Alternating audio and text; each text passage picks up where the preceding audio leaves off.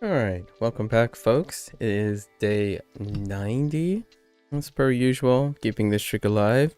Once again, Maku desu. Mina konnichiwa. Yokoso. So, we took our half days, right? I think we're gonna keep this structure until day 100. And then do a review, see how that goes. I'm not quite sold on being able to retain this stuff with only 2 reviews. However, we're still gonna keep the half day on Sundays and half day on Mondays until then. So we'll try to rest a bit the same way and keep to this. It's gonna be like a half in a week. There's only 10 days. There are only 10 days left. 11 including today. So try to keep up the pace.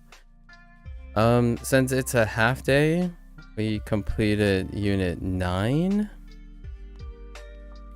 and we reviewed unit 9, and I think these last 3 have been quite a bit difficult, in the sense of a lot of it is using the 2 forms, right? Whenever new forms are introduced, it gets a little tough. So technically this description, describe what you don't want to do, that is a new form or a new conjugation. So this is where the verbs happen, and then these 2 are extensions of the negative E adjectives. However, we're going to try to recall this too as a bonus. But today, let's try to recall as much as we can, throwing any amount of Japanese writing we can muster here. And let's switch colors. Let's go to a more cool color now. How about, actually, maybe go back to green. Something like this. Kind of an interesting color. Okay. Alright, so we're going to spend the next 30 minutes or so. So things we don't want to do. Embody our inner spirit. Finally, Duo is giving us a language we need to hook up in the next unit. Arrange to meet up. Wait, do you mean this right here? Or do you mean they announced? Oh yeah, wait. Yeah, next unit. Arrange to meet up. The only phrase we have to arrange to meet up at this point is au. Yeah, au. So let's get the elephant out of the room here. We have, so the theme was describe what you don't want to do, right? So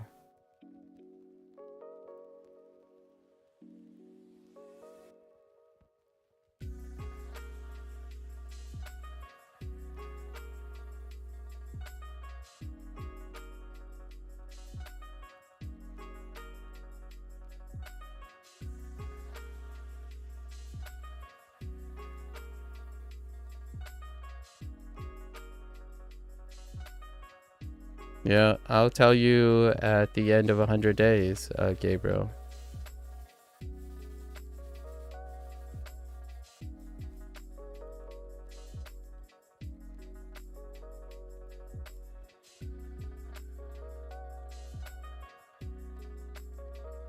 It might toss in more phrases just using ao or ashita. Ao, sorry, ao. Ashita. Okay. Don't know what that is. Ni aimasenka. Aimasenka has already been done. So it probably toss in those phrases, but that wouldn't be the focus of it. Let's meet in the park tomorrow are all old ones, so they wouldn't toss in those phrases per se. They would use those phrases. arranged to meet up, I guess we're more focused on what new things are there. But yes, they would recycle those phrases. I wouldn't say they tossed them. It's usually that's how they do it. Let's see.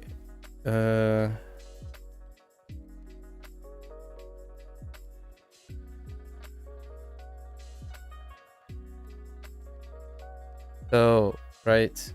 So for this one, it's the idea of takunai desu, right? Takunai desu.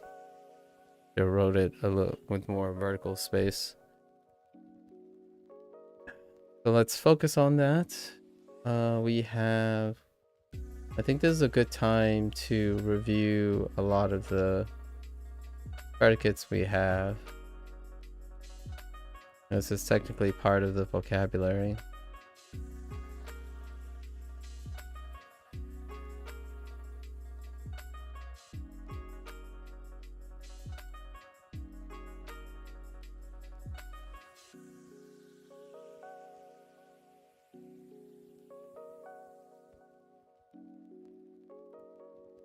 We have taberu, right? Taberu.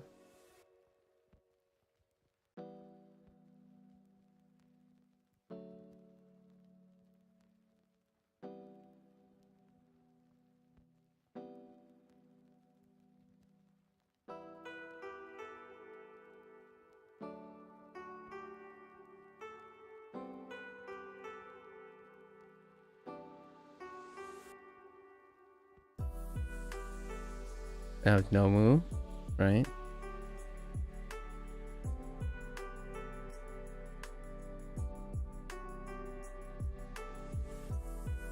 What else came up?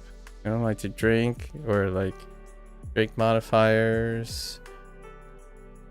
This unit also had the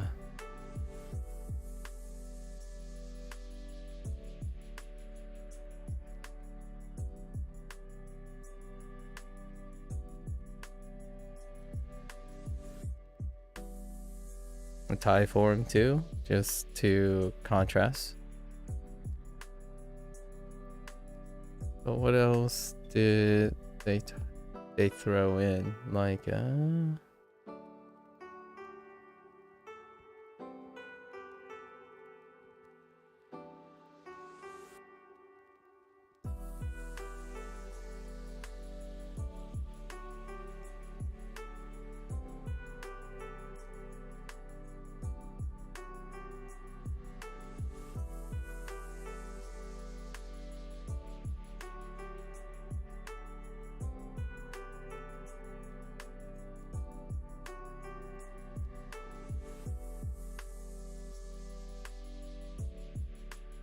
yeah, yomu as well.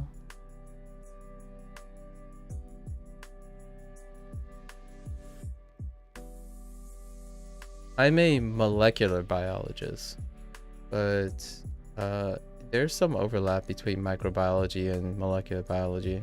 Off-topic question, but I've been always curious of how is it that males are more likely to be genetically disabled with XY chromosomes than females if females have XX chromosomes? Just imagine, so you're talking about sex-linked characteristics. So imagine if you think about redundancies. So males have XY and females have XX. What happens when one of the chromosomes fail? It's not that simple, but the idea, the thinking is when our genetic copies, we have our autosomal chromosomes, as in all the other things outside the sex-linked chromosomes. They all have redundancies, as in we have two sets of them. So if there's a mutation in one, oftentimes you have compensation with the other one. So if you only have one copy of things, what happens when they go wrong?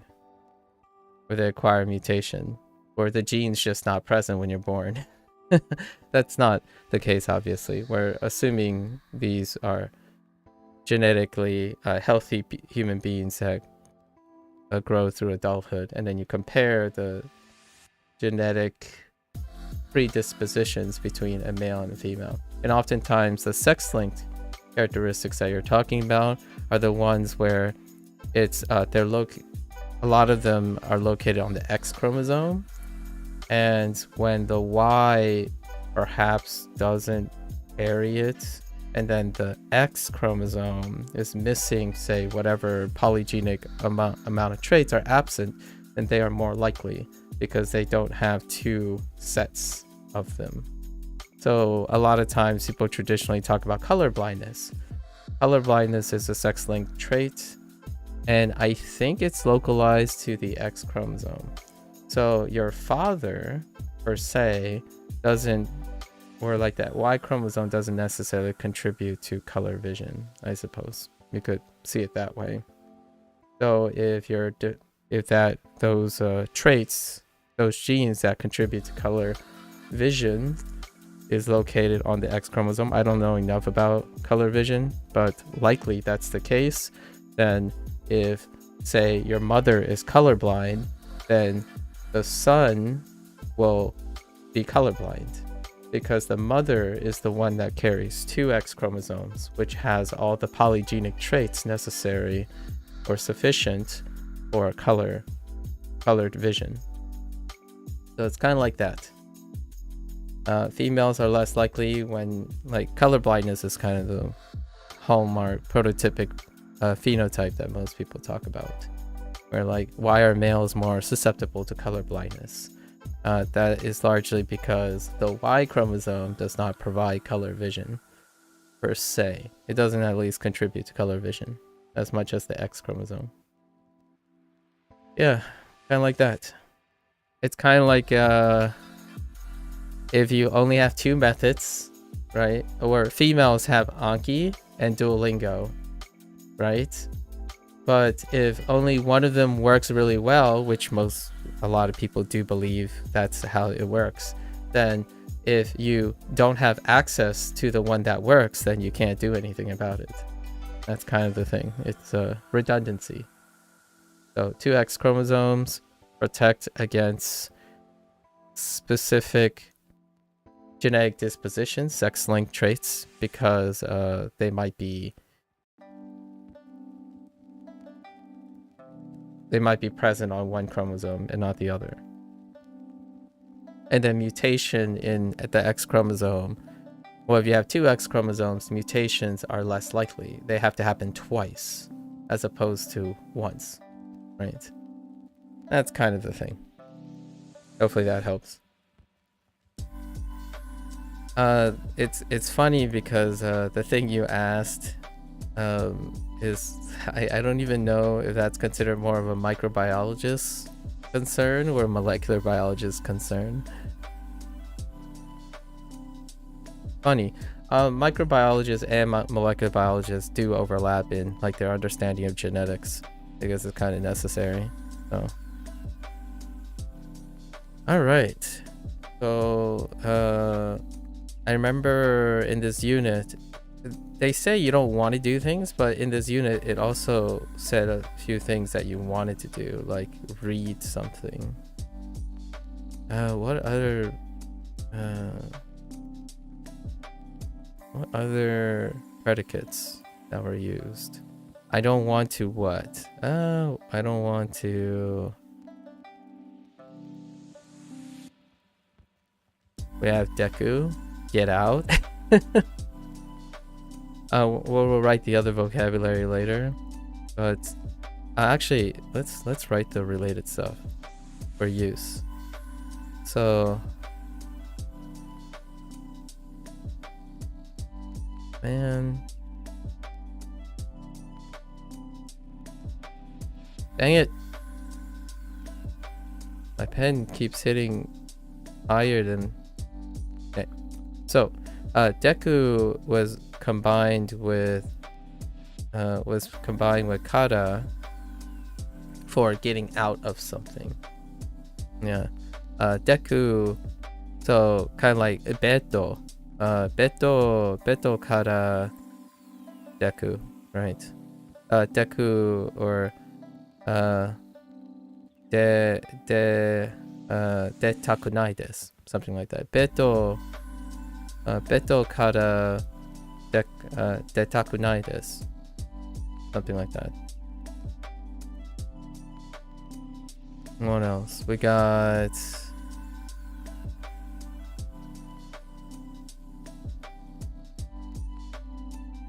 Whoops. I already messed up the first stroke.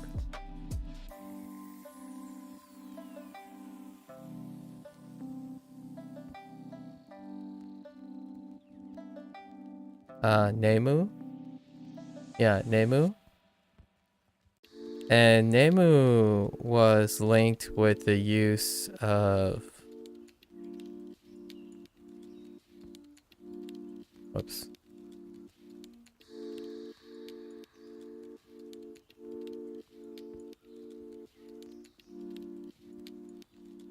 Made. So, something like... Gogo Sanji ni no. Gogo Sanji made netai desu. Something like that.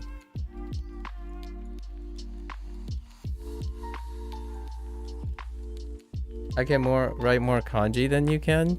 We're at 110 kanji right now. So that's kind of nice. I can only write 110 at the moment. We're trying to go over...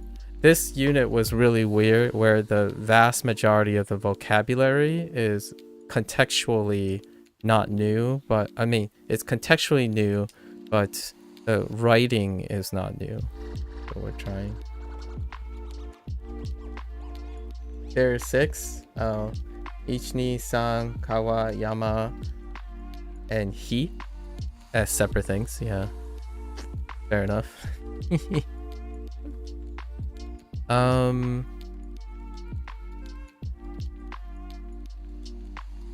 don't know where this was used, but there was also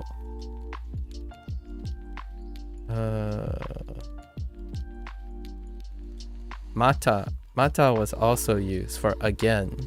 I think that might have been...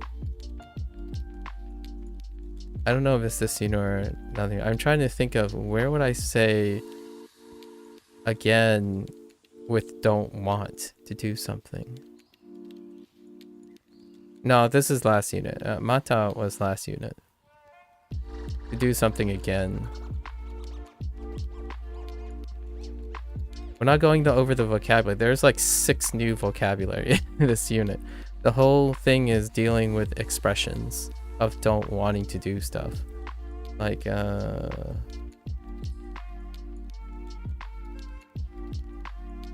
oops.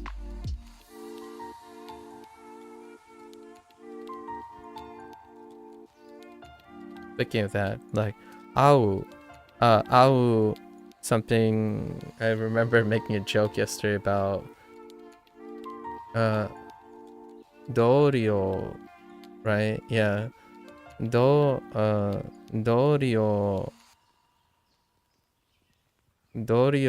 ga takunai desu, or dorio wa takunai desu. Oh, sorry, dorio wa ai takunai desu. Sorry.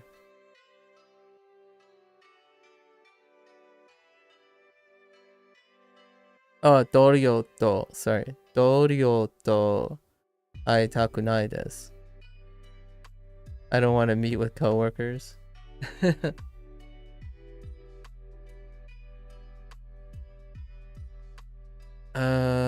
What tool am I using to take notes on the screen? It's called Web Paint Tool. It's an extension called Web Paint Tool. Lucero. Mata.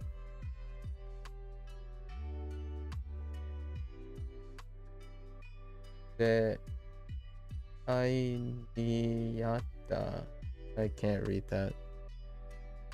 Ono tabemono o ni can't read that. Do tabe takunai.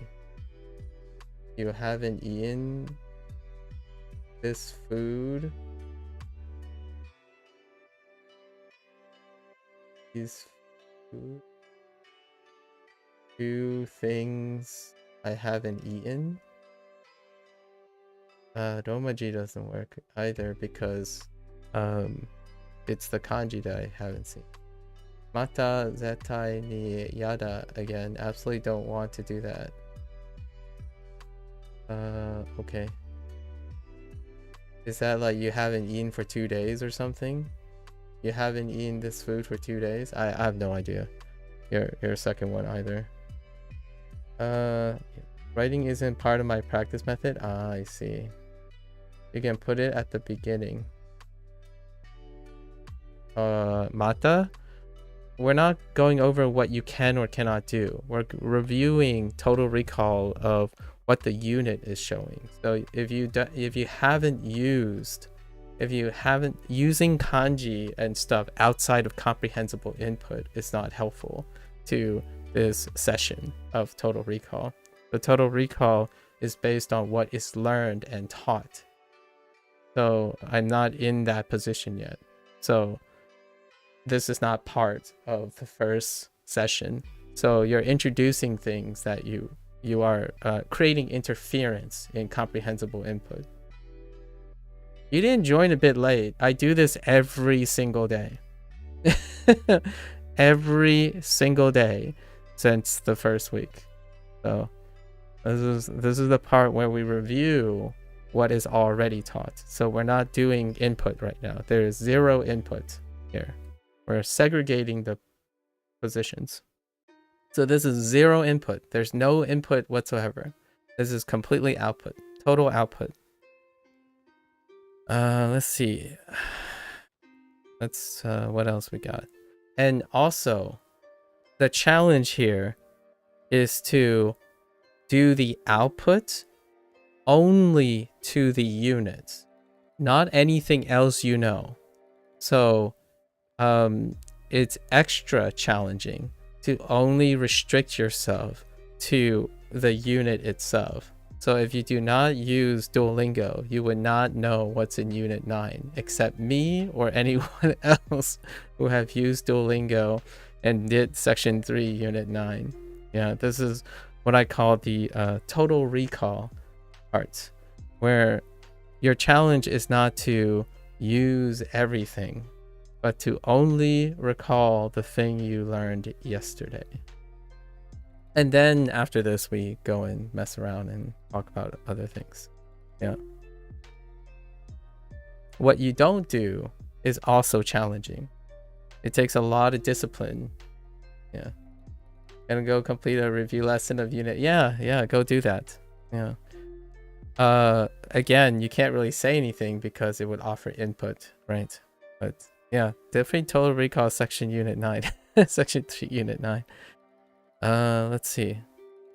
That kind of defeats the purpose of total recall though. If you're reviewing it now, it means you have forgotten it. If you know what I mean. That's why I'm doing these sessions. The idea is, have I forgotten them? Not reviewing it. Because once you review it, you have input. You have input again. So let's see. What else can you not want to do? So you didn't want to meet with like the manager or something. I remember there was a phrase for manager.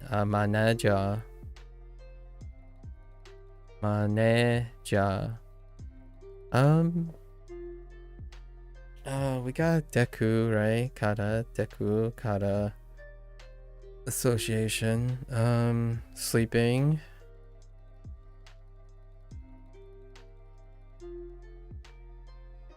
The spectating present. Hello there. You forgot your username for your first Duolingo. Gonna have to take some exams to skip ahead. There's so much to unpack from what you just said.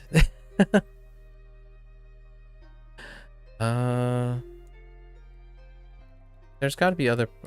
What other predicates do they use when it comes to don't want? Oh, they did use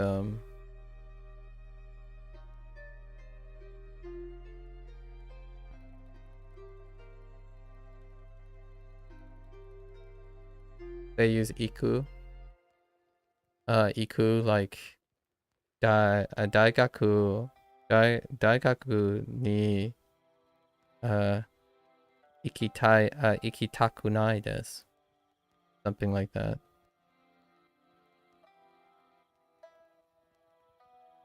This unit covers the it's specific, well, it's up here. The unit's up here. What you don't want to do. So it specifically actually focuses on takunai desu. The last two units slowly introduced kunai, or e adjectives only. And then Duolingo likes to use antonym associations. So if they're using takunai desu, they are also using tai desu. So they give you examples where you want to do something, but specifically focusing on what you don't want to do. That's the new thing. So they take the tai desu, the tai form, which was introduced like 6 units ago-ish.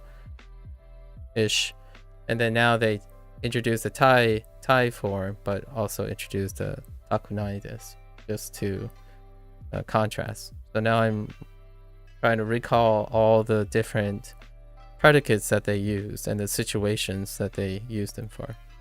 So iku was used for like things you don't want to go, like gakko ni ikitai desu, right? Ikitakunai desu, sorry. Ikitakunai desu. Where you don't want to go to school, right? You don't want to go to work, like shikoto. I would have expected kunai to be introduced in a different section talking about negation of it is. I just said that. It was introduced in a different section. Or a different unit. It was introduced 6 units ago. Or e adjectives.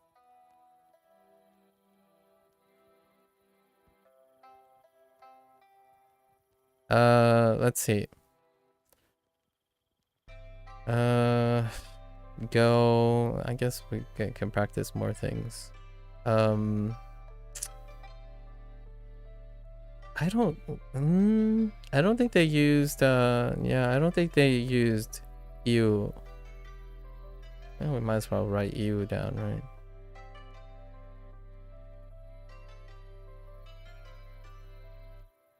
My pen stopped responding there. I can't think of a prompt example for you. You're new in the channel. Have you used the book Remembering the Kanji to learn kanjis? No, I have not used anything to learn kanji outside of Duolingo. And then the people that keep talking in chat. So I've learned a few kanji outside of it, but all of this kanji is from Duolingo only. And by remembering kanji, I mean the most vivid kanji I remember is from Duolingo because of repetitious nature. I can recognize some kanji outside, and all writing kanji is exclusive to Duolingo. Reading kanji is a bit more expansive than writing.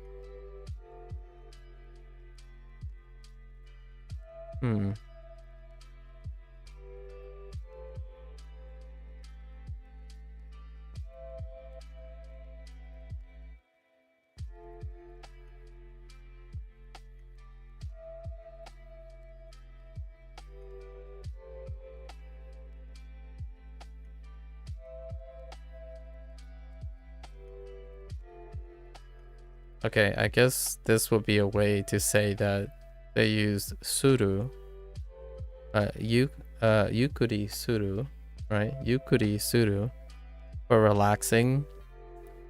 There's a lot of relaxing in this.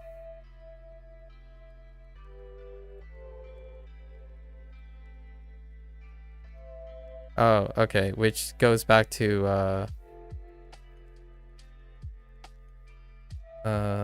using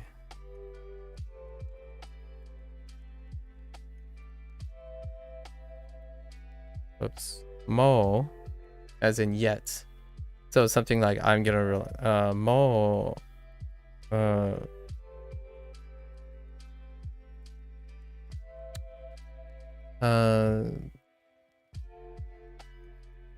they like mo shichichi janai desu, right? It's not 7 o'clock yet, or something like that, to respond to like, hey, let's go, ikimashou, right? We should go. It's either already or yet.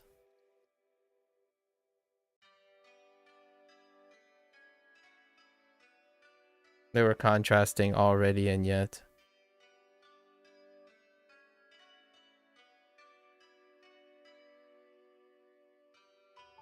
Yes, Duolingo teaches hatachi, yeah, for the special coming of age day. Yeah.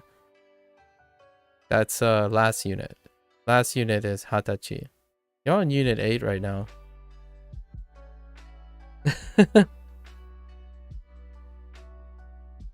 If I remember clearly, you're either on unit 7 or unit 8 for hatachi.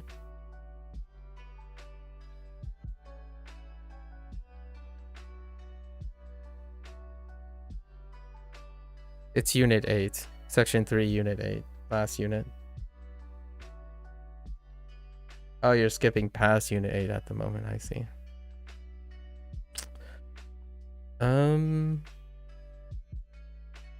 Let's see if this gathers enough. Oh, and also another phrase would be something like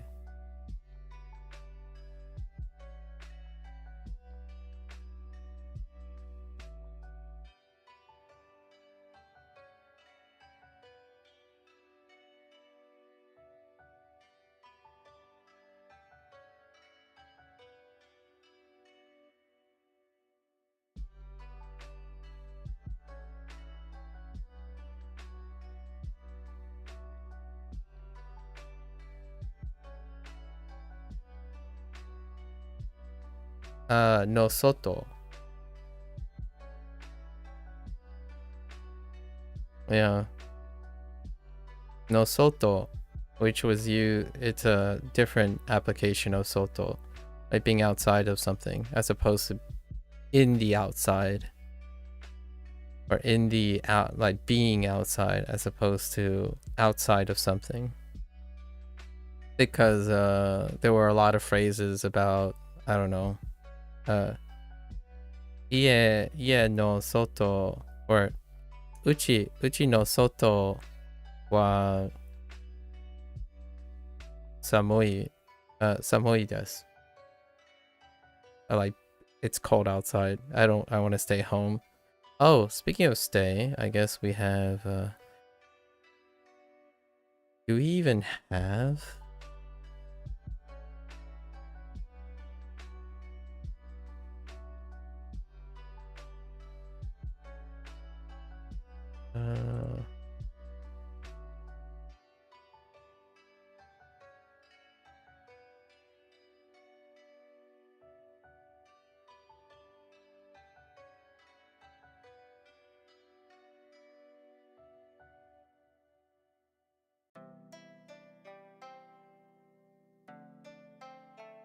I don't think I have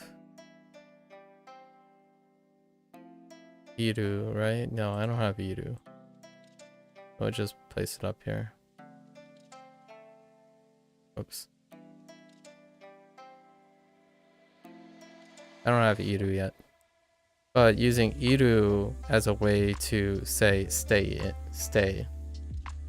That's also new to Unit 9. Like, stay inside where it's warm, right? Or stay in bed. Itai desu. Or itakunai desu. Don't want to stay. Didn't want to get confused about which vocab gets covered in Unit 9 when I take the Unit 9 skip exam. I mean, you can skip all you want. Yeah. Let's see. I think that covers everything else. So for the vocabulary, we have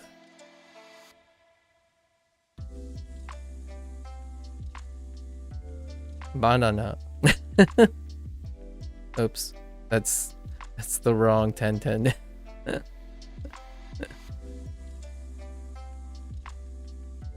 And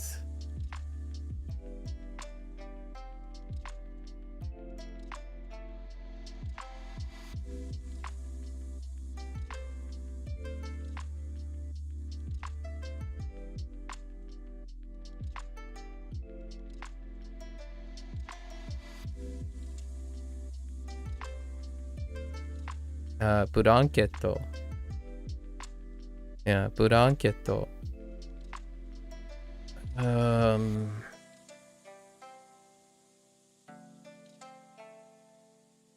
That's awful.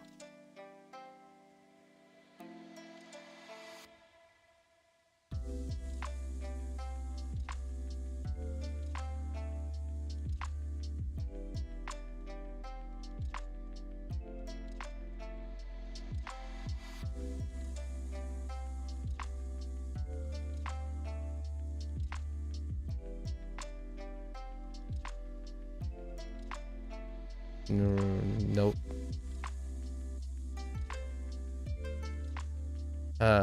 Shousetsu. Shousetsu.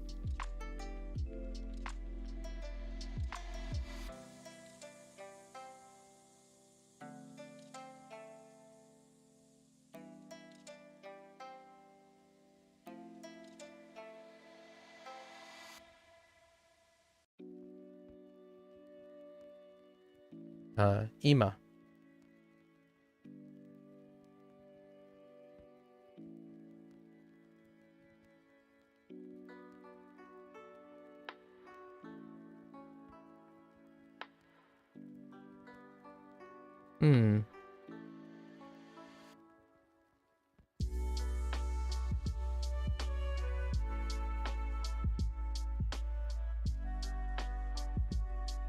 To Lotus's chagrin, Aramu.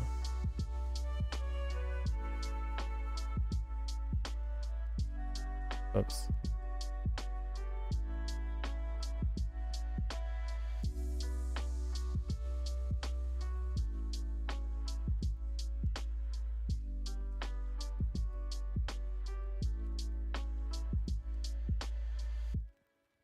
Demokon.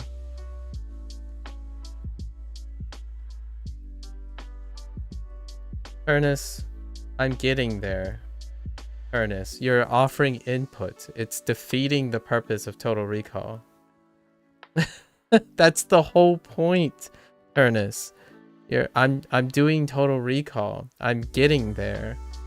That's the whole point. You're defeating the purpose of having someone rely on their memory to output. No, Turnus said nemui, as in sleepy.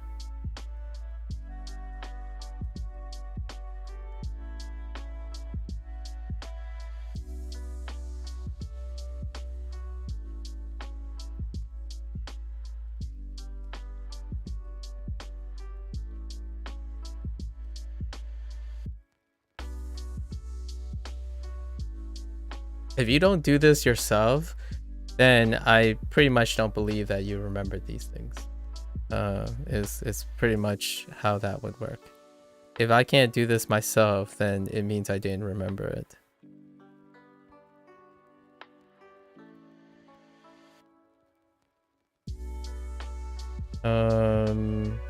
Honestly, I think that's all of them.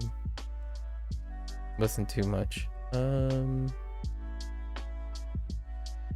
We have any objects? No, it's like futon, beto, blankeru, blanketo, uchi, ie, kaji, soji, sentaku, shikoto, daigaku, shukudai. Lots of things you do, want to do, and do not want to do, right?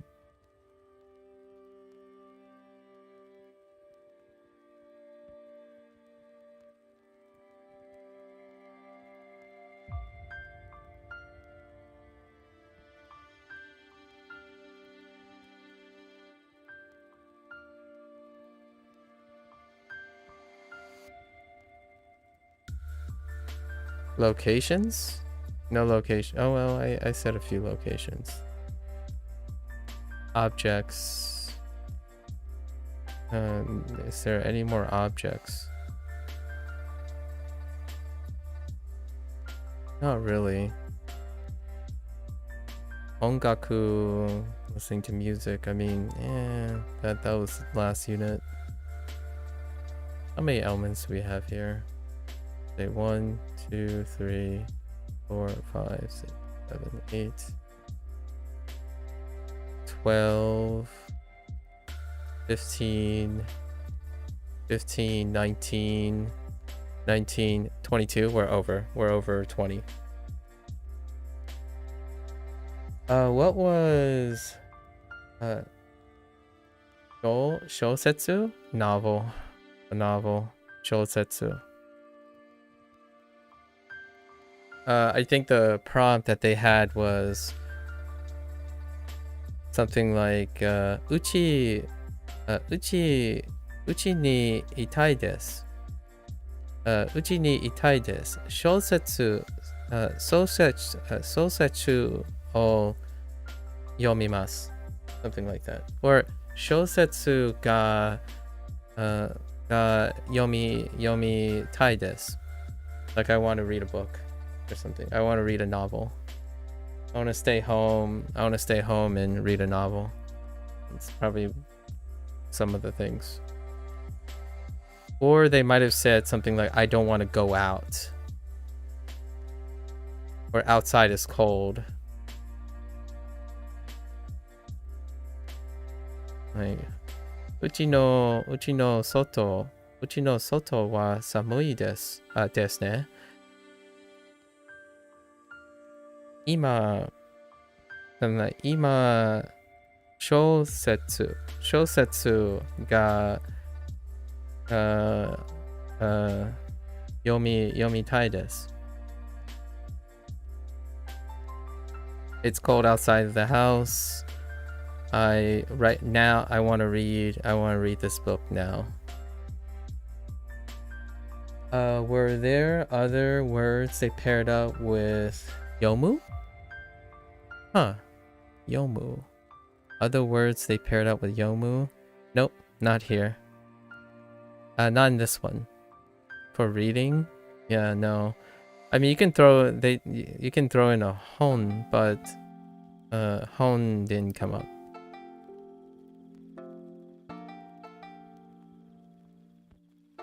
They didn't even. Oh wait. They did things like geimu though. Geimu linked with suru, right? Or geimu using suru. Play video games. That's a pretty reasonable thing to want to stay home and do instead of doing chores. Oh wait, I totally forgot one. It's the kanji of this unit. I totally forgot the kanji of this unit.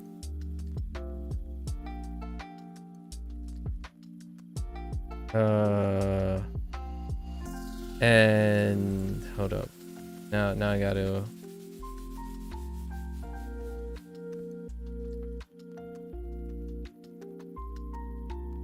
I think it shares the left side radical with Iku. So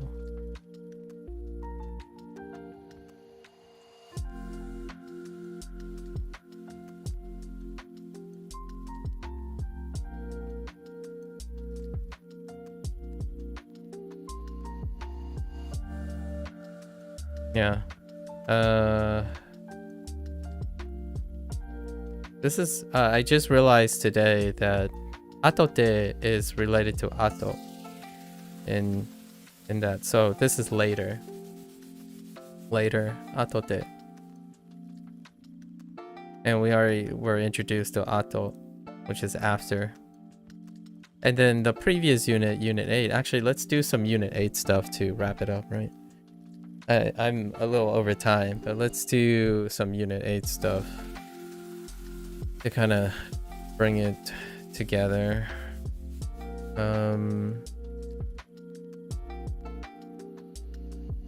The reason why I thought of unit 8 is because of like things like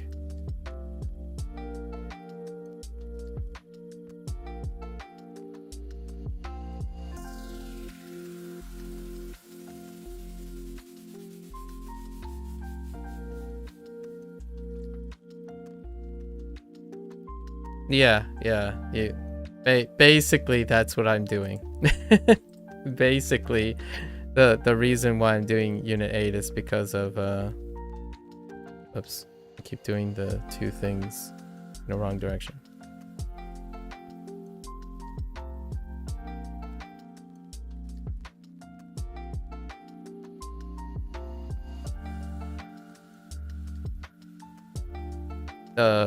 Phrasing Mayeni. Hey Nojo the best. Did you change your Twitch name? Or do you have multiple Twitch accounts, Nojo? Thanks.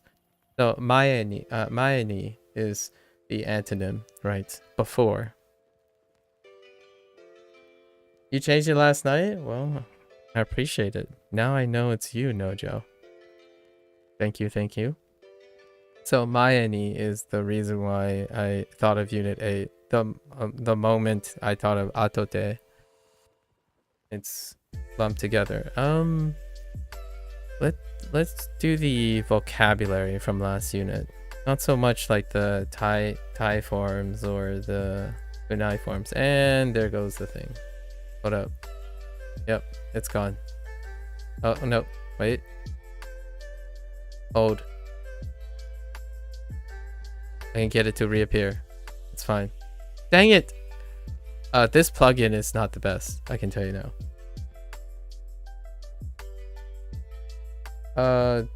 Wait. You should put Twitch chat and YouTube chat on the stream. That is not going to work to my advantage. Generally that distracts from things, so I don't usually put Twitch chat and YouTube chat on screen because of courtesy. So it's not the type of it's not the type of content that I want to be showing. Does Duo not let you review the entire unit? Yeah, it does. It does, Turnus.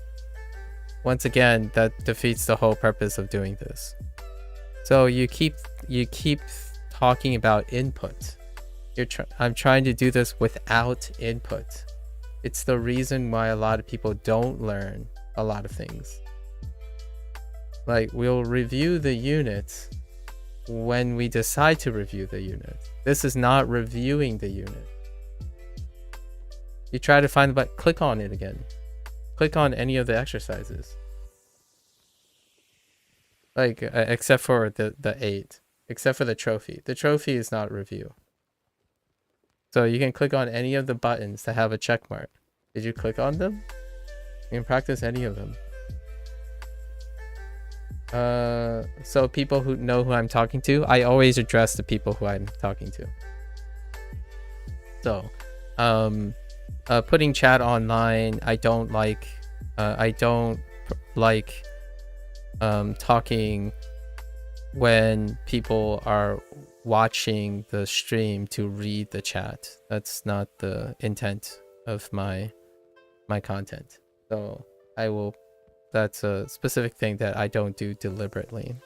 So it's not in a vice for me. Conflict of interest. You found the review. Nihongo ganbat no. Benko no. That ganbat. Ganba de ga? Benkyou shite masu ka? Keep getting Benkyo. Yeah. Yeah, I haven't had Benkyo, but it's always a guess between Benkyo and Gambate at the moment. I was just thinking there'd be a way to review all the check marks at the same time. Yeah. Yeah, it's really hard for me to tell the two because there are a few radical overlap. Am I studying Japanese? I am right now. Turnus. This button right here, this part, Turnus, summarizes the whole thing. It summarizes the entire unit. You click on it multiple times and it draws from the same pool of all the units. That's how it's structured. So you just click on it a bunch of times. Keep doing it. It cycles through. I'm gonna say it cycles through enough. It kind of cycles through like 3 or 4 things most of the time. You have to keep clicking on it. That's how you review the things.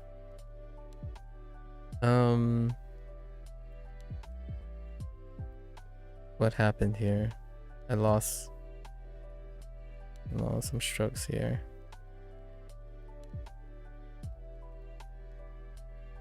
All right. This is I've been distracted for quite some time. Let's going. So what was last one? Much like banana, I guess we have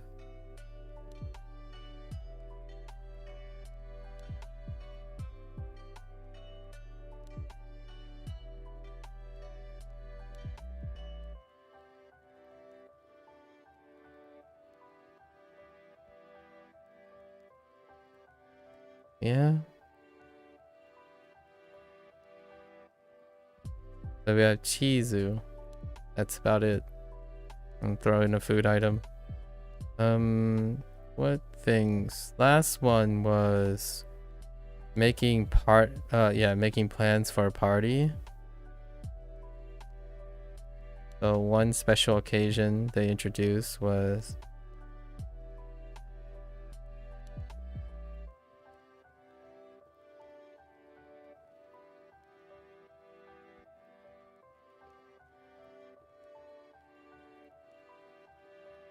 oh my gosh, my pen, please.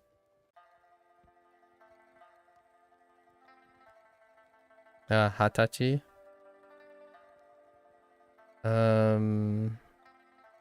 That's totally unrelated to everything else though. We have also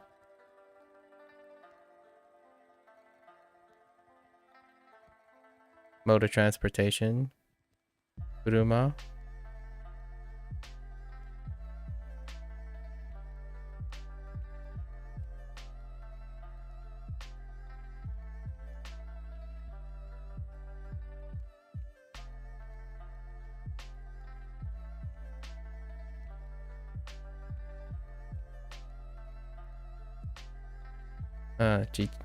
Jitencha. And then using day to indicate method.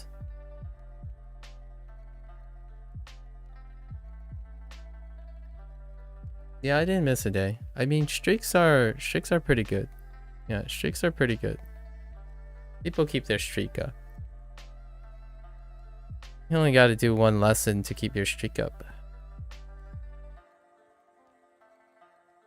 Oh, unless you're talking about streaming. Then streaming is a different story. Yes.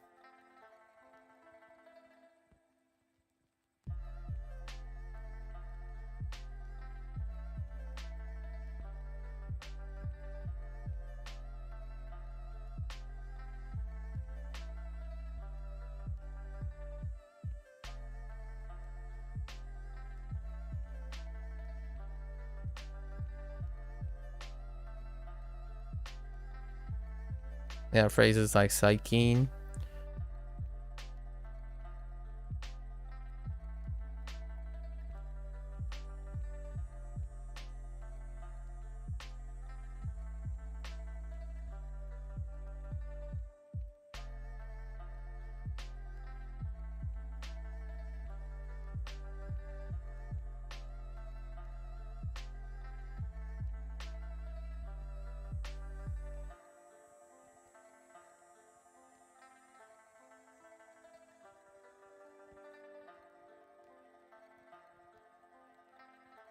Hisashiburi desu.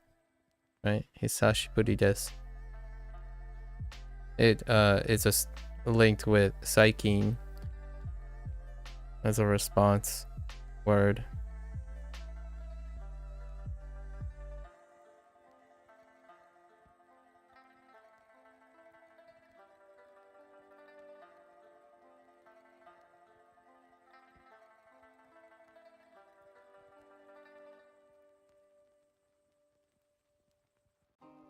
Yoku. Oh no, not yoku. No, not yoku. My bad. Yobu or invite as opposed to call.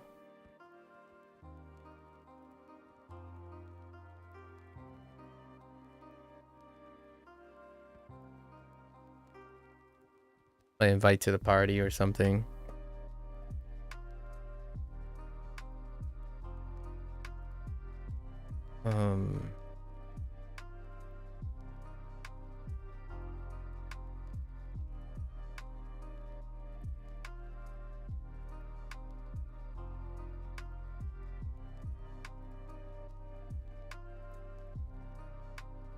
Soro soro.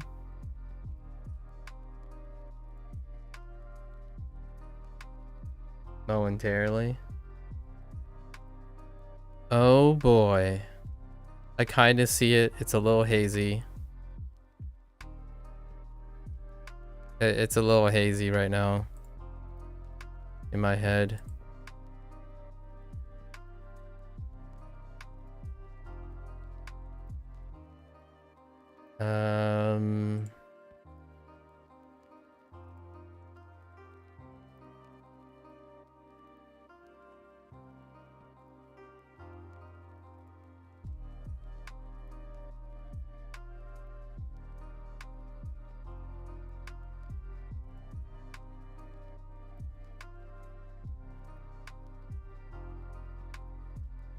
Yeah.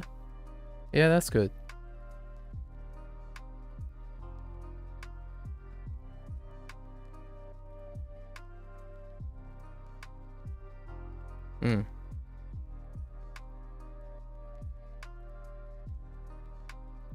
Airu?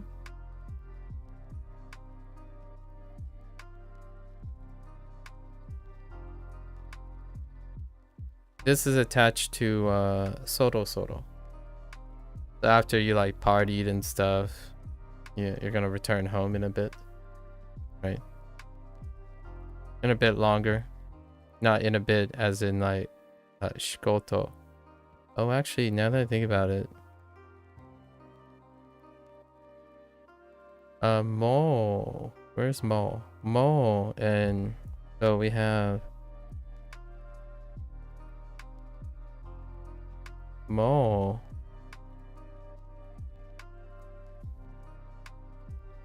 Shikoto.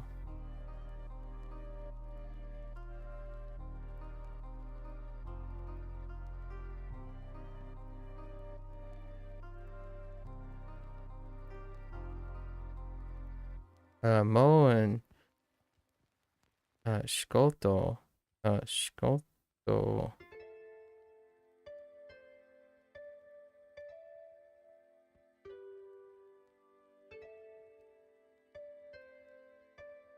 Not shikoto, sorry. That's not the right word. I'm thinking of something else. Sorry. Shikoshi. Shikoshi.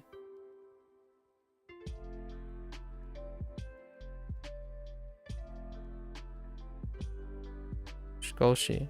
So mo shikoshi was something a little bit different, like a bit longer. Hey, Lotus. Yeah, mo shikoshi was shikoshi was kind of nice.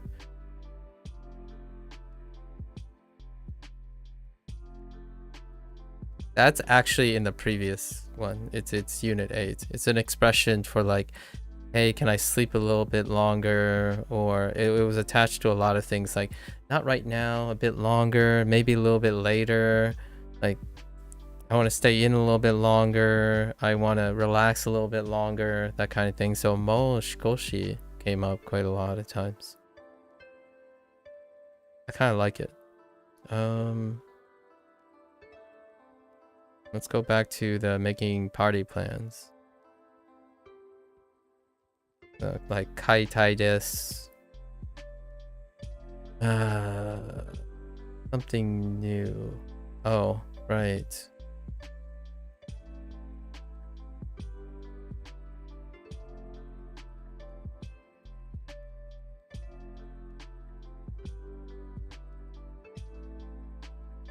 Naru. Lotus is a fan of Naru.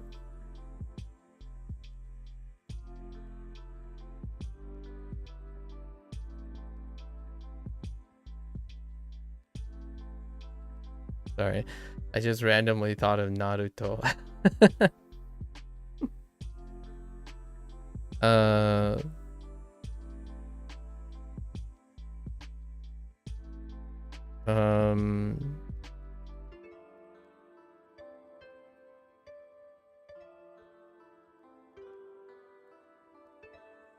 Oh my gosh, my pen, please. It's so hard to write on the left side.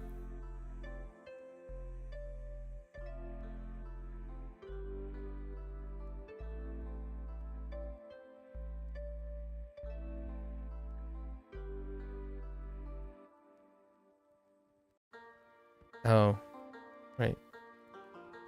This is one of the few that I've seen this. I think it's the only one that's in Duolingo so far.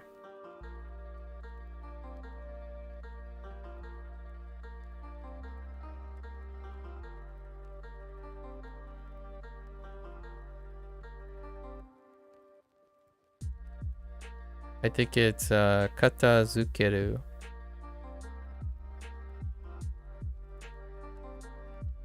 You haven't watched Naruto though? I wasn't saying you were watching Naruto. I was saying I thought of Naruto.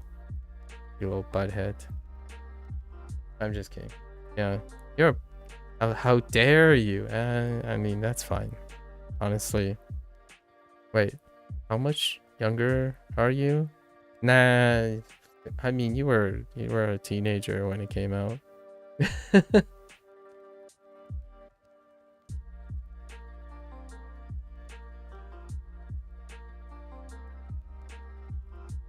You're 26. Yeah, I mean,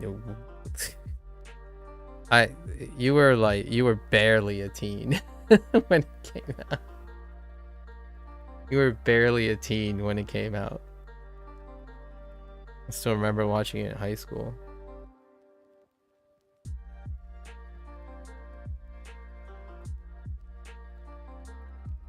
No, wait.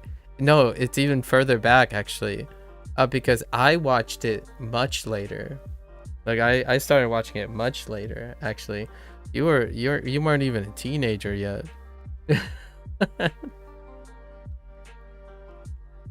Right? Naruto is circa turn of the millennia, wasn't it? Am I being a pep?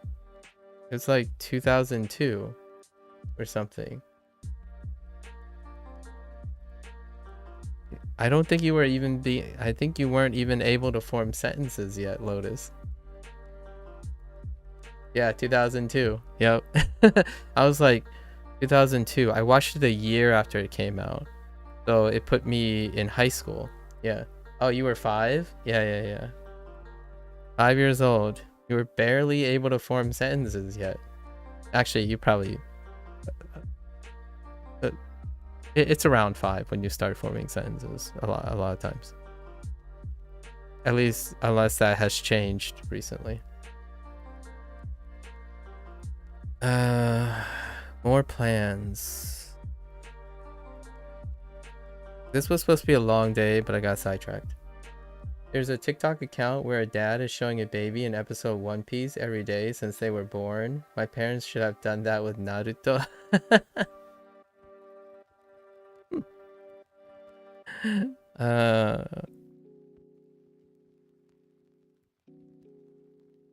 You know what my parents did when I was 5? They gave me a book of multiplication tables. I knew my multiplication tables up to 12 by 12 when I was 4 years old. I knew how to multiply and divide when I was 4.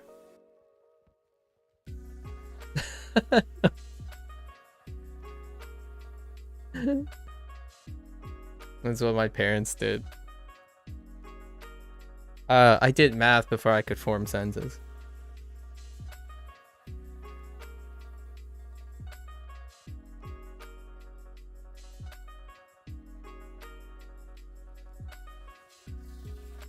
You earned a GameCube by learning all that sort of stuff before kindergarten, dude. Indeed. My parents gave me a Sega Genesis. You know, we have a generational gap. So my father got me a Sega Genesis when I was 5 years old. When it first came out. When I played Sonic the Hedgehog. It was bundled with a Sega Genesis.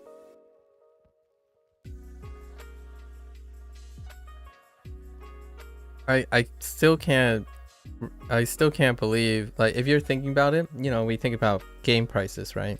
And then inflation and stuff. Sega Genesis, each cartridge was like $60 or $70. And then if you price in inflation, it's way more expensive in the current day's price.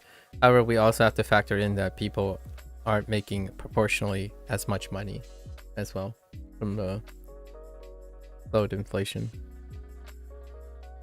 from the inflation increase.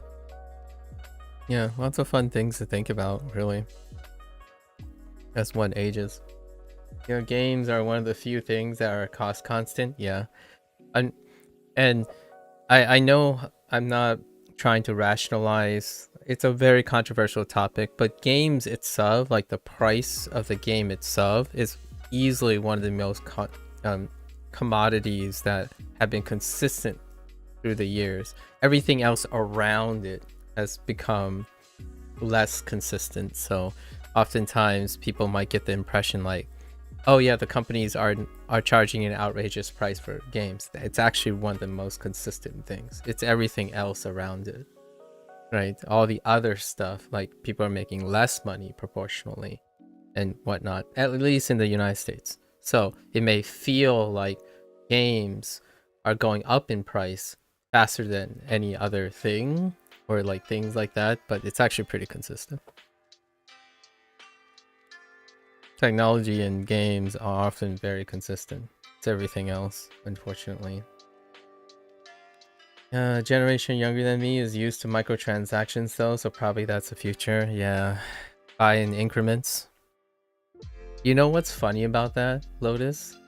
It's a fun thing, but that type of thing looks like something that already exists. Do you know what I'm referring to? Now, when we talk about like big ticket items, there was something back in my day, I suppose, maybe still yours and my parents' generation. There's something that they did already for that type of thing in order to get people to buy bigger ticket items, but in quote unquote smaller payments. So microtransactions just happen to be an evolution of that based on how much resources people are psychologically willing to pay at once. And I'm talking about installment payments, guys. Installment payments.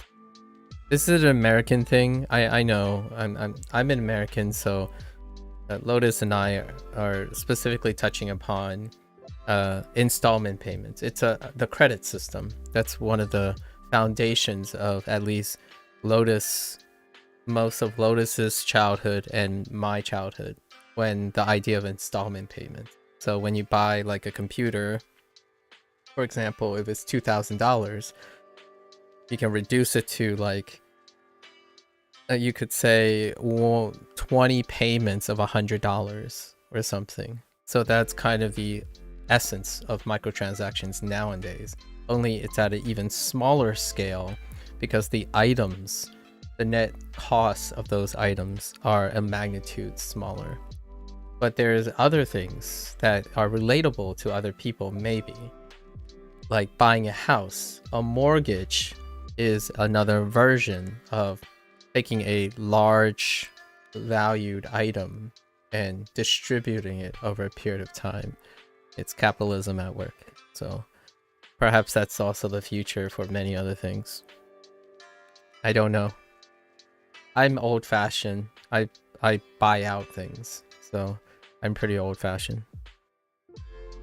Although I do invest in things, like monetarily.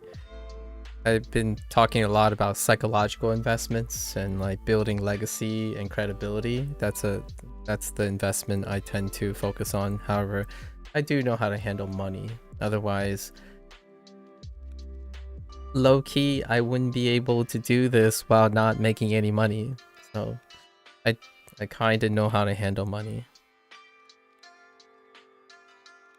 Enough, enough money handling. Not that that's a credibility from taking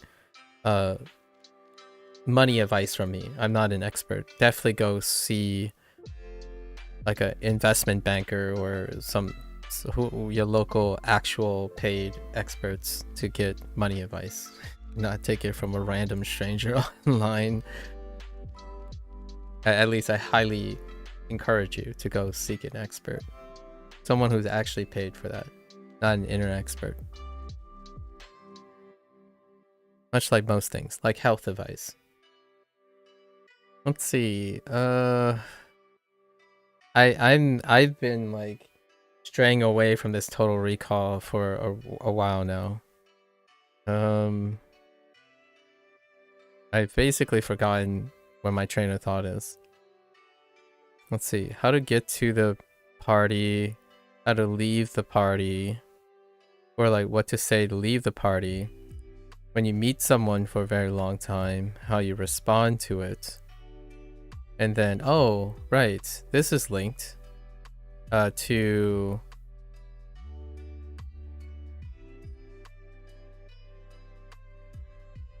Yoji. Stuff to do. I got stuff to do before, and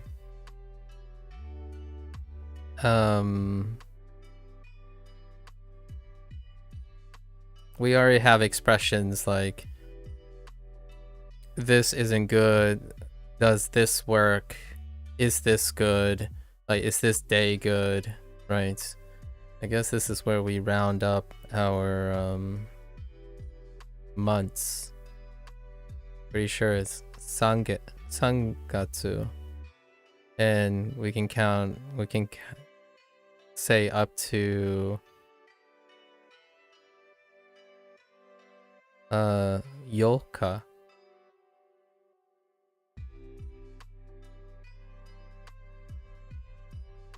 Which is pretty random. They throw in months as you go. Anything that has a counter, they throw in every once in a while to eventually fill out all the counters. I think we filled out all our months except for 2. November and June. November and June are missing. If 13 Gatsu had a name, what would it be?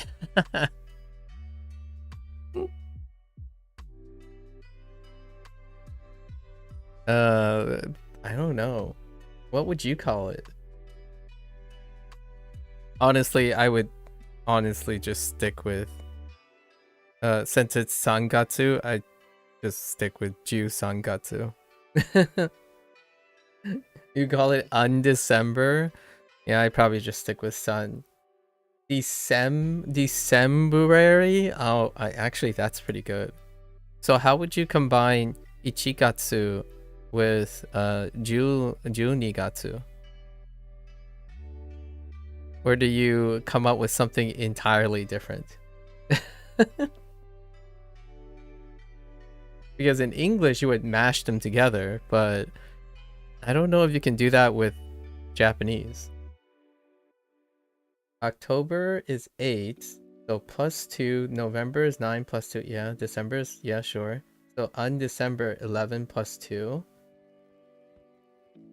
That's fair. Oh, that's a good, yeah, true. True. Undecember would work for the 11. For the 11 +2. Yeah. That's taking the English approach, though. We're speaking Japanese. How are you gonna transfer that to 11 +2? Are you gonna? You can't use a Jewel. Well, I don't actually know how to say November, so spoilers. Spoilers, guys, beware. Spoiling a 1,000-year-old language, but I don't actually know how to say November yet. I don't rest on my laurels. Easy. It's pronounced.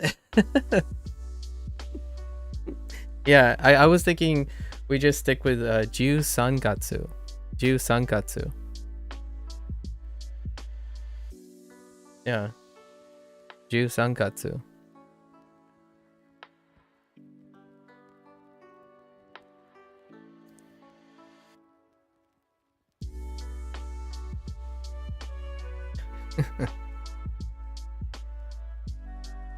Well, yeah.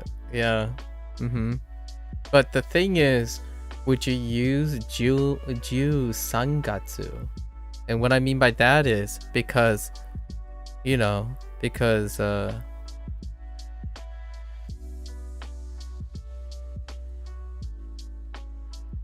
it's not like this is Shigatsu. So give me the hiragana. What are you gonna decide on the hiragana?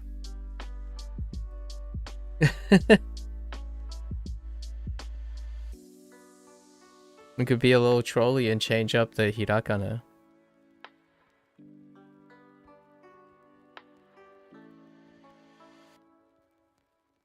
You'd probably be interested to know the Japanese English course meant for Japanese speakers uses Arabic numerals before the counters. Oh, wait.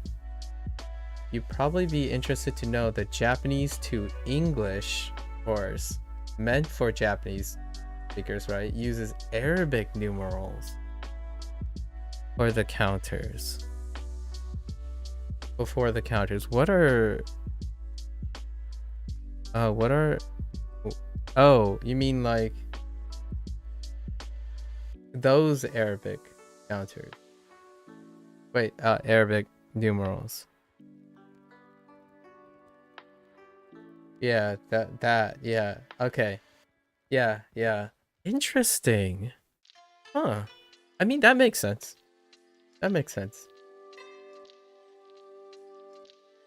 Yeah. Yep. Yeah, Japanese people use the air, yeah. I've seen them on signs already. Like signs and especially like menus. I've seen them on menus.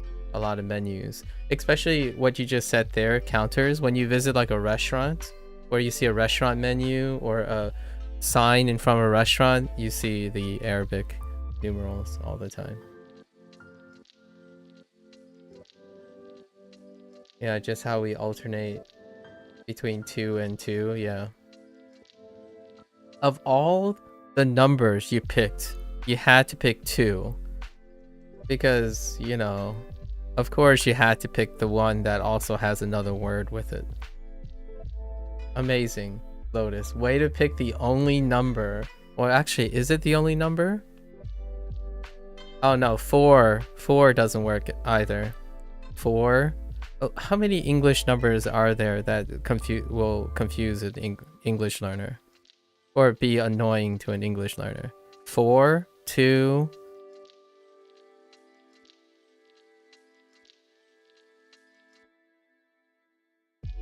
and 8. 8 sucks too. Yeah, and 8. Yeah. 8, 4, and 2. That's terrible. Yeah, 8. No. Heckin' 8.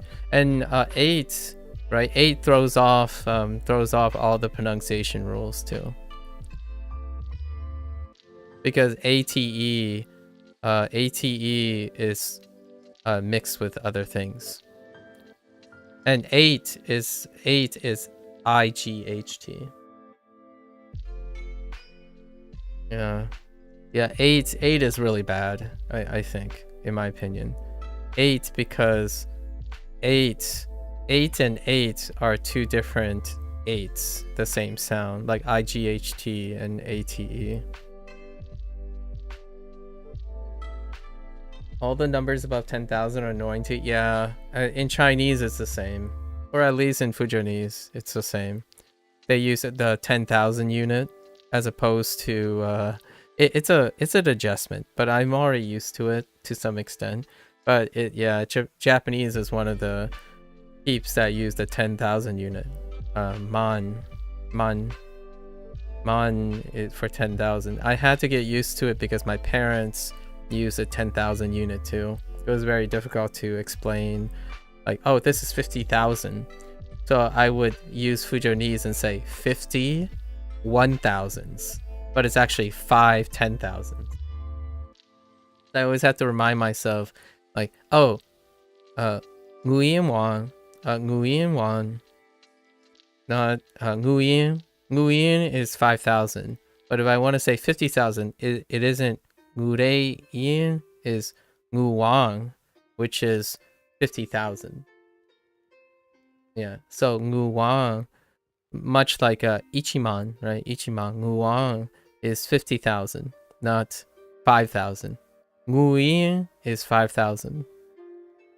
But you don't say Ngure Yin as in 50,000. You say Nguwang, which is 50 10,000s, making it 50,000. All the likes are like 23,000, 10,000, and like I don't know how much that is without thinking about it. Yeah. For the longest time, I'm like, every time I said like, oh yeah, this is $10,000, and my parents are like, wait, are you saying 1,000 or 10,000? And I do this thing in Fujianese. I would say like, oh, inay soyin sawang. Sawang as in sawang sidat kwan. I'm saying there's 4 zeros in it, just to clarify. So out of habit, sheer habit, when I talk to my parents, I always clarify when I'm saying like 1,000 or 10,000, because they have gotten used to me thinking sometimes I say like 500,000, but I meant 50,000. They use context clues to know that there's no way this thing costs $500,000 as opposed to $50,000. But I've gotten used to it. But out of the habit of me and my parents, I do it habitually. Like I would say, "Nguwan, sida kwan, si kwan," as in 50,000, 4 zeros. 4 zeros. I immediately say 4 zeros afterwards to double check. Like I mean 50,000, not 5,000. And they and it's the same because you keep 5 constant. So you say Nguwan 5 10,000 or Nguyen 5 1,000s. In a way, it's kind of elegant, but at the same time, you don't say 100,000. At least I don't think. I haven't ever counted up that high in Fujianese. So I don't know if they use 100,000 units. Do Japanese use 100,000 units? Hello there. Do Japanese use 100,000 unit? I don't think so, right? They just go with 10. Do they go with 110,000? They say something like hyakuman? Hyakuman? Is that, or no, sorry. For 1 million, hyakuman is 1 million, and then like juman is 100,000. So they just stay with 10,000 going up. 1 million is okay. Hyakuman, yeah. So, or whatever 100 is. I don't know if 100 actually changes pronunciation. Yeah. Oh, and then they move to 10 million. Oh my goodness. So they shift. Oh, they shift to, and it's oku. Okay. Okay. Okay.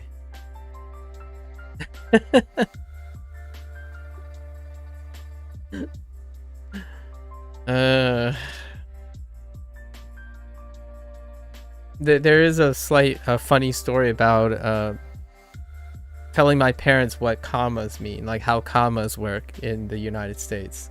So like where like in English, you know, when you're separating commas, because it doesn't line up with 10,000s. The 1000 bit is read like any other 4-digit number. Oh, so they go with like ichi 000 man instead. And you just read it off like digits in a phone number or something. And senman for 10 million. Oh, okay. All right. We're good. That's enough number talking. I think we're just gonna wrap this up here because I don't want to remember any more things. Party plans. Maybe we'll throw in one more party plan. What can I think of when I think of parties? Oh no, I already said it. To tidy up.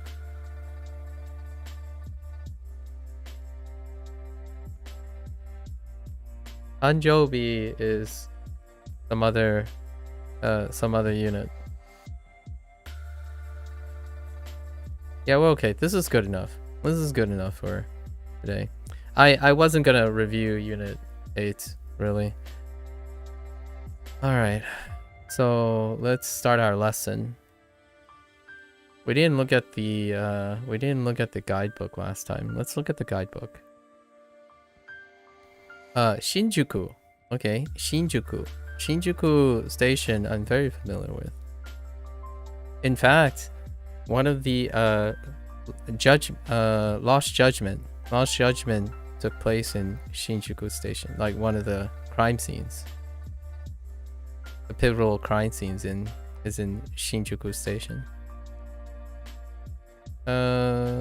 Should we meet? Yeah, we already have Aimasho before. Where are you? Doko ni... Oh, interesting. Doko ni imasu ka? Yeah, I mean, that makes sense. Not quite a stock question. That feels more of a phone question. Like when you're on a phone, where are you? Doko ni imasu ka? I'm still inside the train. Yeah, still Mada. Nothing new. Oh, Naka. This thing was used once too for being in the middle of something. And then now, interesting. Mata tensha no naka ni imasu. Interesting.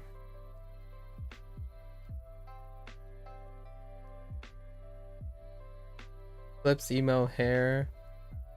Are you... Oh, sorry. Wait. Oh. Where are you? Sorry, the emotes, the goober that takes care of emotes. I haven't even seen that too. That's a pretty funny emote transition. Lotus, do you use like 7TV or something? Do you use the extension? Do you actually see the emotes? Because I do. Some of them are pretty funny. Hana-san. Oh, and the others. Hana-san Tachi. Hana-san Tachi. Tachi. Interesting. Are not here. Yeah, that's fine. Are not here yet. Mada, the other, yet.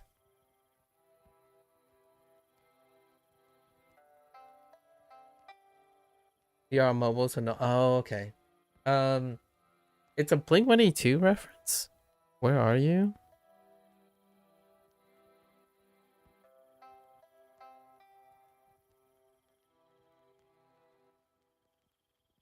I'm trying to think of the song, but I got Small Things stuck in my head.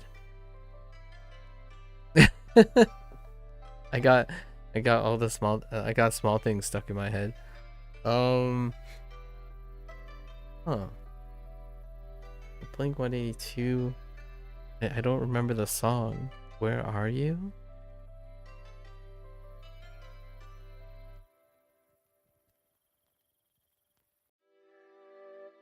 And I'm so sorry.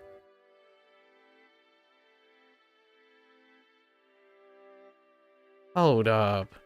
Now I'm feeling out of time.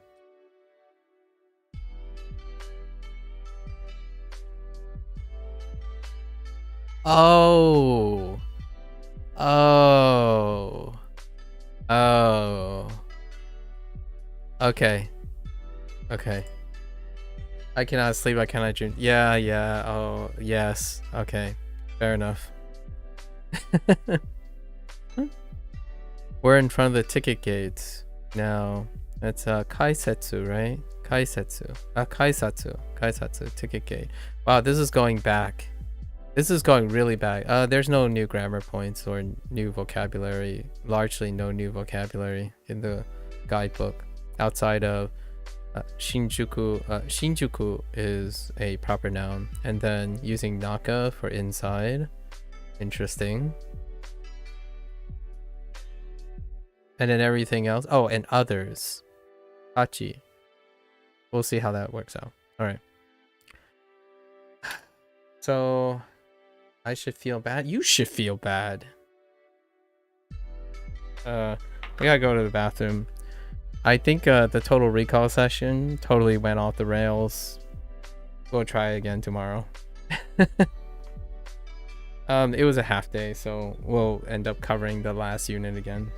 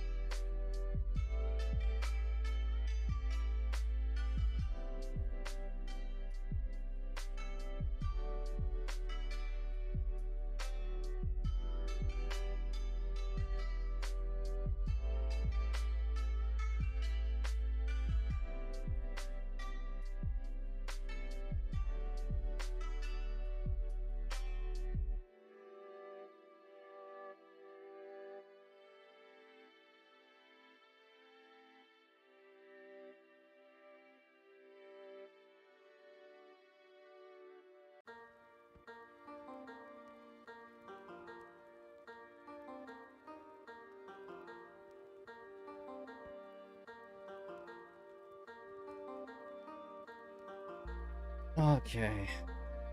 All right, edge lords, you and your Blink 182 references, making me feel like a Gen Z. Holy heck! I'm kind of curious who's the boomer now. Am I the boomer? All right, let's go in here. たくさんのデパート Whoa, is it just me or is that super thick? たくさんの Whoa, whoa, whoa, whoa. Hold the phone. Did they change the way the purple thing is highlighted?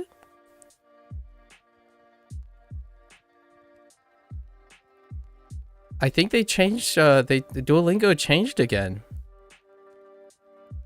Which, by the way, I noticed another subtle change in Duolingo. We'll see when we get to the kanji section again. But this is definitely changed. It looks the same to you? This is thicker. It's thicker. Like, this is bold font. This is bold font. Usually it's just colored. But this is bold. Now it's bolded. As opposed to, like, this thinness with color. Like, it's a lot thicker. I might be crazy. I might be losing it, though.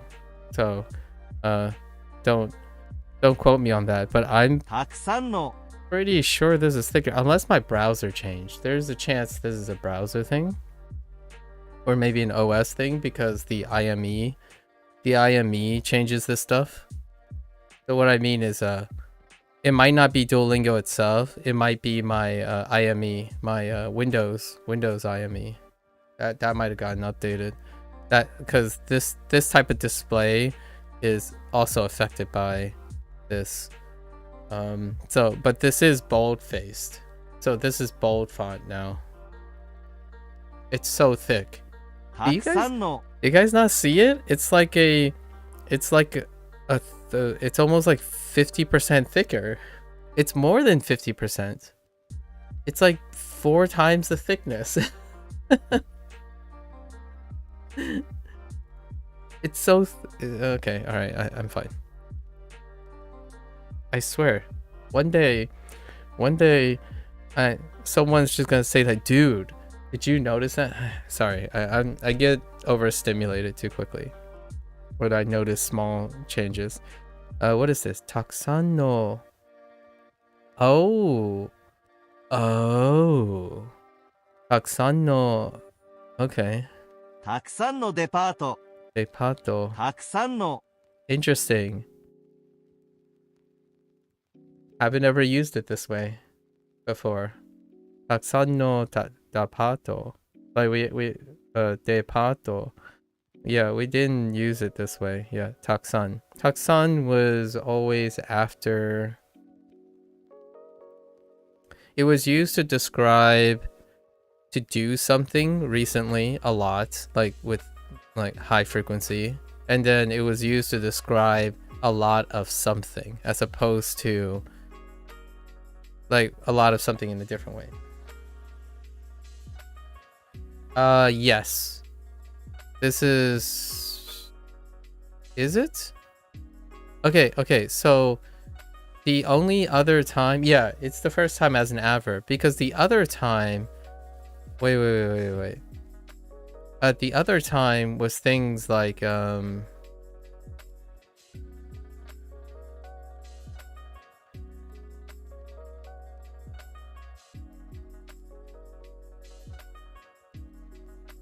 things like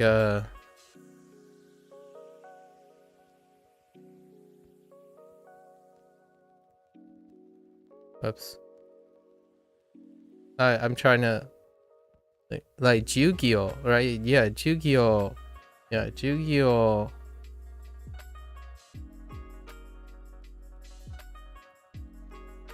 Right? Yu-Gi-Oh. Yu-Gi-Oh.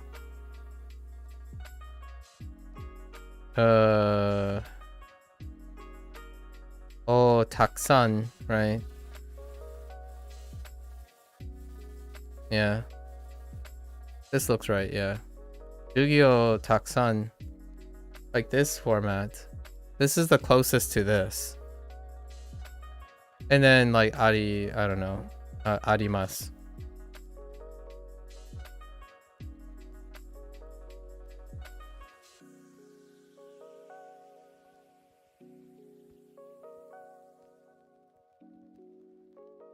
So how does that contrast with this? Like Jugyo, Jugyo o takusan arimasu. And then now we have it in the opposite direction. But now with a no, right? Interestingly enough. Although when I interpret this, it's similar to this. So I'm a little...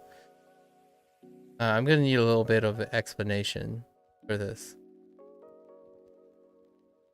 Right, this says there is, or I have, sure. There is a lot of classes, right? A lot of classes. So that's like an amount, I guess. It's like an amount. But at the same time, it is kind of adverbial. Or it's an adjective, sorry. Okay, that makes the difference. Wait, is this an adverb? Wait, how's this an adverb? Oh, no, this is still an adjective. Same meaning, just different word order. Sometimes you need this one to build composite phrases. Oh, yeah, that makes sense. Oh, yeah. I get it. Yeah. Because the other way is a lot more. I see. So same deal, but a different way. Oh, that's kind of neat. I like it. Yeah, this is good for composite phrasing because of no composites. Yeah. All right. So a lot of department stores. All right. Nice. たくさんのバーもあります。たくさんも Wait, did you just say たくさんのバー What? たくさんのバーもあります。バーもあります。あります。 Oh yeah, here you go. So usually before and not the たくさん, there was another use of たくさん recently for predicates, like in front of a predicate, but not necessarily. But yeah, this used to be right here, right? That's where it was before. So now you can, okay, so you can flex it over here. Interesting. Huh. Yeah, so I'm sure there's a chance Duo is going to do that. They're going to do like both the structures with takusan, and just to show you like, hey, this is what it used to be like, and now here's another way, right? So it could have been ba mo takusan arimasu, right? So it's just flipped. Okay. たくさんのバーもあります。 Okay. I kind of like this way better, honestly. I like I talked to someone about this before in the video comments. I like no chains. I like the idea of no chains. Instead of doing like the fancy stuff after like next to the predicate. I'm a fan of no chains.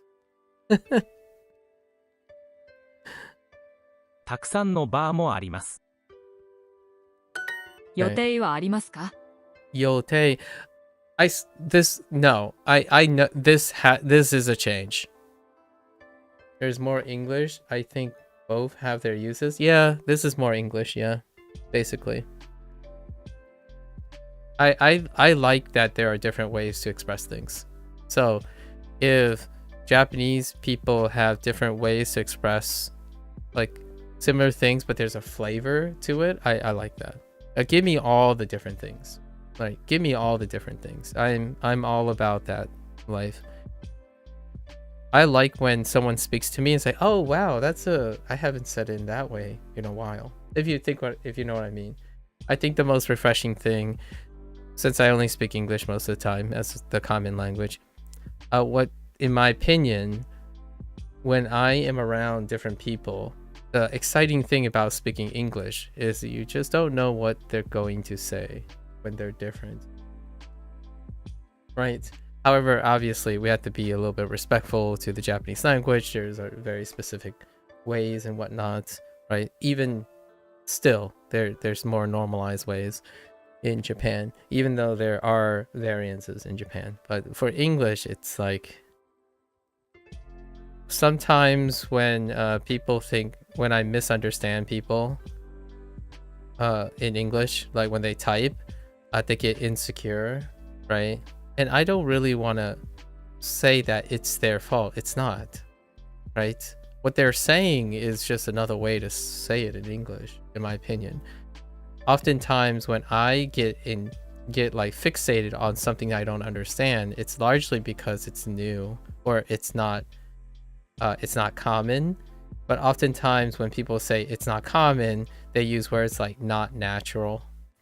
And I'm like, well, I'm an English speaker. I don't know what is natural, to be honest. Like, it's actually kind of why I like English. Unpopular opinion, but the reason why I like English is it's a common language for a lot of people. So oftentimes when you have someone who says, oh yeah, English is not my first language, so I hope I'm not saying something stupid or something, that's coming from a place where probably lots of rules of expectations that are very, very like normalized where they're from. I lived a life where English sounds different wherever I go. So it's almost to the point that it's fun to say things differently all the time, right? When you're reading a novel in English, right? In English, the thing that makes me love different authors, I understand you if you're like loyal to an author, like if you're used to an author, like you follow and read all of one type of author's books, that's fair enough. That's kind of like preserving the same type of English. However, when I read creative things, I like to sample a lot of things. So authors write different English. So that's kind of how I treat spoken language a lot of times, at least spoken English. I like that people do that. It's probably a very unpopular opinion because then it makes it very difficult to learn, right? Like, what do you do?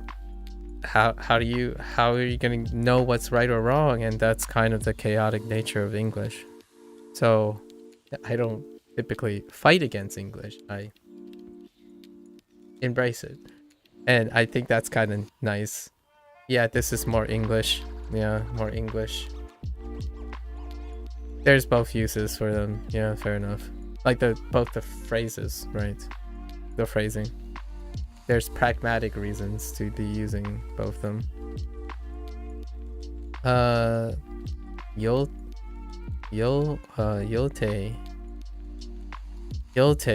plans? 予定 Yote. Okay, yote wa arimasu ka? Do you have plans? Sure. Are there plans? Do you have plans?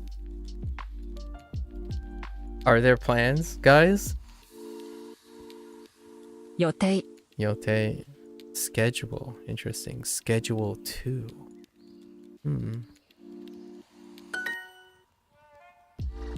8 p.m. What's happening at 8 p.m.? 午後8時に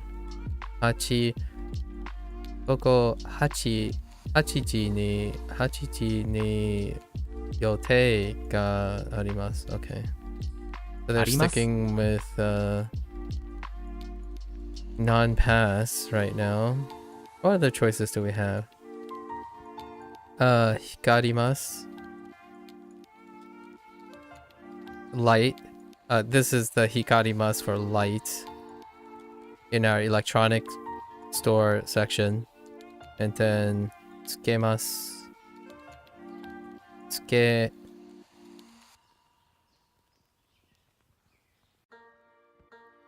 turn on, tsukemas. That tsuke. There's actually more than one other playing form, but tsukemas, probably not tsukemas though. And then we have utaimasu. Utaimasu is sing. Sing. みんなはいつ暇ですか? Hey, we got it. We got Mina. We got it. みんな It's time to quit.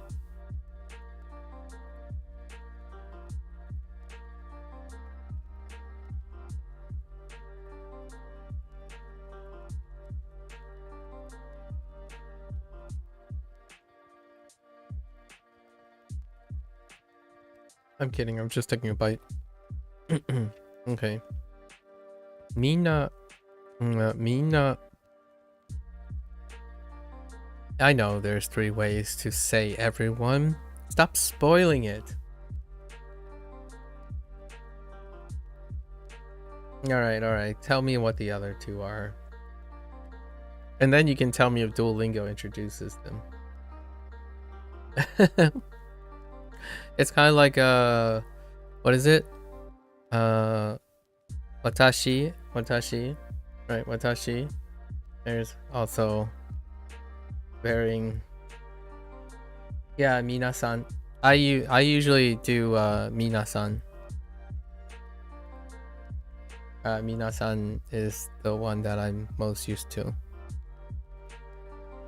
And then I'm everyone. I'm a foreigner. Oh, minasan. Oh. Minasan. Minasan. Minasan. Okay. Everyone. I'm a foreigner. Minasan. That's a funny joke. I like it. I'm not even sure if you're being serious or not.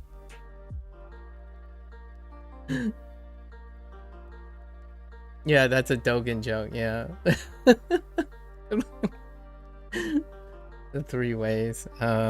Man. Minasan. Minasan. Yeah, minasan.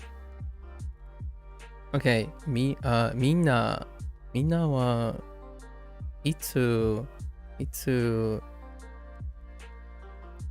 wait. Yeah, itsu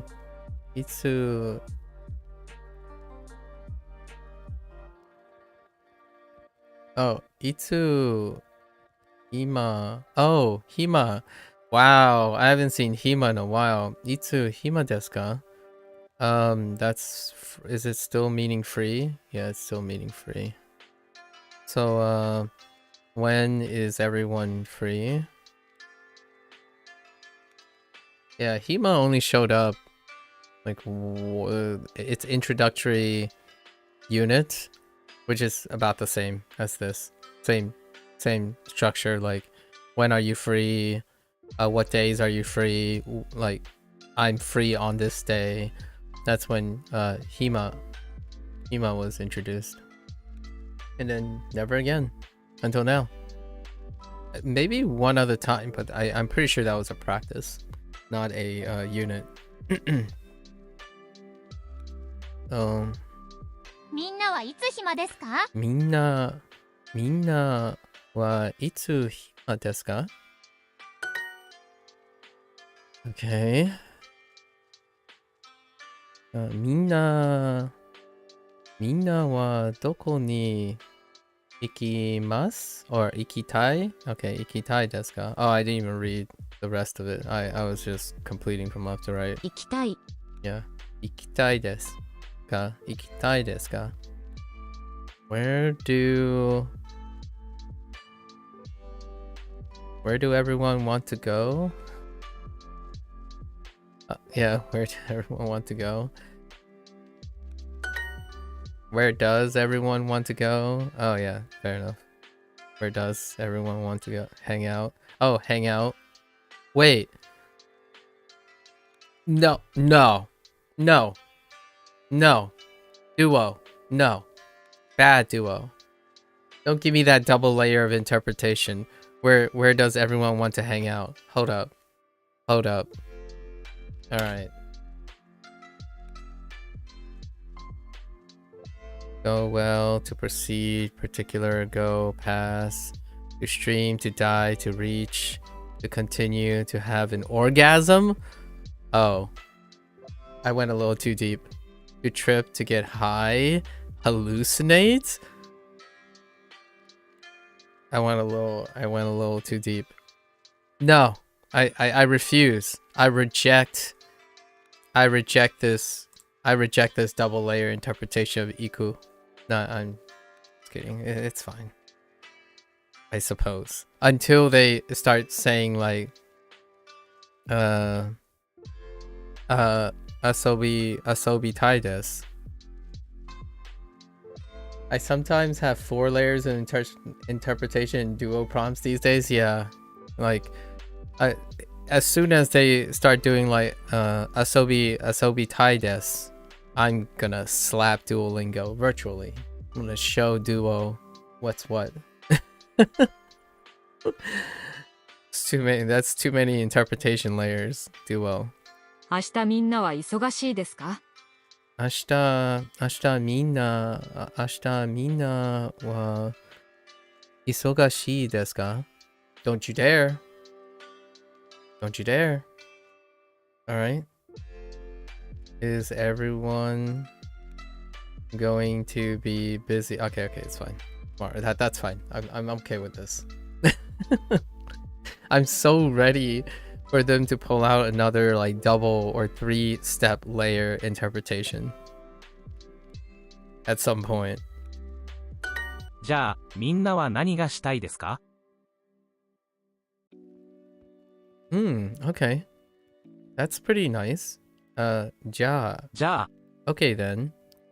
みんなは何したいですか? Or actually, wait.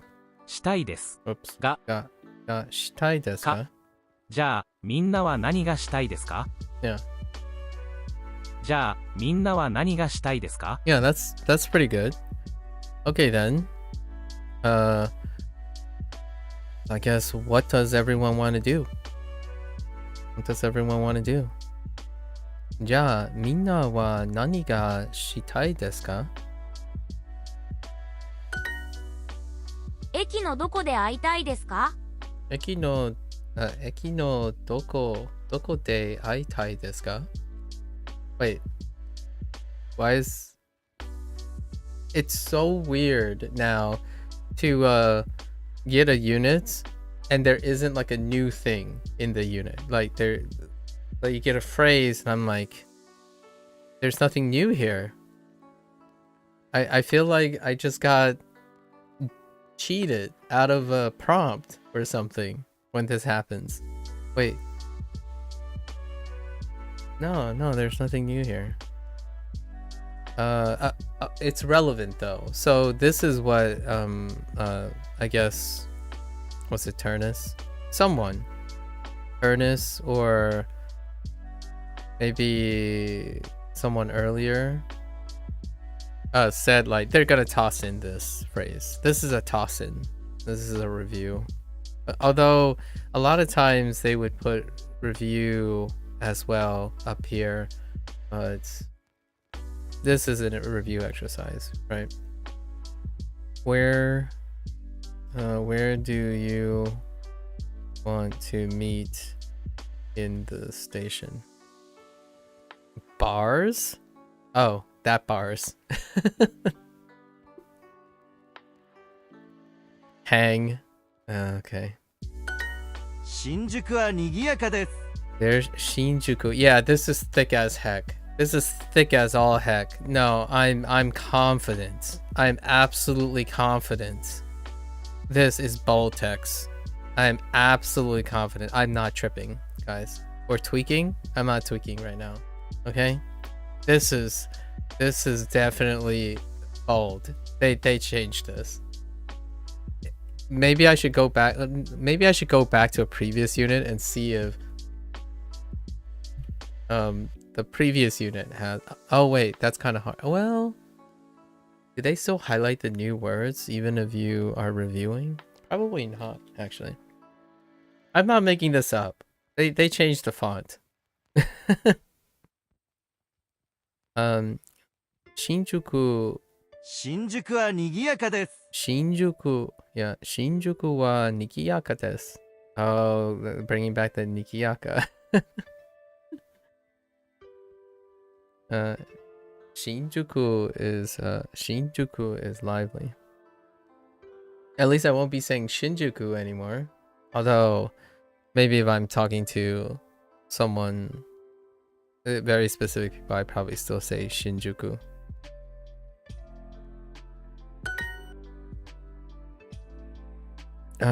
Shinjuku Station. 駅 Eki. Although that kind of looks like the background for the Chikatetsu. Shinjuku. Oh wait, nah, it could be open air. You just don't have like the rest of the picture, right? If you color this into like put some clouds up here. I don't know. Whenever I think of Shinjuku Eki, I think of that open air platform. Like, yeah, they have roofing and stuff, but you can look down and there's like, it's actually not underground.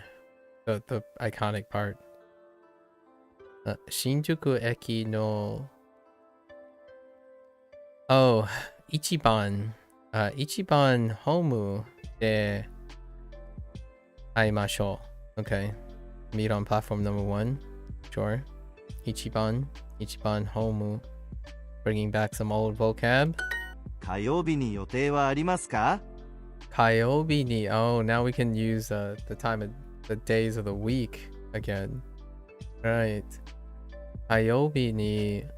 Is this seems like review with just putting in Shinjuku Eki everywhere, or Shinjuku. Kayobi ni, or not? Kayobi ni.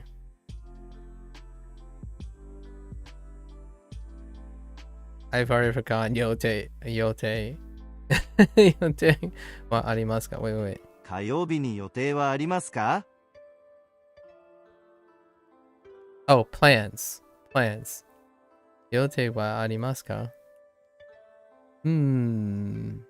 Hai, Shinjuku de Hana-san to aimasu. Oh, I'm meeting with... Oh, that's kind of nice. Yes. I'm going to meet Hana-san at Shinjuku. 新宿に Or たく with さんの Hana. 店があり Sure. ます。 Shinjuku ni takusan no... Oh, takusan no mise ga arimasu. Okay. There are... Oh, they don't highlight this anymore. Yeah, they no longer is like... Duolingo is like, nah, you got this now. We're not going to tell you whenever there's a swap between there are, right? The layers are gone now. You determine there are versus have, right? You could technically say they have a lot of stores in Shinjuku. That interpretation will still float pretty well. There are a lot, like a figurative they have a lot of stores in Shinjuku versus there are a lot of stores in Shinjuku.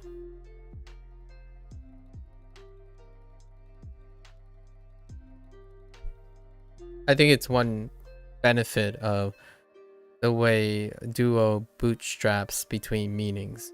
They repeat enough to give you their opportunity to add like 4 or 5 layers of interpretations for each of the prompts.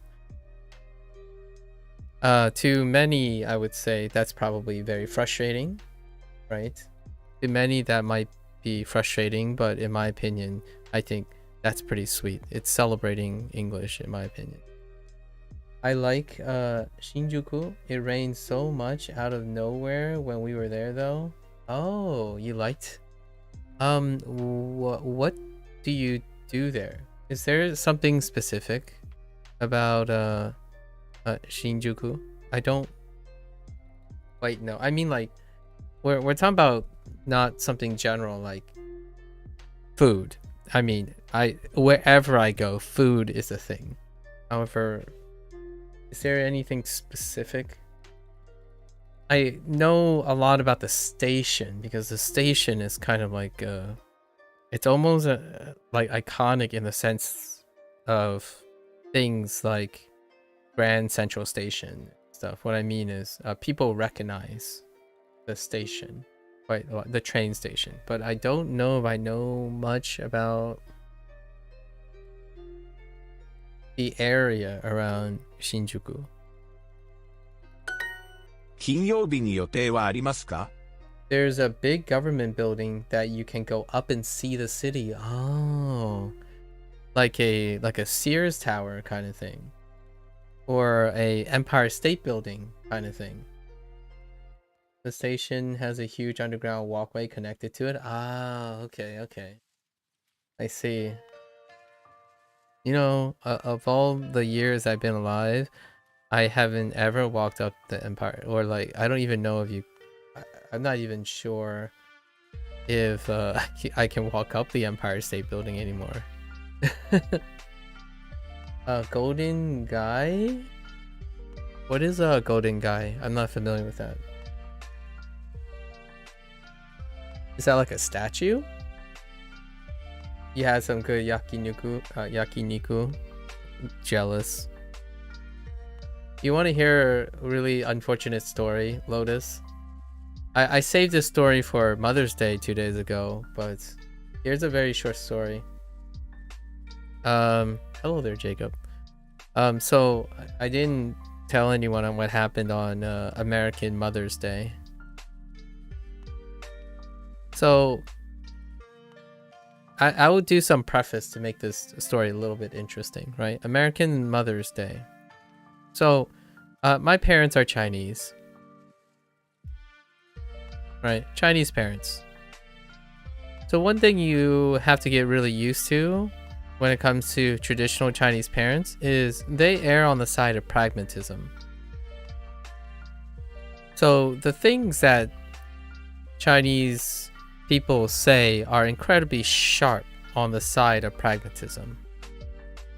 And then lots of times it's projected pragmatism, which is ironic because so does Japanese. So does the Japanese culture. And then people who like the Japanese culture also do that too. People who like, right? Like hobbyists. And one thing you have to know is on American Mother's Day, we, as Chinese parents, pragmatically speaking, you don't cook. You don't do cooking a lot of times for these kind of things. You go out to eat a lot of times. Go out to eat. Or like treat. That's kind of a thing because you're celebrating Mother's Day. Why make your mother cook, right? That kind of thing. Although my father does most of the cooking. So we went just by circumstance. There's this Chinese buffet place that my parents know the owners of. My parents know lots of owners because they actually operated one. And this is the Americanized Chinese place, right? Or aka, fictitious is going to say this, the fake Chinese food place, right? But this place shut down, like this place closed, not shut down, closed for renovation for 2 years. So my parents had to go somewhere else to eat, which is another Chinese buffet place. But this specific place was like a center hub for Americanized Chinese food. Then it reopened, but it happens to reopen on Mother's Day. And it turned into a place called K-pop. K-pot. So it is a Korean Korean BBQ and hot pot place, right?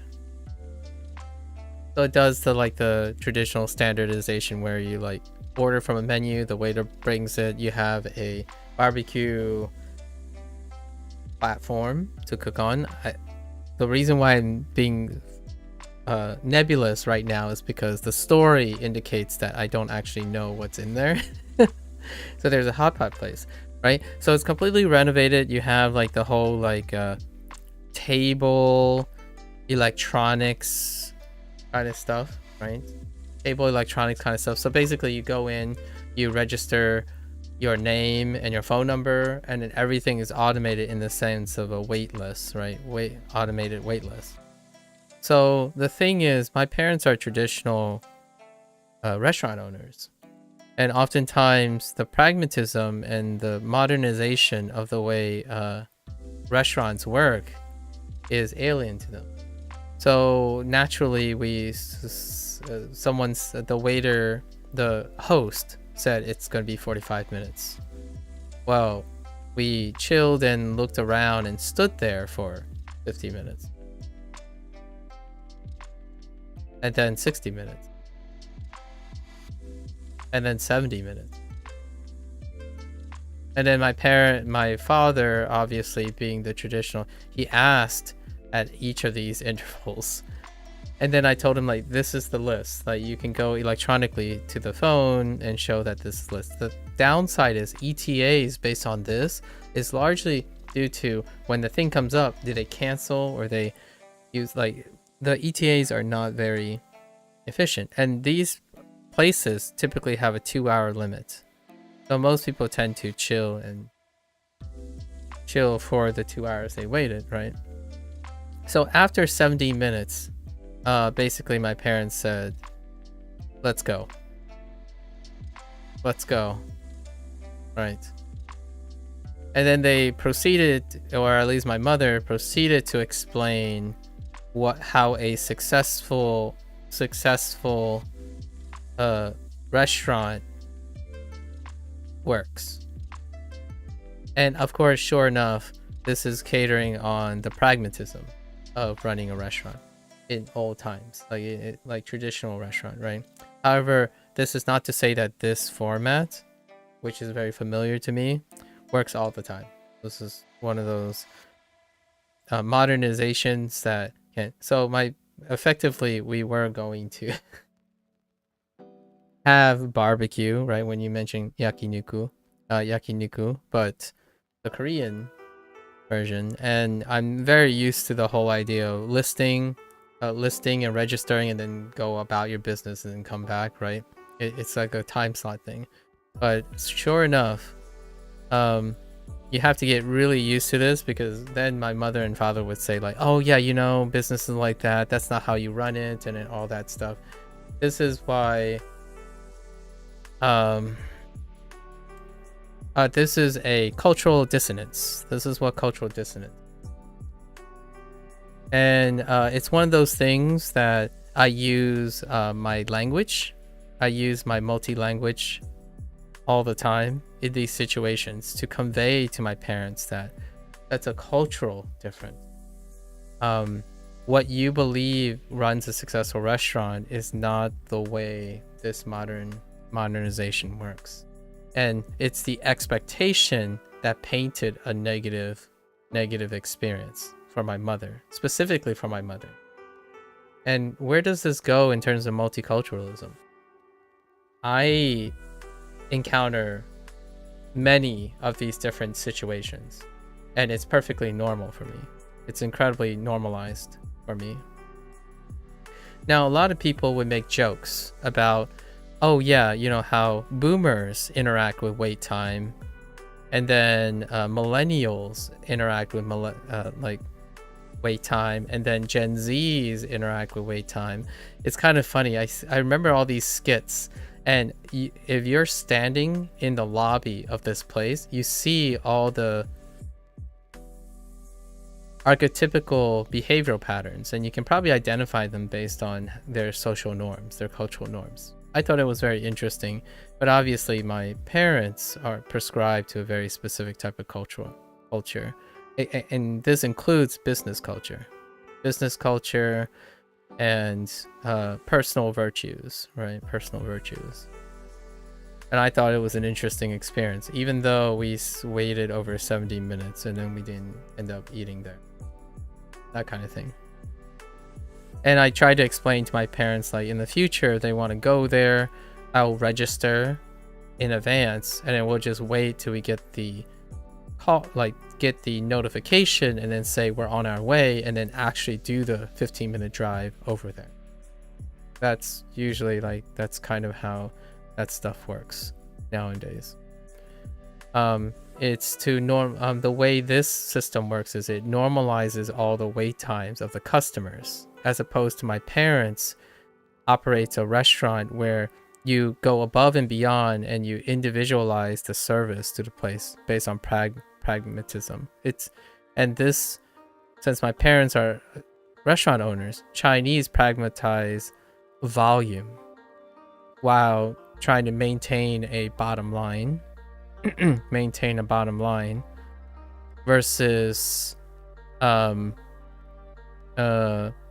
normalization of, like, time, right? They're hyper pragmatic people, so it's about efficiency and volume while maintaining a bottom line. The good old Atada something that looks like I can't read, JD. Go to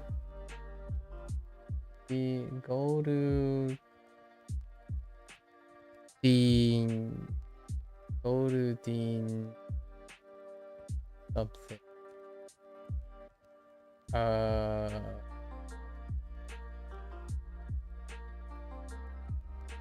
That is true. Why is it that Chinese people open so many restaurants but not supermarkets in America?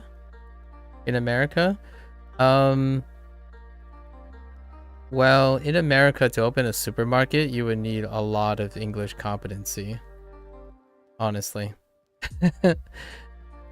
And it's a lot more, let's just say the infrastructure was already set for food, and food has a higher turnover, and supermarkets, ooh, that involves a lot of layers of language competency and a much larger operation as well.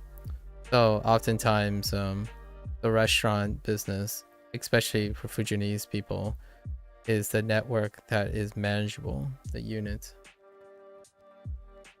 Not to summarize it too quickly, there's a lot more to it. However, that's probably one of the first pragmatic stopgap. Yeah, kids these days will be checked in 45 minutes before getting into a restaurant. Very different environment now. Yeah. So for me nowadays, I actually check in even before arriving at the restaurant.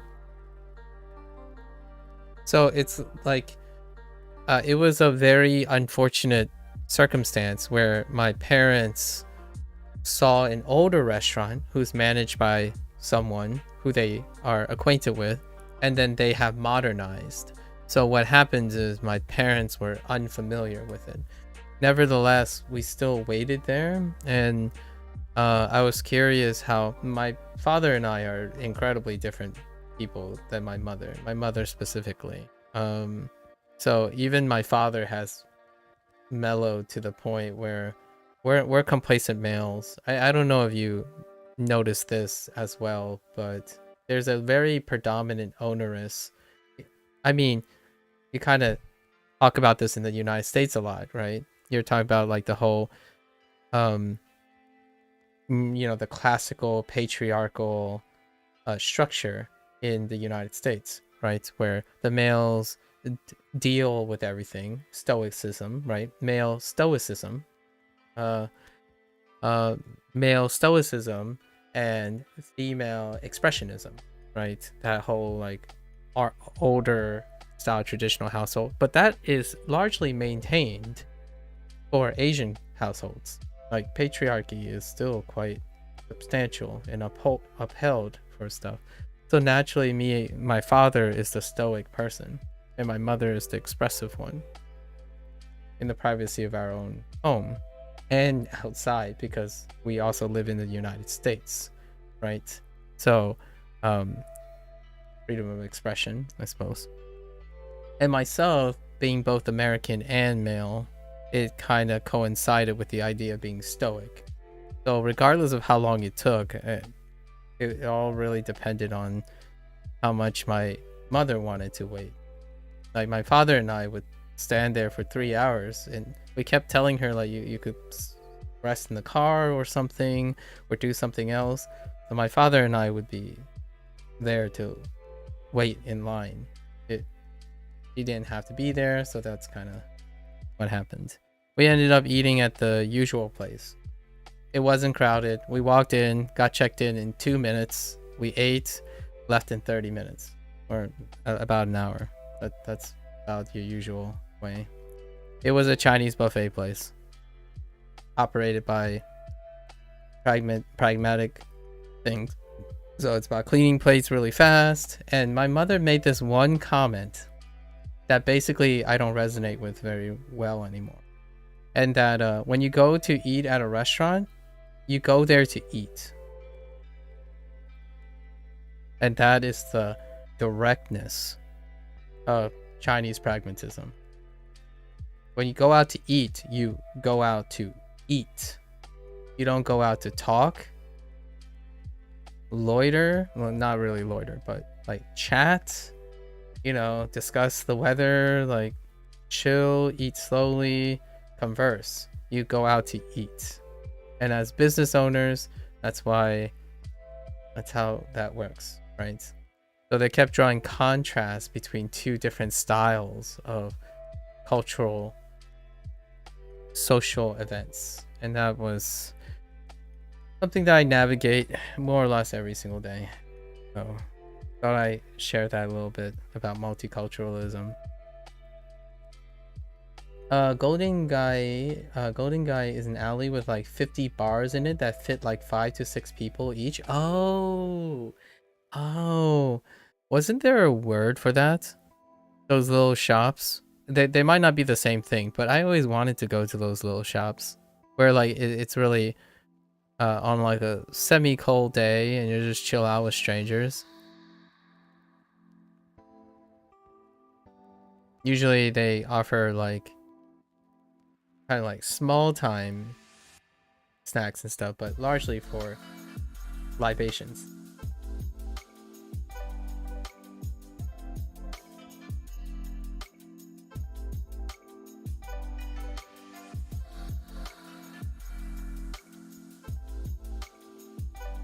Anyways, I don't know if Lotus is still here. Sometimes I talk for like too long when everyone's gone.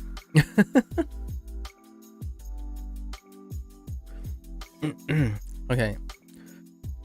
Do you have plans on Friday?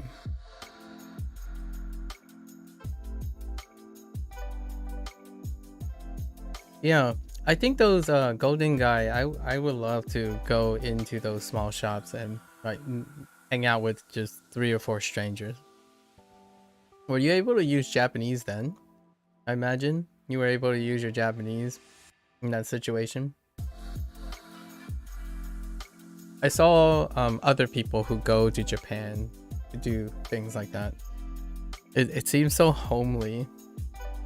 It reminds me of Yakuza 5. Yakuza 5. You went into a death metal bar and go, okay. Wow. So Yakuza 5, without saying too much, one of the first like awesome scenes happen in a place in Fukuoka, which deals with that type of circumstance. But they actually ended it going into a pop-up or ramen stall. But the idea is very similar, where it only can cater to like 4 or 5 people, and you're really in close proximity, and then it's about chatting and ambiance, right? So it's one of my awesome scenes. He said, "De desu metaru." Net metaru. And I was like, I guess that makes sense.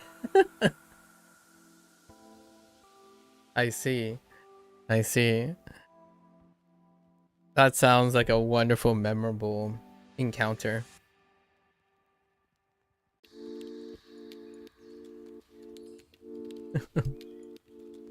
Metoru.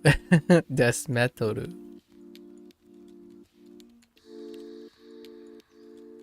Well, did you recognize the music? The closest thing to Japanese death metal that I have is like new metal. I like new metal. I dabble in new metal every once in a while. And it's all owed to Maximum the Hormone. After Maximum the Hormone, I started dabbling. I started dabbling in new metal. Hey, Sub-Zero. Hello, Sub-Zero. Welcome. Alright, so what plans do we have? Shinjuku de Kai-san to asobimasu. You see, asobimasu. Ekin that ikimasu. Ikimasenka, like, holy, come on, Duo. Extra layers of interpretation. 新宿のどこでバスに乗りましょうか。新宿のどこでバスに乗りましょうか? A map, huh?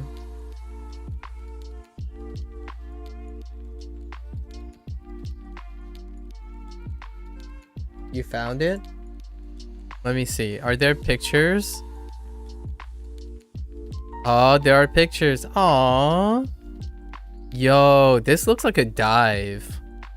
And what I mean by a dive, I don't mean in the bad sense. Oh, yeah. Oh, yeah, this is a dive. It's a dive bar. Oh, that's so cute. Oh, you know what this reminds me of? This reminds me of, in, Kabukicho. In Kabukicho, the Champion District. Or like, I don't know what the district is called, but in, the Like a Dragon series, it takes place in a fictional rendition of Kabukicho. And, these are like the back alley things where it's basically a dive, like bar dives area. And man, this one picture I see next to Deathmatch, it looks, it's so reminiscent of your back alley stuff. Yeah, I like dive bars, by the way. I grew up around that kind of thing in the countryside. Yeah, all the bars have like super strong themes like that. Yeah. Yep. Like just brimming with personality. Incredibly brimming with personality.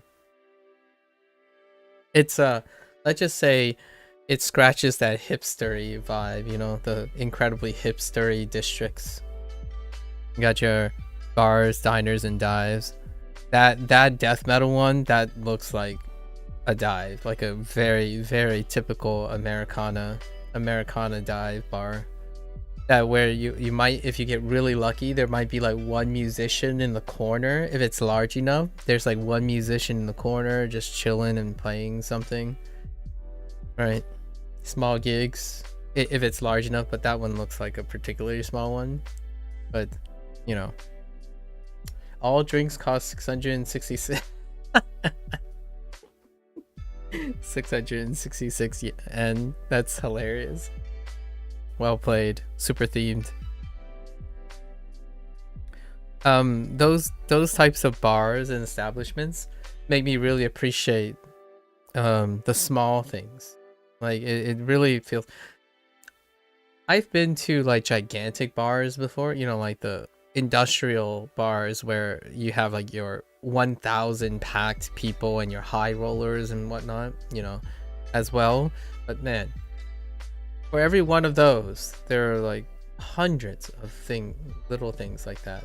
And it's always kind of nice if they're all like jam-packed next to each other, so you're just bar crawling along. Obviously, I'm more like bar looking. I don't drink very much. I don't know how often you drink, but I just say I'm not that lightweight, but not too much, not too many drinks. Let's see here. So, Shinjuku no doko bus, wait, bus ni norimashou ka? Where should we, oh yeah, layers. Where should we take the bus in Shinjuku?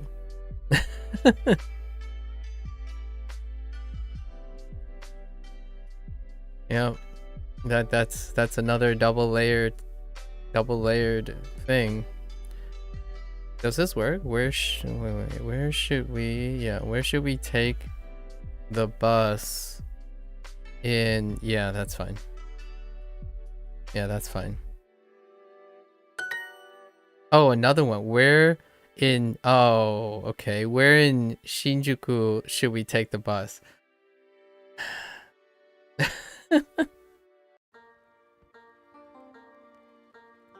All right, fair enough. Where in Shinjuku should we take the bus? That's fine too. It only makes things more complicated, but all right, fair enough. Good old Duolingo.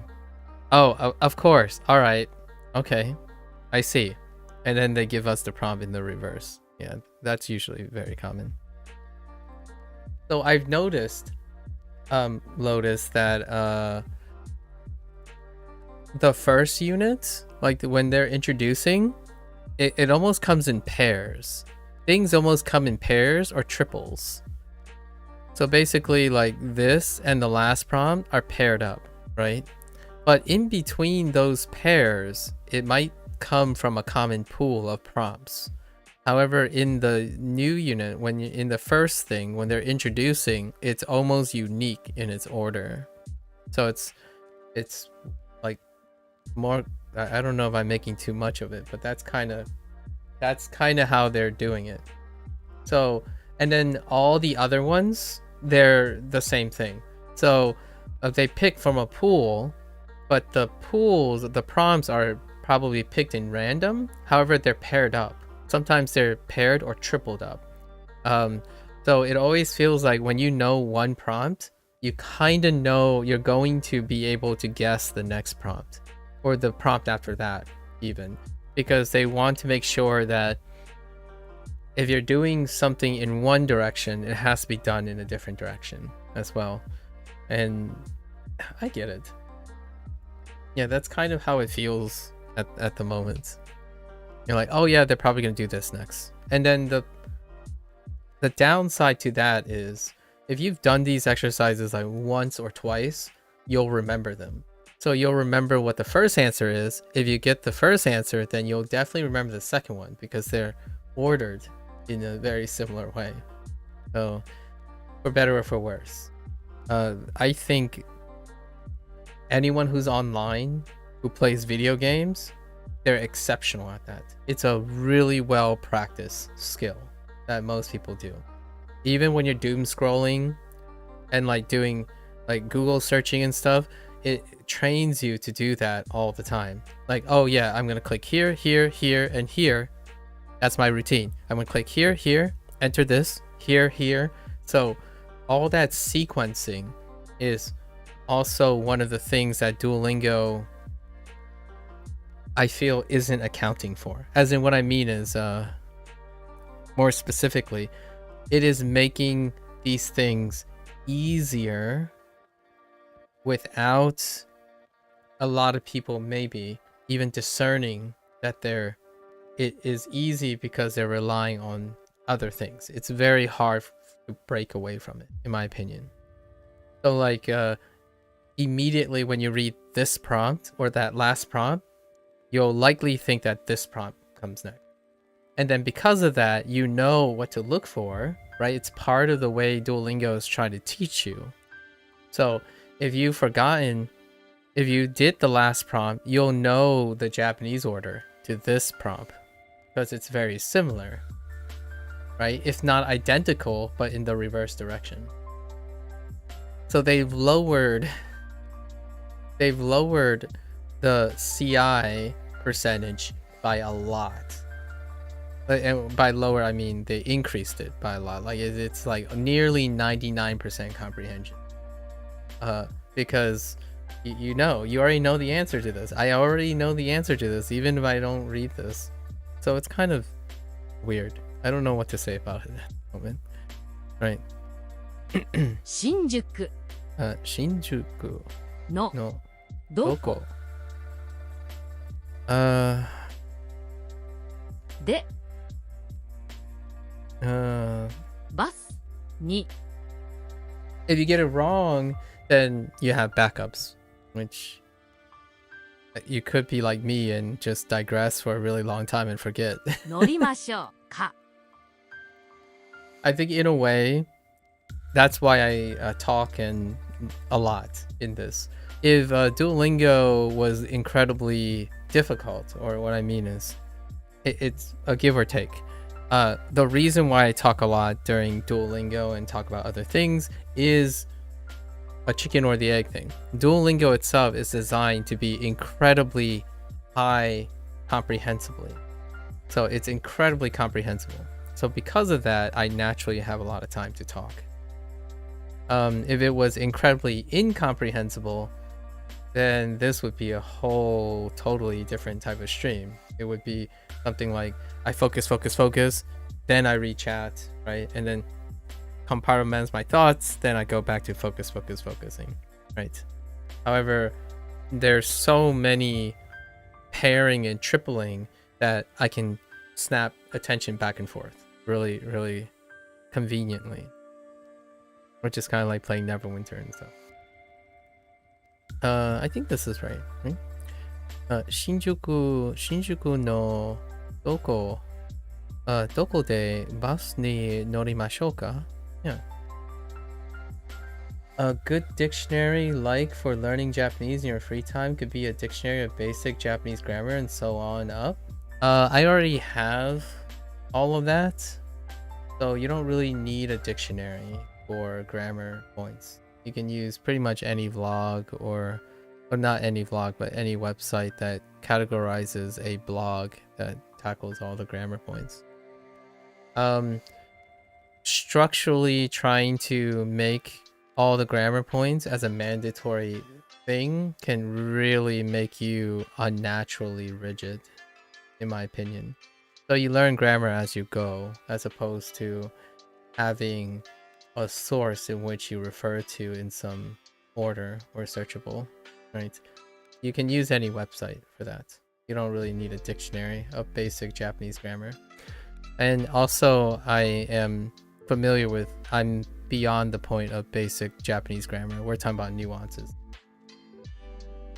Actually, how did people learn foreign languages before the internet? They go to a library.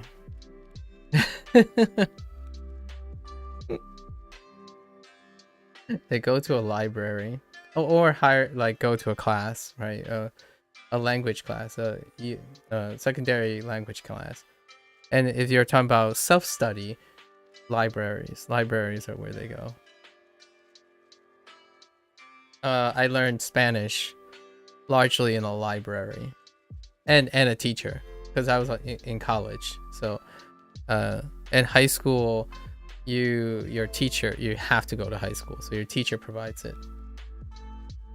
But how would you ever learn how to speak it?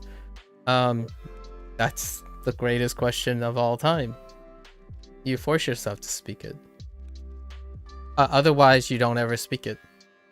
And that is one of the failures of formal education, or one of the lacking parts of formal education. Most people who learn a secondary language in the United States, I'm only talking about the United States, most people forget what their secondary language that they learned. They still can probably read it, a lot of it, but they usually don't speak it. So much like me, my Spanish is pretty, for lack of a better phrase, hot garbage when I have to speak it. But I can probably still read Spanish. An italki teacher I talked to said he learned English via cassette tapes. Yeah, and you can get cassette tapes at libraries. Libraries have archives of like recorded speech, and basically the library was the hub for everything. Like in my year, I know, guys, I don't know how old you guys are, but during my generation, you had to learn how to use a library. I kid you not. That's the thing you have to do. You have to learn how to find learning material and media in a library. There are actually times dedicated to understanding how you use a library to find like videotapes, like VHSs, and cassette tapes, like recordings, and then where in the library you go to study, and how you use the Dewey Decimal System to find books and textbooks that you need to learn things. I actually kind of miss that. Now I want to visit a library. There is a public library here.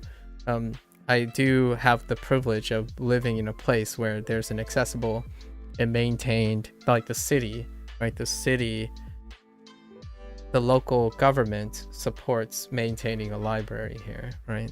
So it's kind of a lot of fun.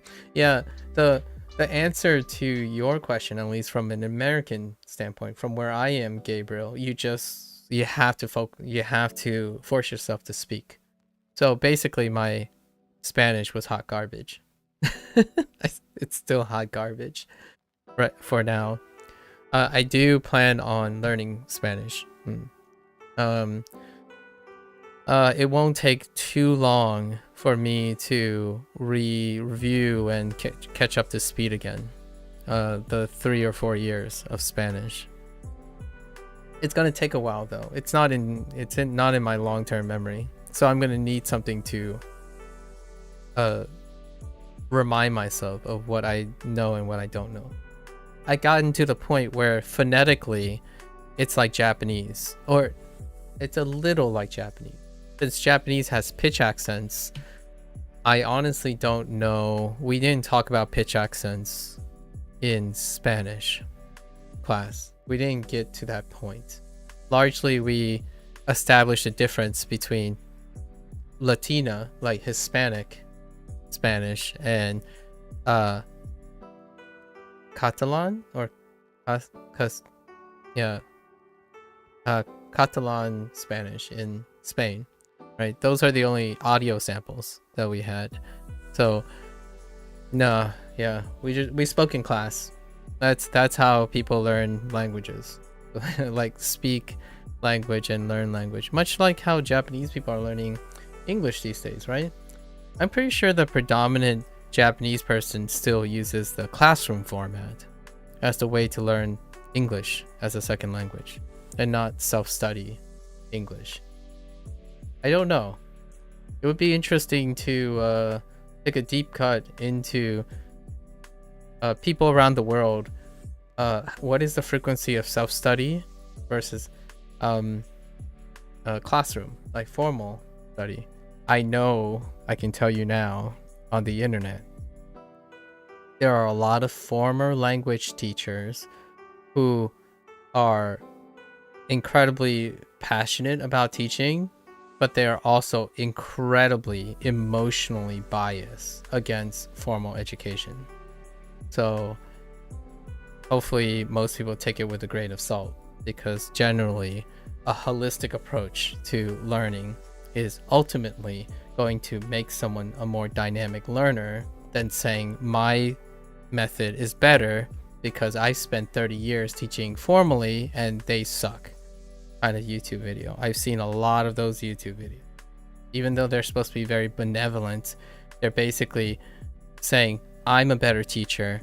Stop paying and using resources that other teachers disagree with, like that they disagree with.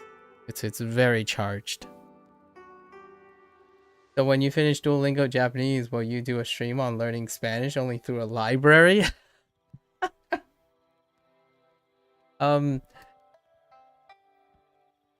It would be fantastic if that was possible. You can't actually record in a library. It's a security risk. So you can't enter like public government buildings like a library with recording devices. And also you can't really do any of that in the library because shh, you gotta be quiet. Donde I'm pretty sure is donde está. Donde está la biblioteca? Or do you really conjugate? No, I think the conjugation is esta. Oh, it might be este, now that I think about it. No! Lotus, we can't be talking about at 70%. Wait. Conjugate, hold up. Conjugation of estar. Yeah.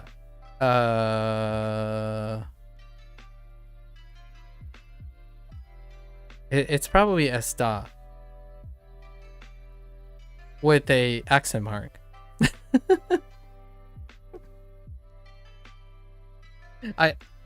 Trust me, I need to review. I'm not even sure too. The moment you said something different, I'm like, yeah. Wait, did donde? Oh no. Did donde have an accent mark too? I don't know if donde have an accent mark. You have to get used to using accent marks too. I think that's one of the biggest English hurdles for Spanish, in my opinion, and it's vowel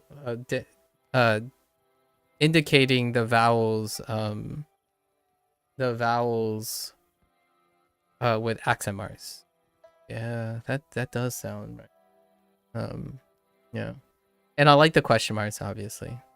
I don't even know how to like write the backwards question mark. I don't know if that's how they do it, but I feel like donde, doesn't that have an accent mark? Wait.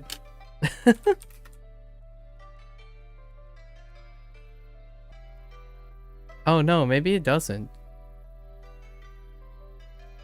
Oh yeah, it does. Maybe it doesn't. I don't know any.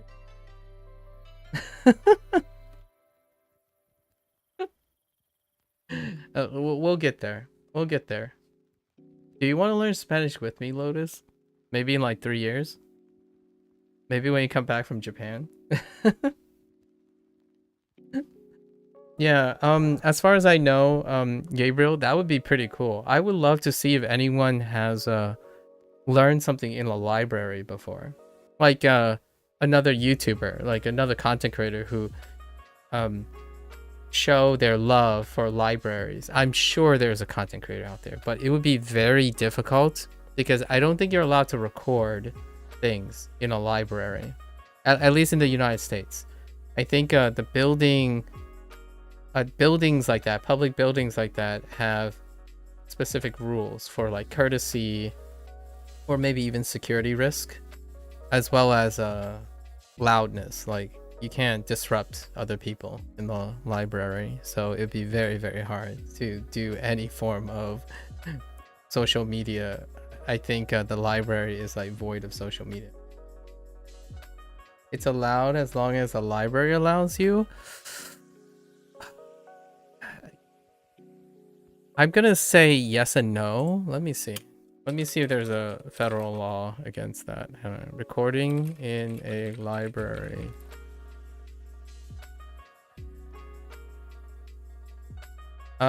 Social media guidelines for public and academic libraries. Let's see. Here's the American Library Association. Yeah, so I'm speaking for the United States. I'm talking about the United States here.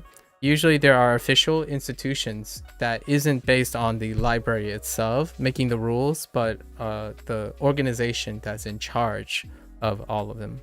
So social media, wait, hold up. This document provides, oh no, there's so many guidelines, purpose and scope.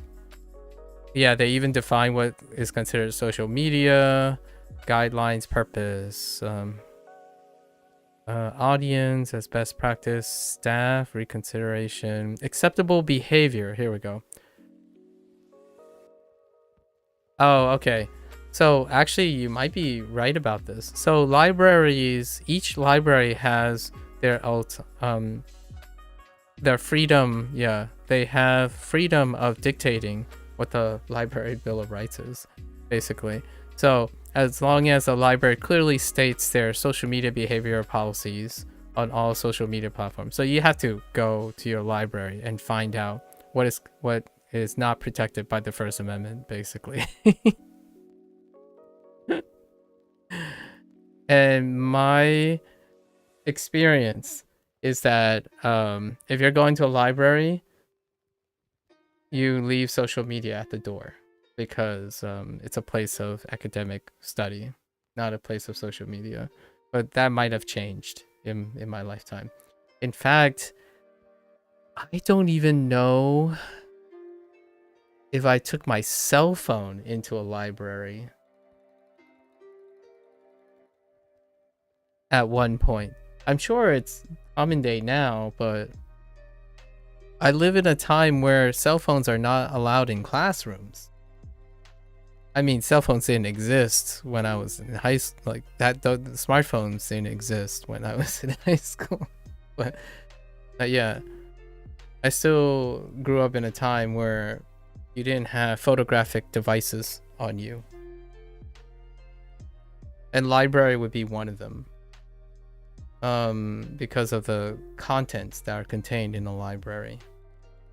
You also needed, I remember needing security access. I need to like justify access to very specific parts of the library because of the content. The content is valuable. You got a dip? All right, Lotus. Take care. Take care, Lotus. Good luck. Good luck with your rest of your day. All right, we're gonna try to focus. It's a great idea though, Gabriel. Getting people interested in libraries again. Do you have libraries where you are? Gabriel? I think in the United States, most of the libraries are still maintained. If there is like a substantial local government, usually they maintain like one public library. You have 3 of them? Oh, wow. You must live in a very populated area. There is one public library like 16 minutes away from here. A 16-minute drive away from here. I think that's the community's library. It's a pretty great building. I've been in it 2 or 3 times when I still went to high school. When I was still in high school, sorry. When I still went to high school. 新宿のレストラン。新宿のレストラン。Oh, wait a minute.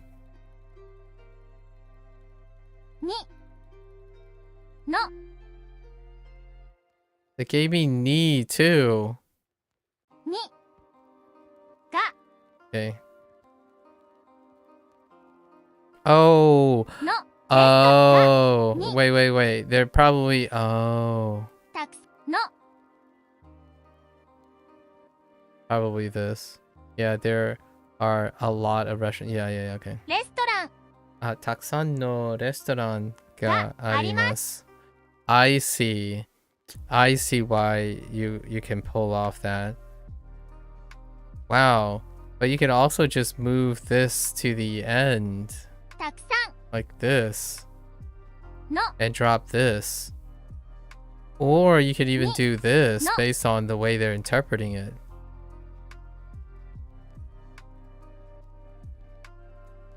I think they're going for this though. たくさん Shinjuku, yeah, Shinjuku ni takusan no restaurant ga arimasu. Yep. Yep, that's what they were going for.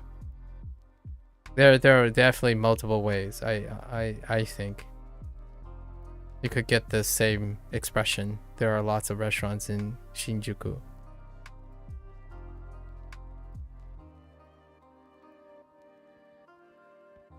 Yes, I think the ways that I suggested could pull it off. And now I'm curious. Oh, we're gonna have to use super soon.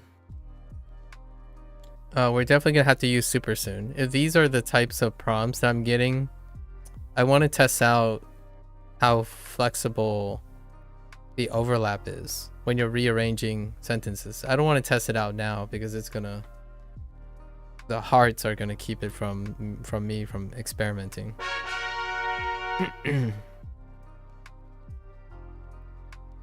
乗ります Hey, norimasu.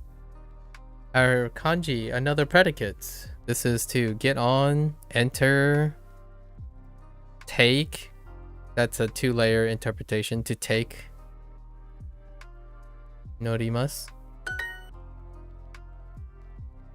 Ooh, what is this? 降ります Orimasu? Do I have an orimasu? No, not yet. 借ります Karimasu?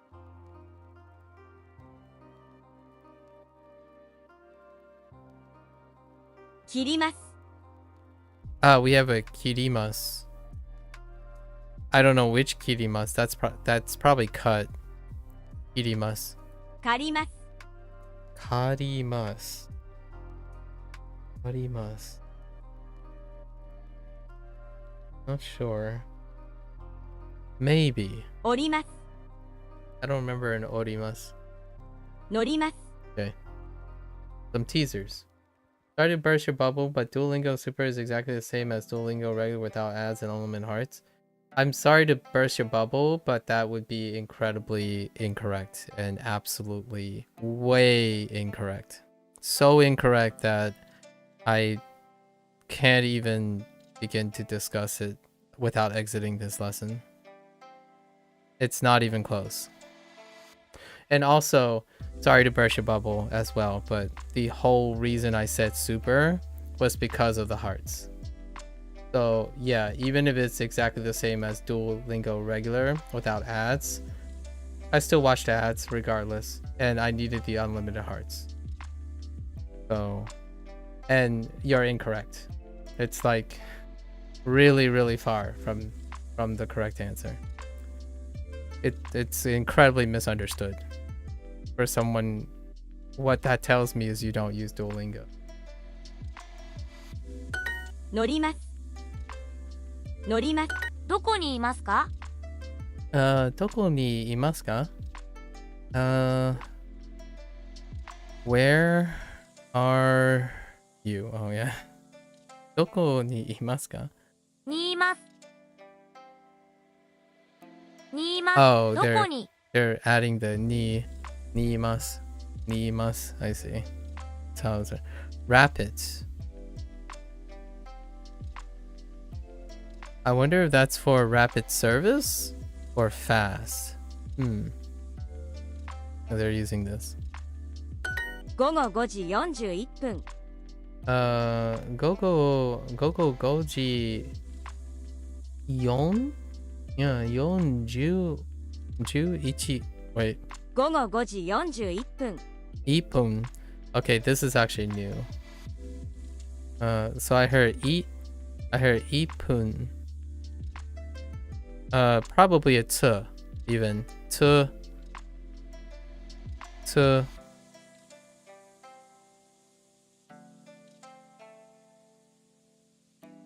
Yeah, probably to and pun. Like a jupun. So ipun. Let me hear that again. 午後5時41分 Yeah, ipun. Oh wait, it might not. There might not be a t. It sounds like ipun. 午後5時41分 Yeah. Not too clear yet, but we'll probably get it more times. Actually, let's just check.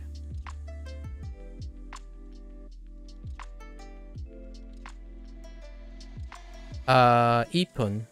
Oh, there is a t. Yes, ipun. Yep, it sounded like ipun. So, there is a t.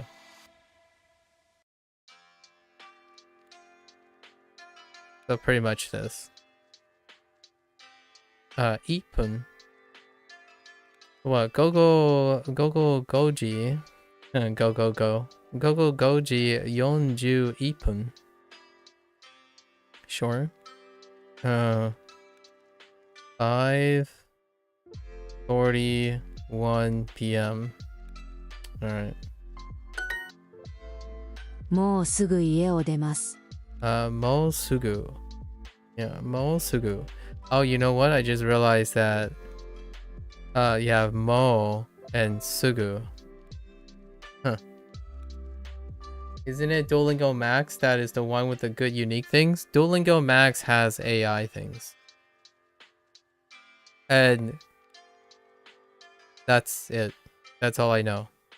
And you can't actually access super without needing you can't access max without super. But yes, it has the like chat GPT things. Super has things like words, listening exercises, rewind,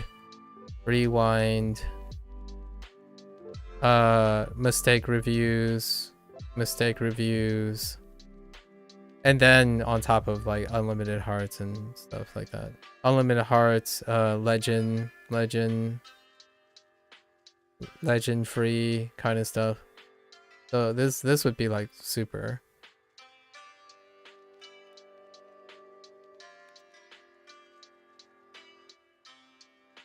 Mosuku ie o 出ます demasu. Going to leave. Wait.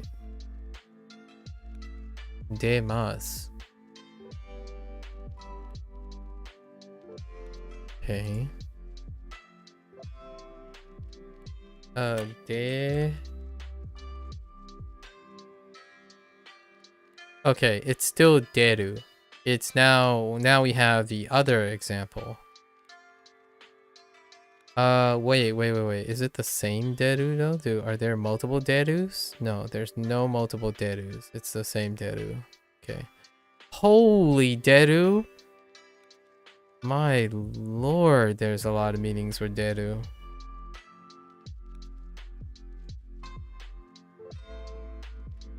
Oh yeah, no worries, Gabriel. No worries. Like, I'm only stating it as a personal fact. I don't think there really isn't much emotional need for that. You're perfectly alright. Yeah, the only reason I said that I needed super is you can't experiment, right? This was controversial, by the way. Adding hearts to the desktop version was a controversial move. For me, I like experimenting, but the hearts keep me from experimenting because eventually I'll end up spending most of my time practicing, and that could interrupt my learning experience. So I can't like try things. I can't experiment to see how flexible the Duolingo system is without unlimited. And super removes that unlimited hearts part. Is just to cross a boundary, I think. Yeah, but I like that it has a lot of nuanced meanings. But yes, it's to cross a barrier. Yeah. Someone have mentioned that before. Like if you're crossing through a door, that's crossing a barrier. Not to be confused with cross, to cross, and also to exit. I mean to enter, which is still cross. To cross was also introduced, but that's a different type of cross. It doesn't deal with crossing a barrier. And then you have getting in and entering, which is noru. So they introduced deru in order to counter with noru. So noru and deru now. Before they introduced deru as getting off of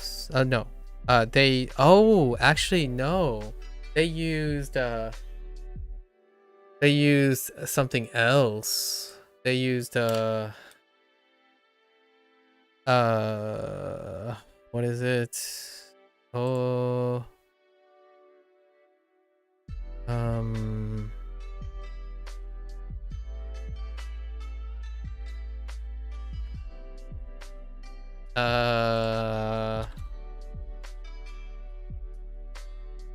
They used, is it oku?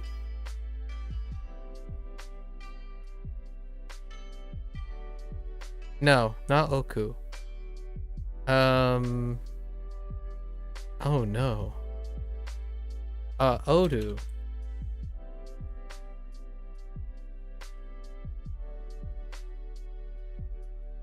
That's not it.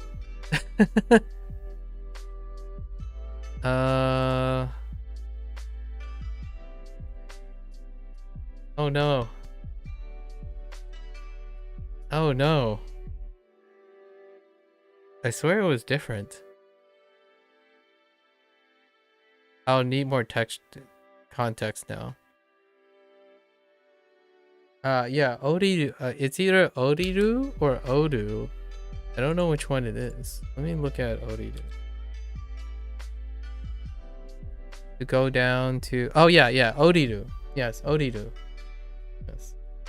Odiru is the one that they introduced to contrast Nodu. So Nodu and Odiru, and now they're using Nodu and Deku just to contrast between those two. Yeah. Interesting, huh? Like I really like the way they're doing it because it's not really emphasizing like fundamentals, but they're trying to include all the different meanings regardless if you want it or not. And I think that creates a confusion. That creates some of the confusion that people want explainers for. And I kind of get that. I understand why people would want explainers. What the heck? I just noticed that too. Why would Duolingo add hearts to desktop? You know. The thing about hearts is there's pros and cons. Hearts force practice. So you can always get your hearts back by practicing. So if you're inconsistent enough, yeah, sure. And I get that. And then the thing, that's why I'm avoiding experimenting. Experimenting is a little bit different, right? I'm doing it because I like the design. I like to test the design, like how far you can put it. But experimenting also means that I will end up practicing, not because I'm inconsistent, but more because I'm curious. So a lot of times I need super in order to practice and experiment, not for the sake of a lack of understanding of what the answer is. I do this a lot in video games, and people get triggered in video games all the time. Like, you're doing it the wrong way. It's like, yeah, I know. I'm doing it the wrong way, as in I'm doing it to be fun. Like, I want to know what the designers did. Oh, hey, Shady. Are you okay? Did you have to do something? Yeah. So I like video games. I like doing goofy things in video games. It helps me learn. Like, I like what not to do as well. So lots of times the hard thing to me was, it's not because of their design is a problem. their goal is to push people to understand that if you're losing focus, you need to slow down and practice and get those hearts back. For me, I don't need that anymore, but it's not as engaging if I don't experiment. So I oftentimes, in science all the time, it's like, what is not an answer? Can I get away with certain things? And I treat most of the things the same. I know that a lot of people will say like, but there's only one right way to say things. And I get that. I understand. I tend to learn better when I explore and learn what not to do as well. Not because I made a mistake, but out of curiosity. It's also why I ask so much questions when someone offers me something. Oh, I like this thing. It's like, well, what else did you not do there? Or like, what else can you be doing there? So I like doing that all the time. Like the last prompt, or 2 prompts ago, I would love to know if Duolingo accepted 3 different answers for it. Because by coincidence, technically, from what I learned from Duolingo, there are 3 different ways you could have translated that into Japanese. And I wanted to know if one of them are wrong, so then I can look it up and see, oh, what's wrong with this one, right? Then I learn even more about it. How do I deal with boredom? I noticed that it's really hard to just sit in a room with nothing to do. How do I deal with boredom?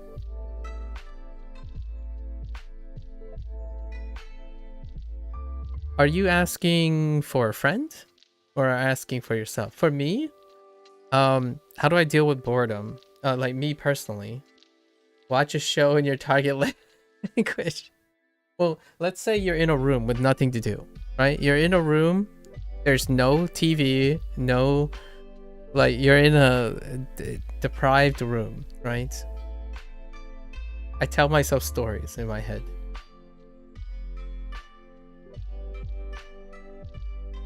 What is the infinite? Where does boredom spawn, right? Boredom spawns from an inability to entertain yourself. In my opinion. Sometimes I ask other people, how does boredom come about? What is your perception of boredom? My perception of boredom is when I stop thinking, when I don't have anything to think about. That's when boredom sits. And unfortunately, or fortunately, I don't usually run out of things to think about. However, I try my best to know that that's how a lot of people feel, though. When you sit in a room and you realize, well, there's nothing to do if it's not provided for me, right? It's not enough.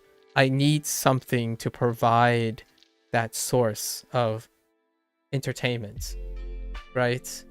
Like, social media makes being bored seem like something terrible. Indeed.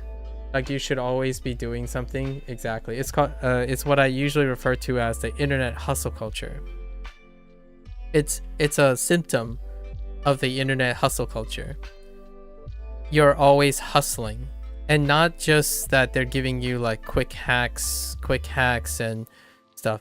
It's also the element of that you have to keep doing things. You have to be doing things. You have to be achieving things. You're not like boredom. If you sit there and do nothing, is bad. Like, you have to keep going. You have to hustle along, keep on going. Here are more quick hacks. Here are more things. Here, this thing. So, however, the thing about boredom, in my opinion, is you have to ask yourself,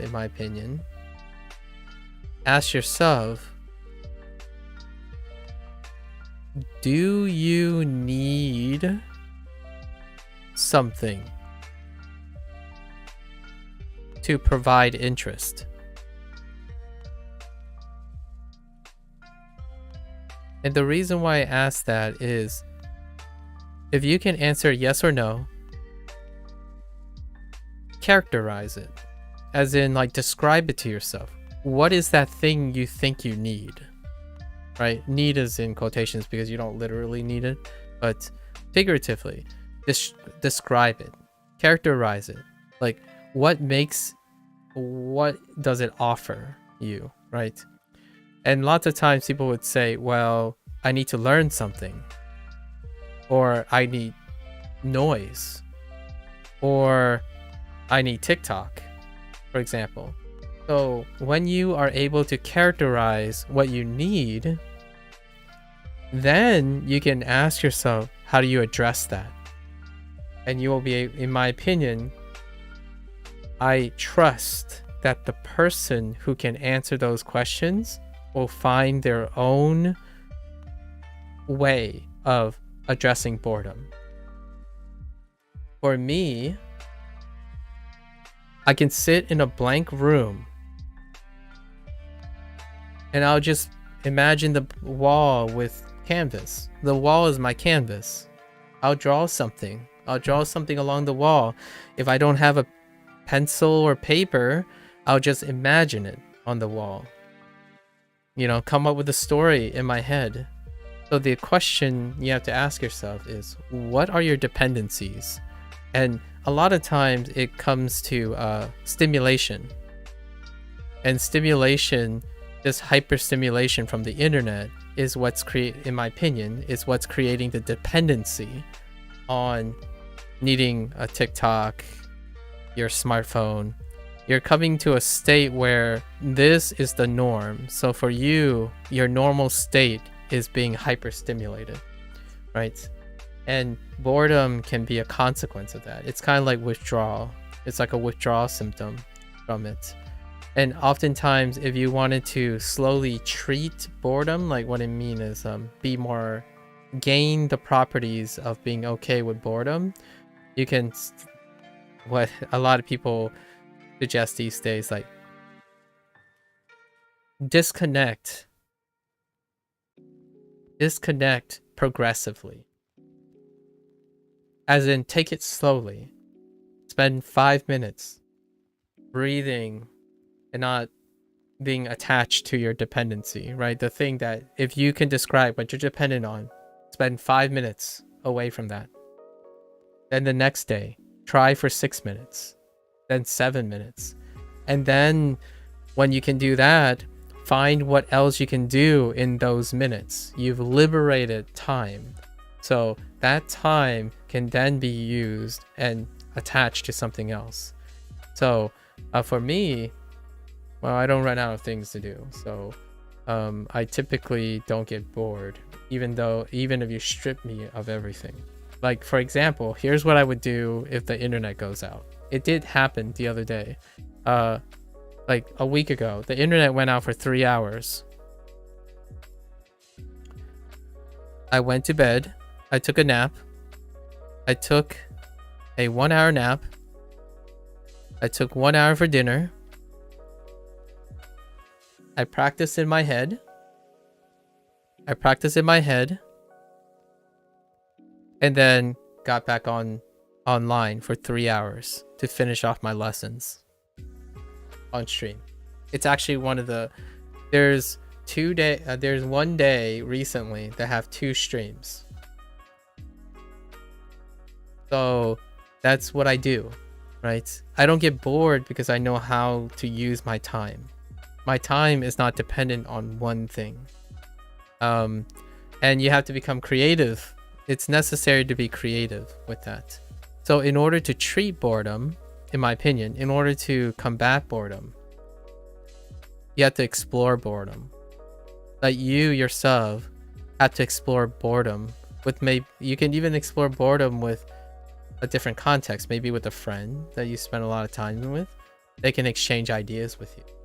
So you have to characterize what your boredom is. What is it that makes you bored? Like something that's taken away from you, something that you don't have, or things that you want. What is that? And then you learn, you know, much like everyone else, Gabriel, you're a learner. So naturally, if you can see what triggers your boredom, you can explore it. And then when you explore it, you can have like sources, friends, maybe even me, as a person who can share relevant ideas, right? Much like language, in order to gain more idea and insight without literally doing it yourself, you have to be able to express what it is. It's very difficult without the ability to communicate that. So for me, when you ask me how I deal with my boredom, a lot of things I'll say is on the assumption that you are like me, and it's going to be difficult because I already mentioned that I'm pretty much high functioning all the time. So I kind of, when I'm tired, I want to be alone. I want to be alone. I want to be bored because I get really exhausted. So my state is usually I'm high functioning with or without the internet. And most of my life is to chill out. So I'm trying really hard most of the time to be chill about it. This is the most chill I've ever been. Like, me streaming has been the most chill I've ever been. If the stream goes off, it kind of gets faster. Everything gets faster. I stop needing to talk. I don't need to express myself. I don't need to slow down and think about who I'm talking to. All these things are things that are engaging me so that I can practice something. But when the stream goes off, like for example, at my job, if someone is, say, they spend 8 hours doing, I don't know, writing an essay, say they need to do 1,000 words essay, I would write until the next day. Like in my head, I would do like 20,000 words. I do it until I am really tired. So the problem is I don't know when to stop. And that's probably why when I say, how do I deal with boredom? I don't. It's very difficult. So most of my days I've been exploring this boredom thing through others. So I talk to other people about how they solve boredom or what makes them bored. And oftentimes it really does deal with social media. It comes up all the time.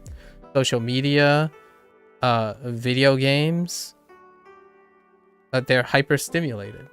So the only way I can like objectively suggest certain things is to slowly, a day at a time, like 5 minutes, this is going to be cliche, but 5 minutes of meditation.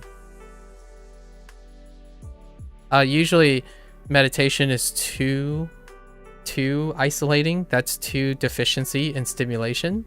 You can pick something that is less stimulating. So for example, if you're used to seeing music video, if you're used to YouTube, listen to an audiobook. What that does is it limits the amount of stimulation. If audiobook is too much, or like it's still like too, if you can go lower, look at a picture. Just a static picture. Look at a static picture. Maybe several static pictures. Or you can read a book, right? So what I mean by that is you're lowering the amount of stimuli you need. You'll come to realize that, okay, at some point, it's like, oh, the audiobook, it's now a moving picture in your head. You see what I mean by that? So here's a challenge. I usually talk to video gamers a lot. Here's a challenge for yourself. If you can take 10 minutes and listen to an audiobook and make the image in your head. So what I mean by that is, unlike a YouTube video, right? Unlike a YouTube video, which provides more stimuli, so you have eyes, ears, and stuff, you can limit one of these to now your ears, and you can make the image in your head. So what you're doing is now you're doing more work. But your more work is yourself. It's dependent on yourself. Now, you can go the other route and read a book, but without imagery, without like image, a literal image, right? There are many ways to get closer and closer to be self-dependent. If you're trying to say, oh, what's a pragmatic way to approach boredom, as in, how can I become more patient or be self-sufficient to disconnect from a tool that is providing you stimulus? You can train yourself in a slow, steady way. Then you can increase it to like 20 minutes, whatever works. And the way it does is that you're training yourself to divorce yourself from that. And then you can always go back. The idea is, in order to not become dependent on hyperstimulation, you must slowly practice when there isn't hyperstimulation. A lot of people would do the whole cold turkey thing, which whole turkey thing where Cozy is suggesting. So you like, or TikTok with flickering the reels constantly so you don't touch the phone. Yeah, there are many ways. Like, they're doing many ways to continue to engage you. Like the autoplay in TikTok is pretty insane.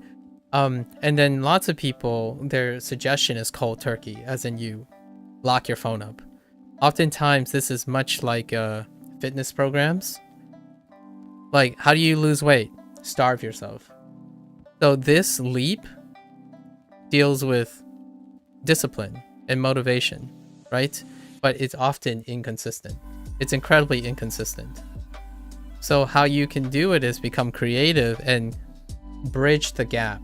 Bridge the gap between hyperstimulated, in my opinion, hyperstimulant dependent, to like semi-stimulant, and then so on, and you work down. You slowly work down, much like learning. You take babies, take manageable steps. At least that's my opinion. And we're not talking about something that works overnight. This takes years. However, you'll see naturally that you'll have the answers yourself, in my opinion. You have always struggled with vividly picturing images in my head outside very specific things. My mom's smile, for example. Other things flicker in and out for me. I think I have some form of... Oh, you do have some form of aphantasia. Interesting. Though I never thought about the fact that I've had a TV computer my entire life. Curious if that prevented me from developing something. I think it's always worth exploring. And hello, Jamie. Yeah, 10 days to the big 100. The big 100 review, actually. Seems like it can... Okay. One thing currently breaking my brain with learning Mandarin is that Japanese... okay, yeah, iku. Or I in ku is like go, perform, behave, that sort of thing. But in Mandarin, that is okay. Oh. Seems like it can also mean the same thing in Mandarin, go, behave, but in menus and games, you'll see as okay. Oh. Oh, I see. Yes and no. Ah. Okay. Yeah.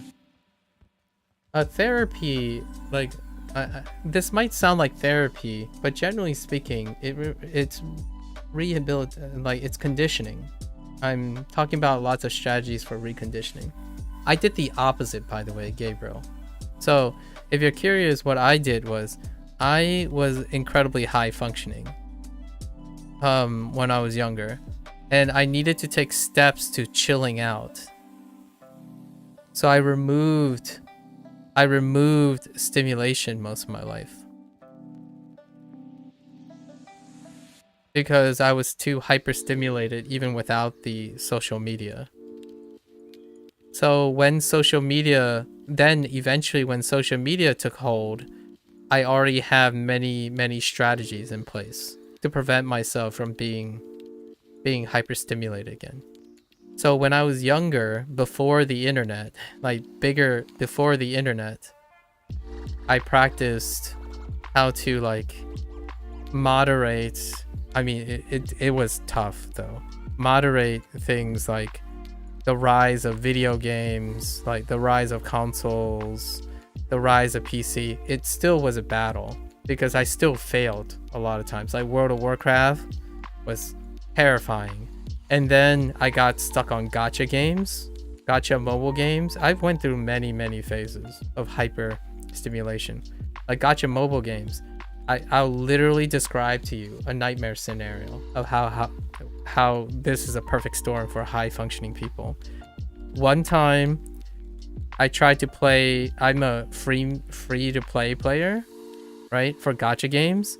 So there's this thing where if you're hardcore about staying free to play, you have to play non-stop to keep up with the premium players. And there was a time when I still did research like for 13 hours a day, and then I would take naps where I trained myself to tap the phone half awake to farm on the mobile game. So there are so many ways I can tell you that if you're like anywhere near where I am, I tend to try to manage the stimulation. And sure enough, most of the things that I use to manage my own problems or like imbalance can be applied to a lot of people who are struggling in the opposite direction, where they're very dependent on hyperstimulation when you take it away, because you're so normalized to a level of stimulation. It's hard to remove something you've grown up with your whole life, like the internet. Yeah. Oh yes, those games, especially like Flappy Bird and Cookie Clicker. Yep. There was one time I wrote up and graded an entire section, like all the exams, and my left hand was being used to farm. I legitimately trained my left hand autonomously to tap in a very specific pattern. So it's kind of like maintaining a rhythm in one hand and then grading the whole time. And I still do it today, but I do it in a healthy way. So like I play live service games so that I can stop thinking, as in I do relaxing things in a different manner. Some people can meditate, some people can go out on walks, and I suggest that to a lot of people. If you can go out for a 10-minute walk and come back and write down what you were thinking, you can probably learn a lot about yourself. Because when you're deprived of something and you enter a new environment, all the things you currently do offers contrast to that environment.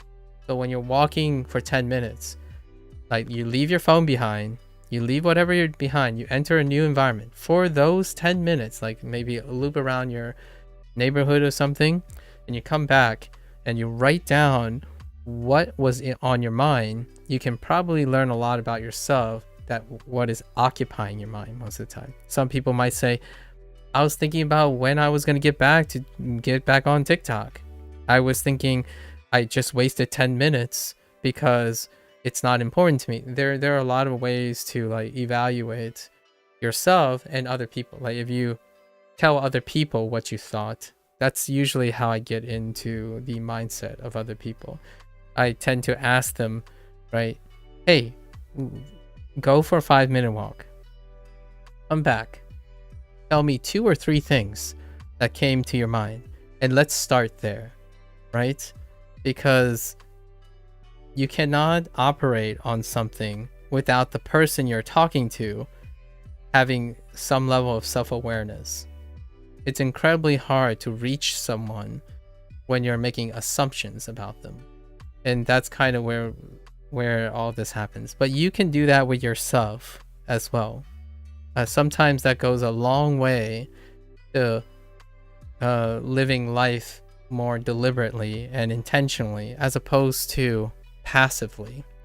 And what I mean by passively is not the whole learning thing and doing what you want, but thinking about all the things that are making you feel bad, right? Things that happen compulsorily.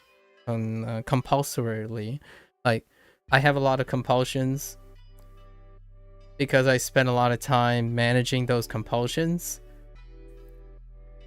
I might sound like I make it sound easy, like, oh, just do X, Y, and Z. It's because, in my opinion, my normal is that I have to manage these compulsions. But when you can have time and make time for your compulsions, usually people find out how to navigate them. It's kind of like a journey of self-discovery, right? You probably seen anime or a movie or something where that person goes on a trip of self-enlightenment, but it doesn't have to be like a 30-year trip or something. It could be as short as starting with a 5-minute walk, or sitting alert but focused on yourself on a chair doing something that you didn't do before, and then asking yourself, what are you thinking, what are you doing then? And that's kind of what I do every day. I literally do it every day. The beginning of every stream, I literally ask myself, what did I do yesterday? Because I was like recalling what I learned and all that stuff. Just some ideas. You start small, start as reasonably acceptable, but it is not zero, right? Not changing anything won't solve anything, kind of thing, right? So boredom, tough topic. It's one of the topics that I have not a lot of stories. I don't have a lot of stories to share with people because I have a very hard time emotionally connecting with people with boredom. Usually I'm the guy who stops the boredom from happening. As in, if my friends are bored, I make them not bored, right? Like, if they're my friends, I'm gonna go out of my way to stop them from being bored in my own way. And usually it's not like social media most of the time, because there are many different ways you can make someone not bored. Be a good friend is one of them. Keep them company, talk to them about something, ask them about their lives. That's more than social media. Social media provides parasocial relationships. Friendship doesn't. Friendship provides interpersonal relationships. It still creates dependency though. Just to keep in mind, I always am very, very careful of this. When I like to help people, I have to also make sure that they learn and understand that I may never always be there, kind of thing. Because dependency is one thing, but you can't be dependent on every stranger you come across or every person you come across. It's nice to be realistic and build up yourself so that you can be self-dependent as well. So usually, if I'm ever in trouble and I ask help from a friend and that friend helps me, I best be making sure I learn something from that friend. How is that friend helping me? What is that friend doing that's helping me? And then I can take that with me. So when my friend's not around, or whenever my resource or my dictionary, right, my G-show or my Duolingo, when it's taken away from me, I don't need it. I would love to have it. I don't need it. So in the beginning of every stream, I do exactly that. I spend the 30 minutes to 1 hour doing something that's not dependent on Duolingo. Because eventually, I hope people don't like go up to someone and start talking in a target language and then pulls up Duolingo and say, wait, 1 second. Let me wait. Oh yeah, it's section 3, unit 9. and it's like word 460. Oh, okay. I'm ready to speak now. So that's kind of what I'm doing. But I'm doing it super slowly. So slowly that most people don't even like it. And that's fine. But that's how I approach things. I don't think I ever get bored of something. It's rarely hard for me to give up on things too. Like giving up on things is a problem. The opposite is bad too, when you don't know when to give up. So it's always in the middle, right? It's moderation. The grass is not always greener on the other side as well. When you're constantly not bored, you get exhausted. You end up like me, and you get burnt out on anything you touch. So I always keep myself grounded.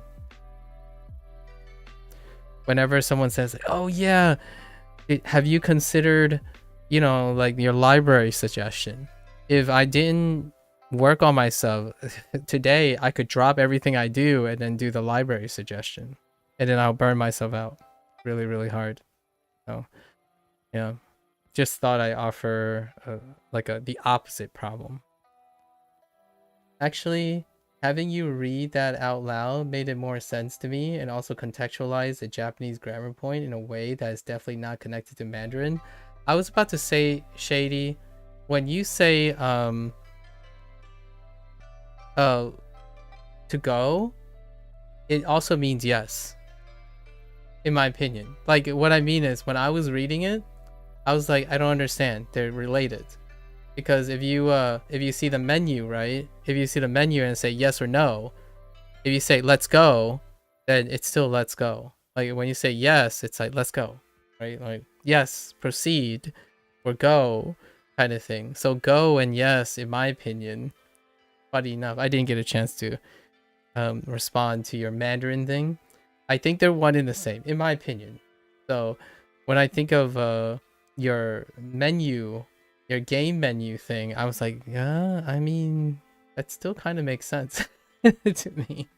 So maybe that's what you're referring to, Shady. Yeah, I can kind of see why they use yes and no, and okay. Like okay means like let's go, like okay, proceed. Yeah, the grammar point in Japanese is te ha I kenai. Te hai kenai. Kenai grammar point, which is used to say like you must do something. Okay. Oh. And how does iku come in? Okay, so tabe naku tabe naku. Oh, naku te hai denai. You must eat. Literally, if you don't eat, it can't go. Oh, okay. Yes, I see. Wow, how do you even pronounce that? How is it broken up in its pitch accent? Oh, it is the wa particle. Okay. So, tabe naku. So, tabe nakute wa ikenai. Oh, ikenai. Oh, I see. Okay, I got it. Yeah. So ikenai is the can't do. I see, form of iku. Yeah. Okay. Yeah. So there you go. Isn't it great? I personally, what you just demonstrate to me, Shady, sometimes just being around other people, in my opinion, like you, whenever you make comments, and then whenever Gabriel makes comments, life doesn't get boring, in my opinion. Because new ideas spawn from almost the most unexpected places when your mind is opened to it, as opposed to closed to it. Where like, oh yeah, I can only learn Japanese from Anki. Sorry Anki fans. I know there are a lot of people who love Anki out there, but it's the most frequently thing. You don't have to only learn from certain things. I've I one of the most inspiring things for my artwork was literally looking at images of dry paint.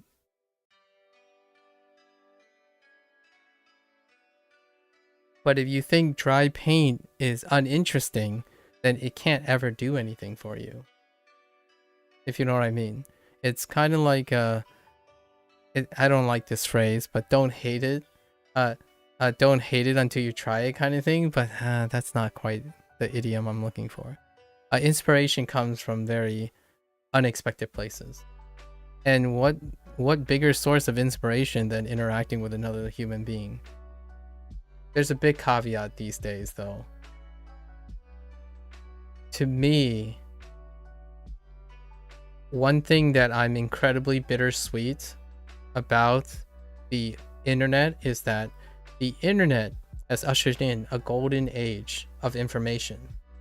However, the people that use that information has become so dependent on that tool that I lost the person that I'm talking to.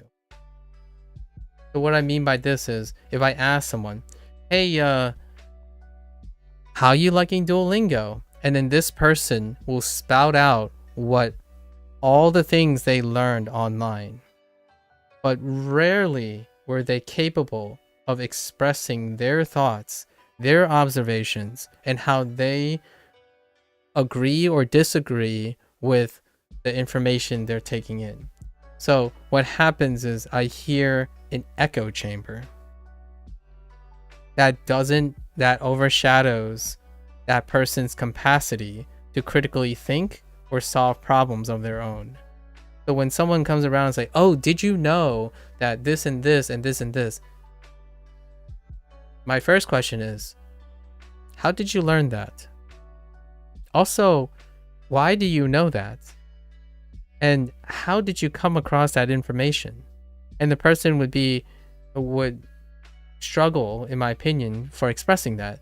They would say something like some pragmatic reason, like, oh, you need to know grammar structure because people say that you need to know this grammar structure. And then because you need to know this grammar structure, you also need these resources to know this. Like, but wait. Slow down. So are you telling me that the whole time you connected all the dots from someone else, a collective somewhere, and you still were unable to answer why you do all these things well enough for me to understand that this is your choices, your opinions, and your ability to synthesize information, not something that you're following and being prescribed by, right? That's kind of the bittersweetness in things. Like it comes off even like this, where someone would say, Duolingo is awful. And I asked the person, say, okay, can you describe how it's awful? Like what did you do? Like, how is it awful, right? How's it awful? I need to know. I want to know. And it would start with something like, well, people say it's awful. Okay. So then I ask, did you use it before? And then they're like, well, yes. And I'm going to say, when I hear they say it, I use it. My question then would be asked, so how did you use it? What did you expect from using it? So eventually, this person will take it personal, because it is personal. I care about them personally, their input, but they will take it personally in the sense that they will withdraw from answering. So they'll be like, well, why does it matter? It's like, do you not believe me? It's like, well, technically, yes, I don't believe you, but that's not the point. My main concern is, can you tell me how, what? Did you even record why? Did you think it's awful? Like, do you think it's awful, or someone is telling you it's awful, right? Those are two very big different things. They're incredibly different things. And in the scope of the internet, sometimes it can be, and it's perfectly normal. It's the human condition, right? It's gotten to a point where it's very hard to know if it's your opinion,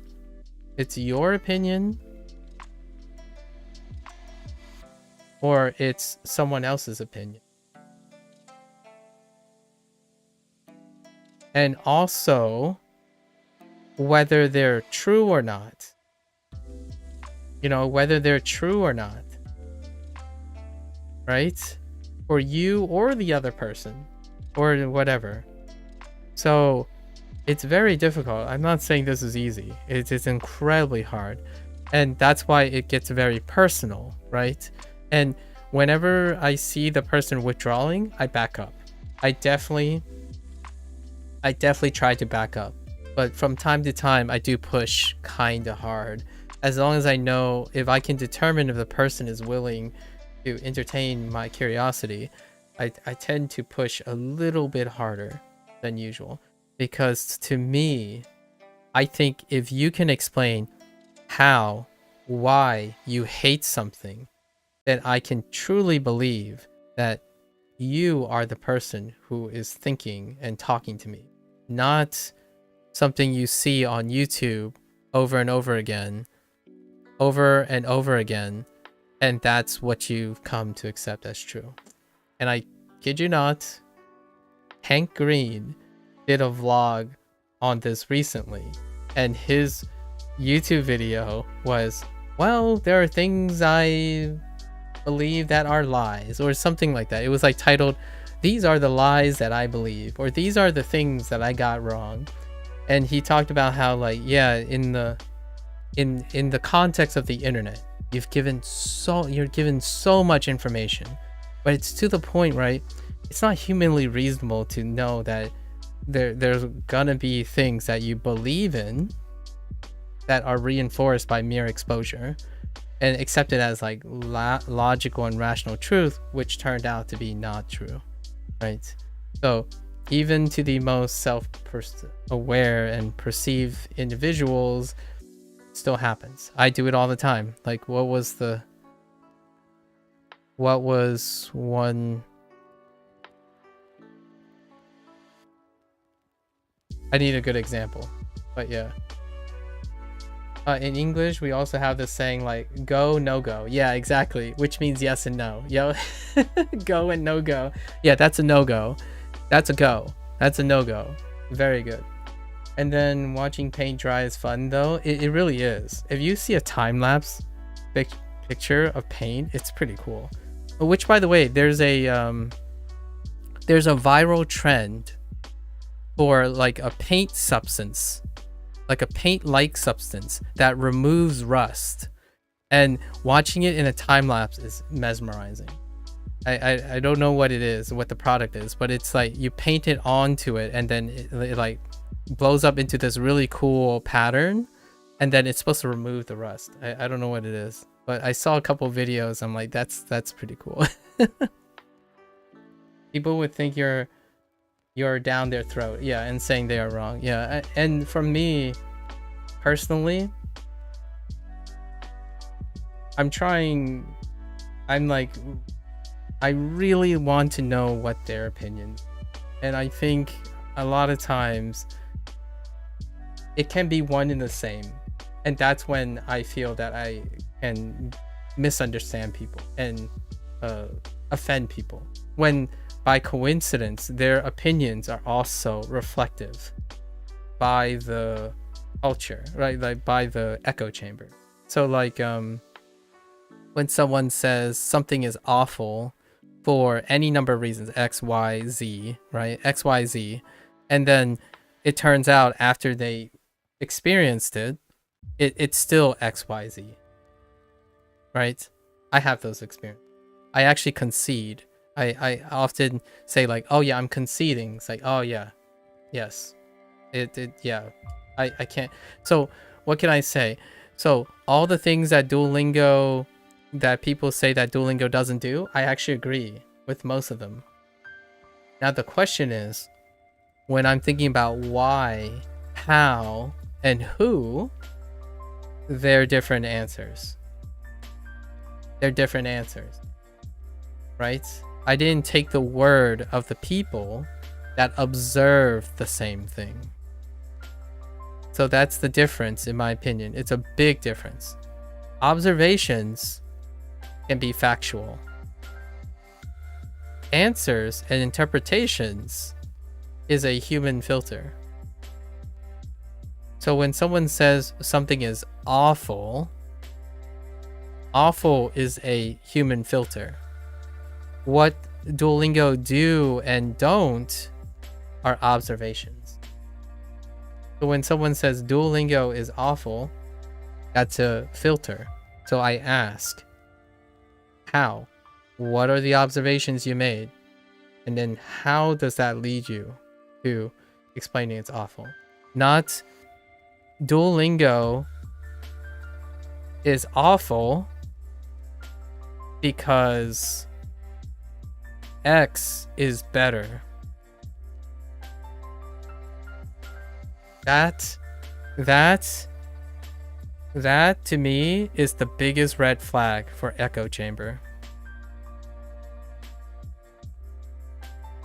Because this raises the question, do you even use X? Do you use Duolingo?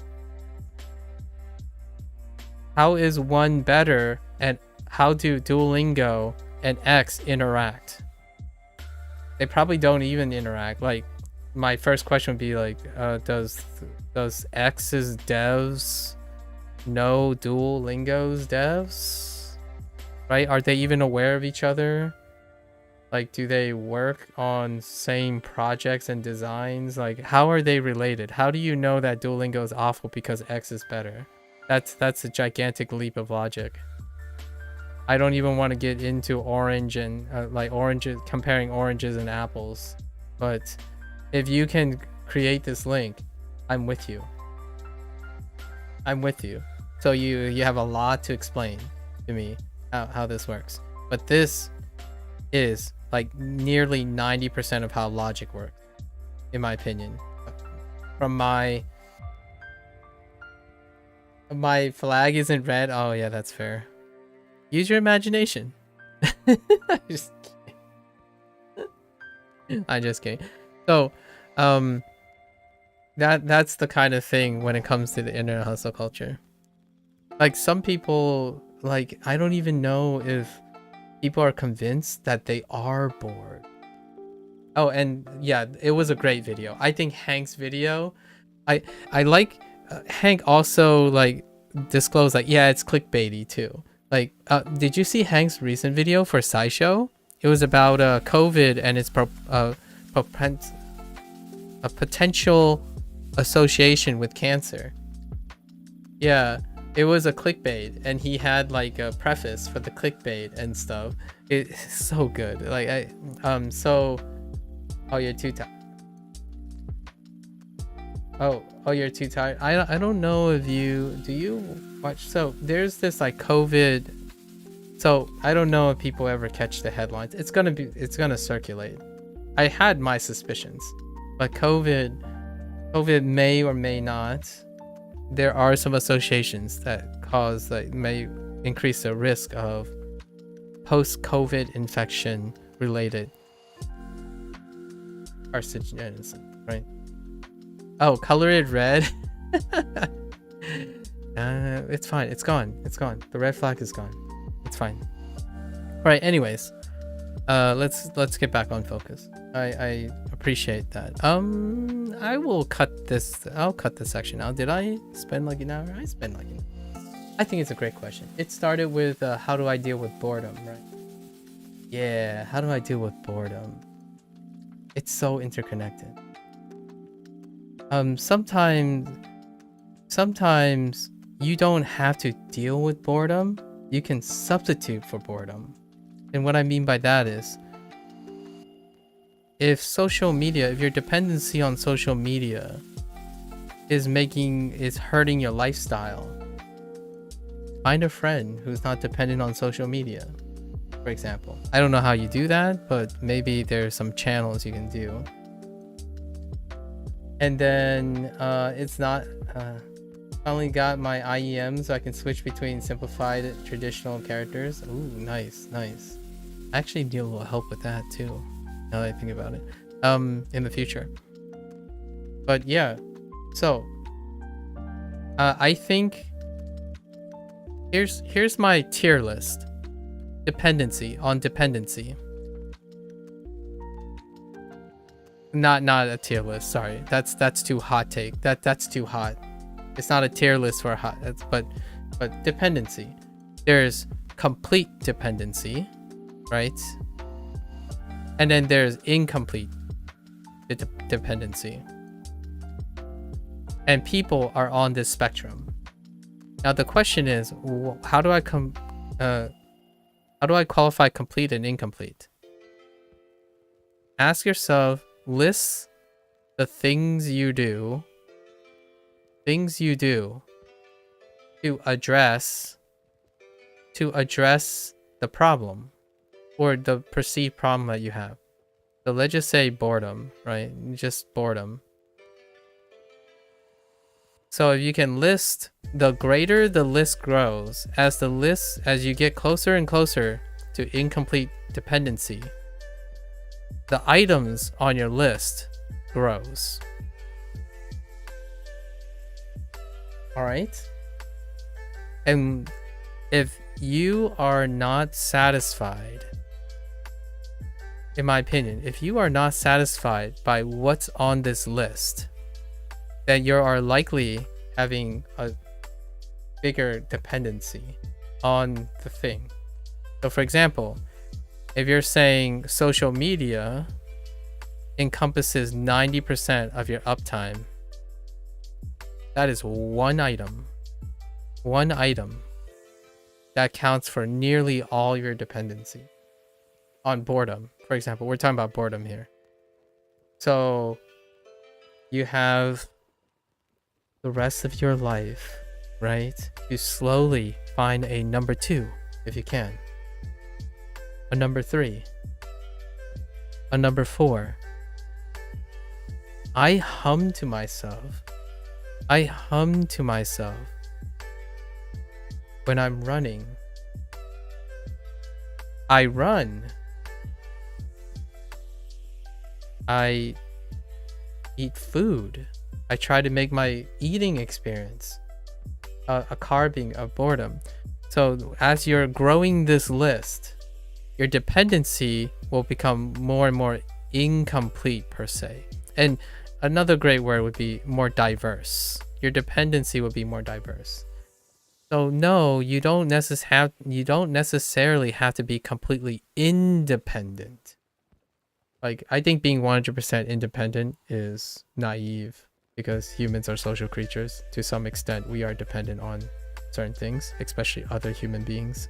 So, however, you can strive for independency, but if we're specifically talking about how boredom is acting on dependency, then ask yourself, how many things do you have access to that addresses boredom? And then how many things you don't know of, like you go around to explore what you don't know, and then you go around inspiring yourself to figure out other things to address this. And that gives you flexibility, Gabriel. It gives you flexibility. I usually focus on accessibility for people. So like we flip, and I ask the person, okay, what are you willing to try here? And then they list like 10 things, and then I organize it by accessibility.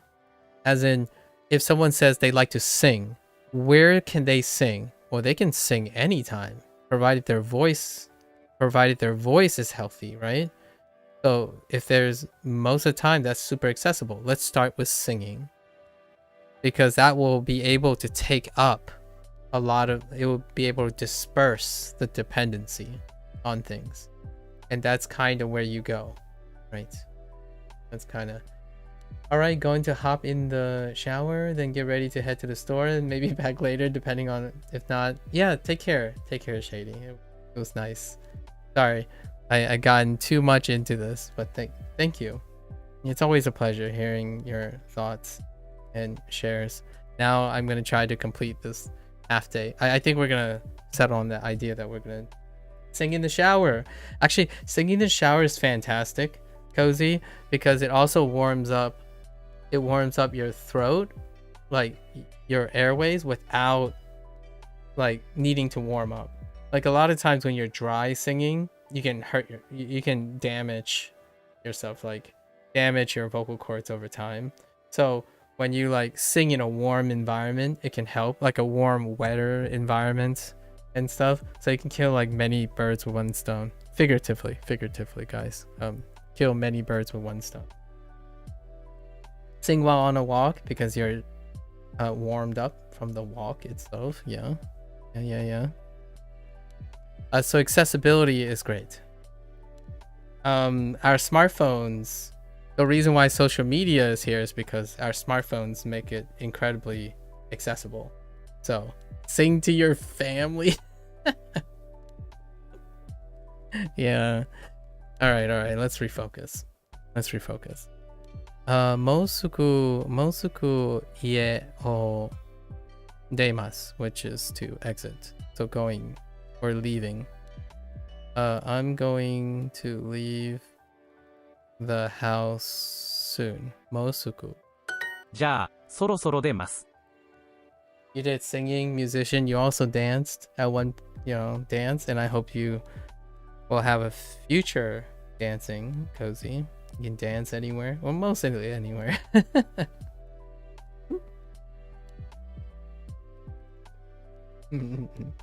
じゃあ、そろそろ出ます。じゃあ、そろそろ出ます。Did you say 出ます? 出ます。 I'll leave in a bit. じゃあ、そろそろ出ます。 Yeah. じゃあ、そろそろ出ます。次のバスは6時21分に来ます。次の... Wait, I haven't used this in so long. 次のバスは6時に21分に来ます。Okay. The next bus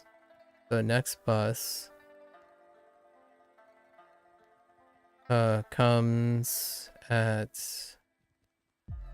6時21分21分 So 21. Next bus comes at 6:21.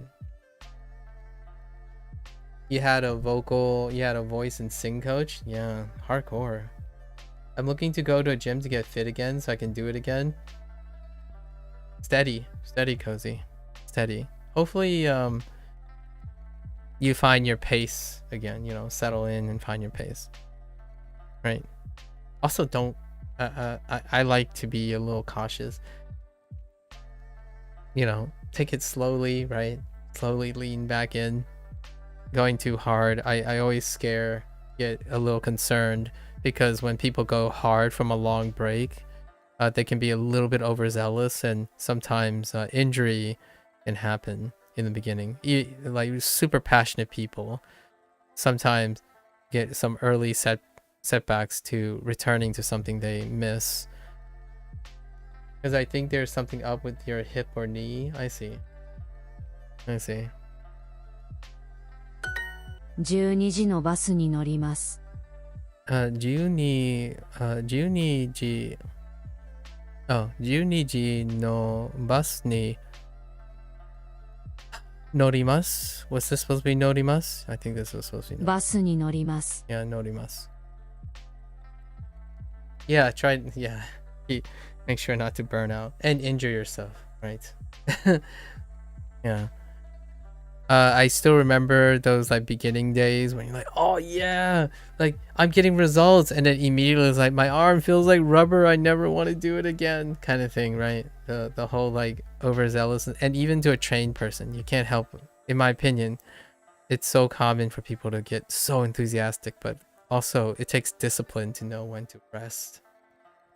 Right now, you might be thinking I'm talking to you, but I'm also talking to myself right now because my right leg, the front side of my right leg is like, it's incredibly, there's like some localized weight bearing pain, and I'm thinking of how I'm gonna be a little bit, pull back a little from my running so that it doesn't exacerbate the injury. I have some sort of stiffness that is really making running a little bit tough. After randomly, after 500 plus days, randomly it started like three days ago.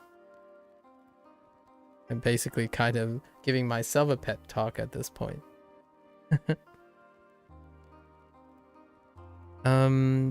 Oh, this is that phrase, the 12 o'clock train. So or train bus. I'm going to take the 12 o'clock bus.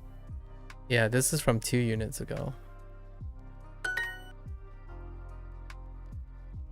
Yeah, I succeeded. I'm gonna just chill at home from now on. Yeah, I succeeded. I'm gonna chill. Oh. 11時51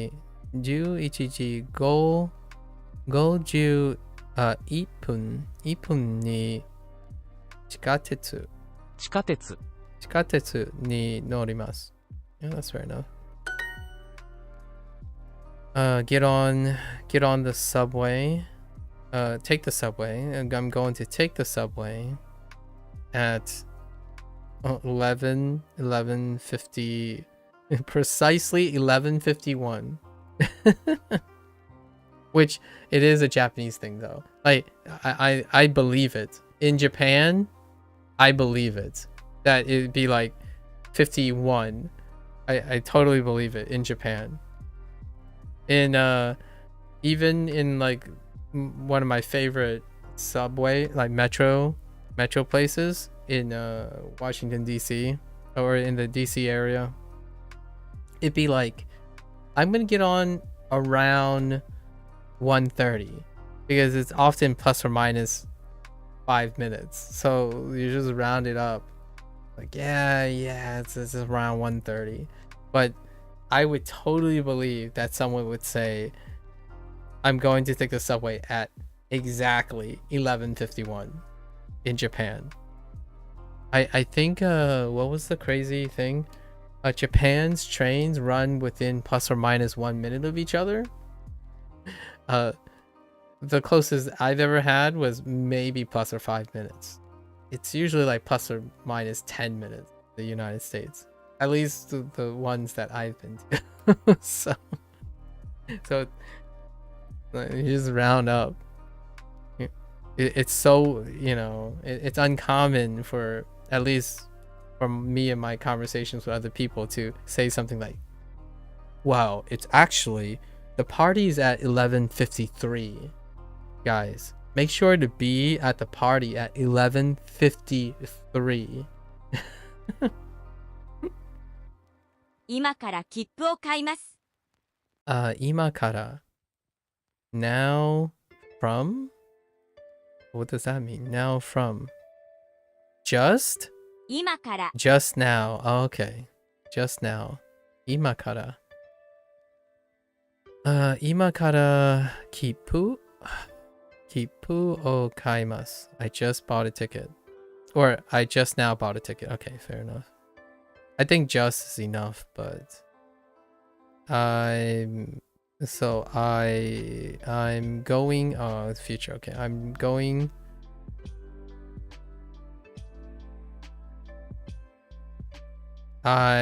buying the ticket just now.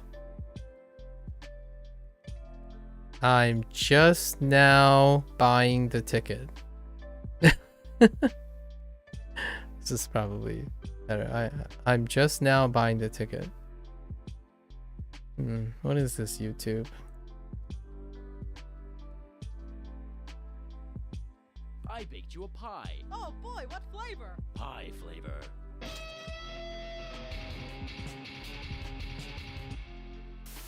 I like singing. I like dancing. I like trains. Hey, it says gullible on the ceiling. Oh, so it you stole my lungs. Yeah, I just saw that hurt. Not today. It's like, hey, there's gullible on the ceiling. Oh, so there is. Oh, you stole my liver.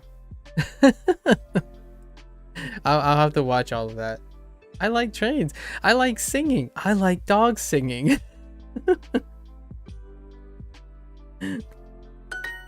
Oh, they want it just now at the end. Okay, that's fine. They accept both. It's okay.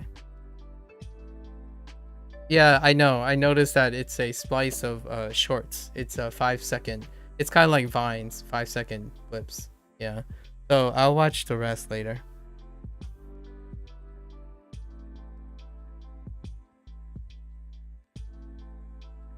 Thank you, by the way.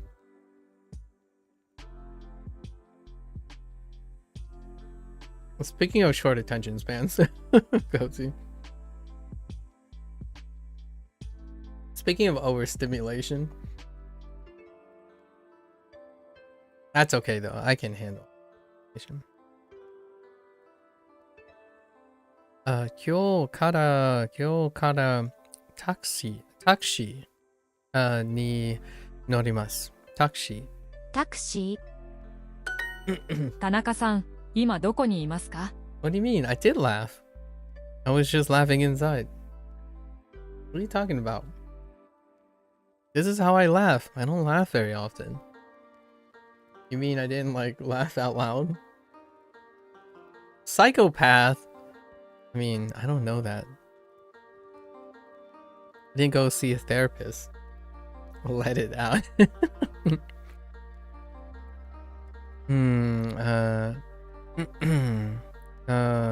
Tanaka-san.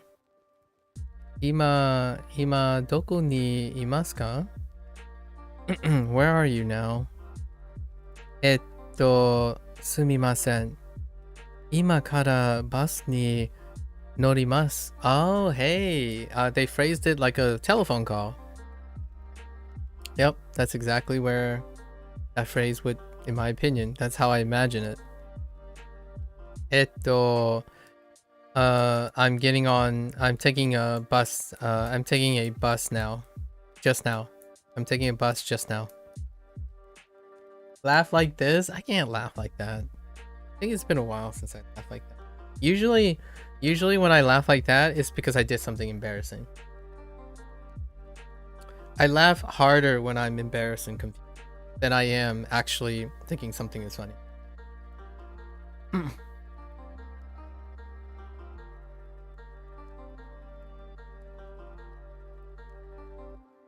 Not in the confusion as in like it doesn't make sense thing. Like not Zoomer humor. We're not talking about Zoomer humor. That stuff, I'm more confused. So you know, like I don't know if you're familiar with Zoomer humor, but there's like this trend of Zoomer humor where the whole point of it being funny is because it doesn't make sense. Like it's not supposed to make sense. I laugh when I am confused. A lot of times. It's my defense mechanism, if you call it a defense mechanism. Yeah, but concerning me that you don't laugh much, that's a fair point. I laugh inside. Just think of it this way. I won't need Botox in my future if I keep smiling and laughing too less, you know? You gotta preserve your face, right? If you laugh too much, you get all the lines, you know? I'm kidding. I'm trying to be facetious. I'm deliberately being facetious. It's preying on the healthcare system. And what I mean by not the healthcare system, it's preying on it's playing off of the skincare industry when they tell you about these things. I remember when someone told me like true story. Someone specifically said that, oh, you're very happy. So because you're happy, you're gonna have more wrinkles in your life. And I'm like, wait, that doesn't make any sense. What I thought it was the other way around. It's like, well, if you smile a lot, your face is gonna get all wrinkly. And I'm like, okay. And what are you gonna do? Use my patented 10-step program for $1,000 subscription for a year. Like, okay. Where do I sign up? 9月 9月. 1만. Oh, 1분. Oops. That's not 1만. Oh, I just realized how close 1분 look to 1만. Wait a minute. Yeah. That looks so... Oh. Just sign here and there, and you're well on your way. All for the small price of $99.99 in quarterly payments. And don't forget, in order to keep the results you have with your skincare routine, you must never discontinue using it. Your results will revert back to the moment you stop using our product.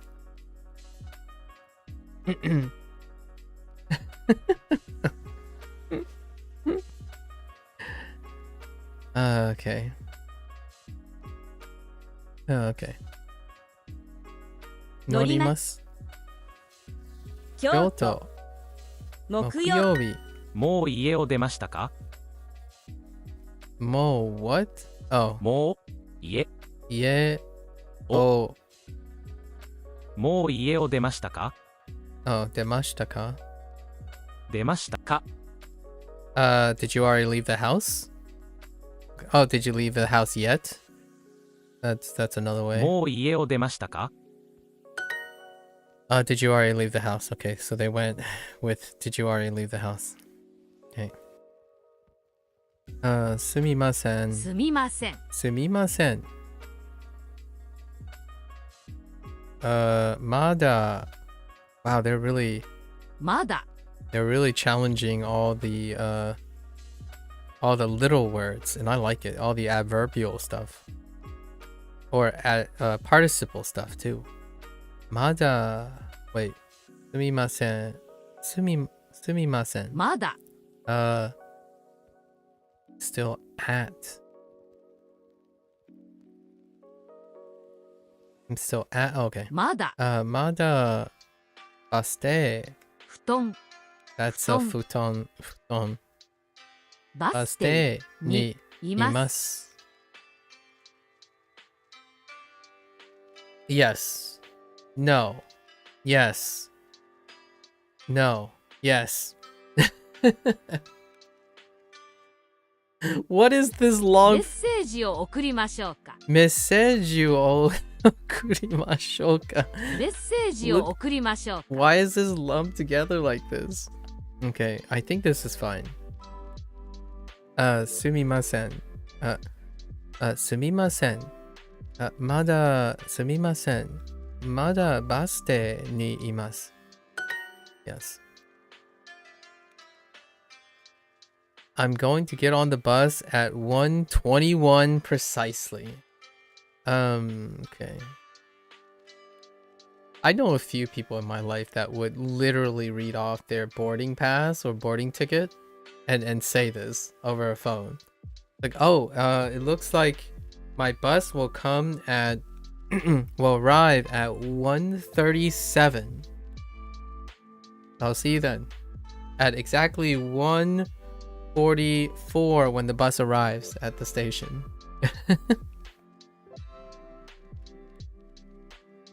I don't have a watch. I don't know why I keep looking at my imaginary watch. Such a habit. I don't wear watches. Something I picked up. I'm going to get on the bus out. Okay. So 1 じG 21分21分。21分にバスバスにに wait. That work? 乗ります。 1時21分21分にバスに乗ります。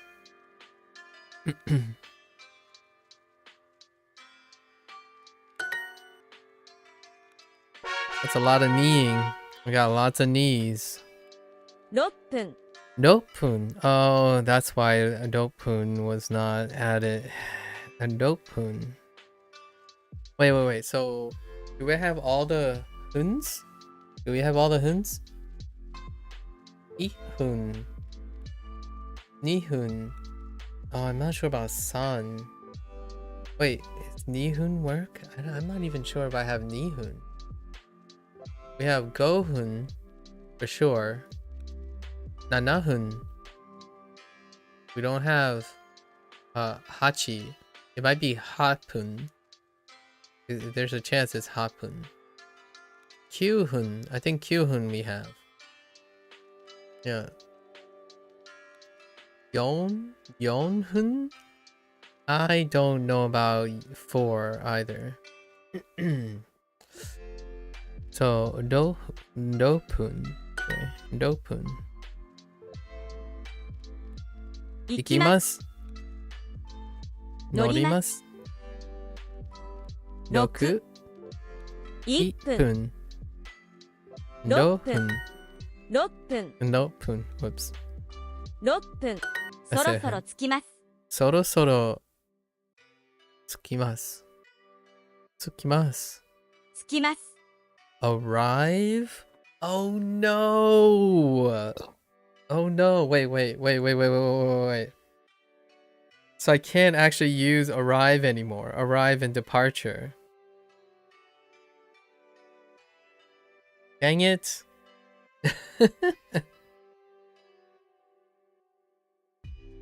Ah, dang it.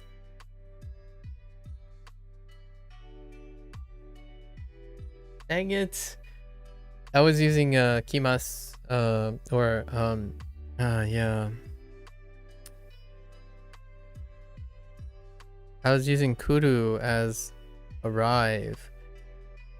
Or I think yeah. 着きます。 Tsukimasu. Let me see.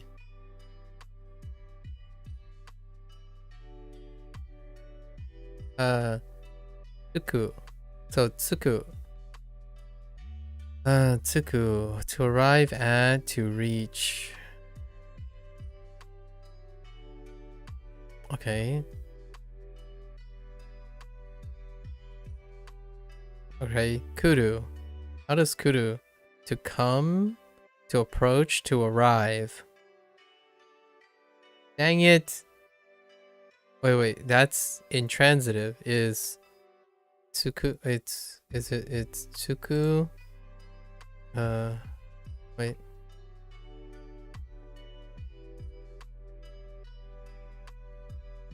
Tsuku is also intransitive. What the heck? I guess. Another. Alright. Soro tsukimasu. I guess. I'm going. I'll arrive in a bit, sure. 今3時26分です。今3時26分6分です。今3時26分です。26分です。今3時に26分です。It's 3:26. Oh my gosh, please. 3:26 now. もうバスに乗りましたか？もうバスに乗りましたか？乗りましたか？はい。3時3時26分、26分のバスに乗りました。Okay. Or もうすぐ着きます。もうすぐ着きます。Almost like mooning people. I'm gonna moon someone. Tsuki. That's not how that works. I'll arrive soon. Or もうモノレールに乗りましたか？ モノレール。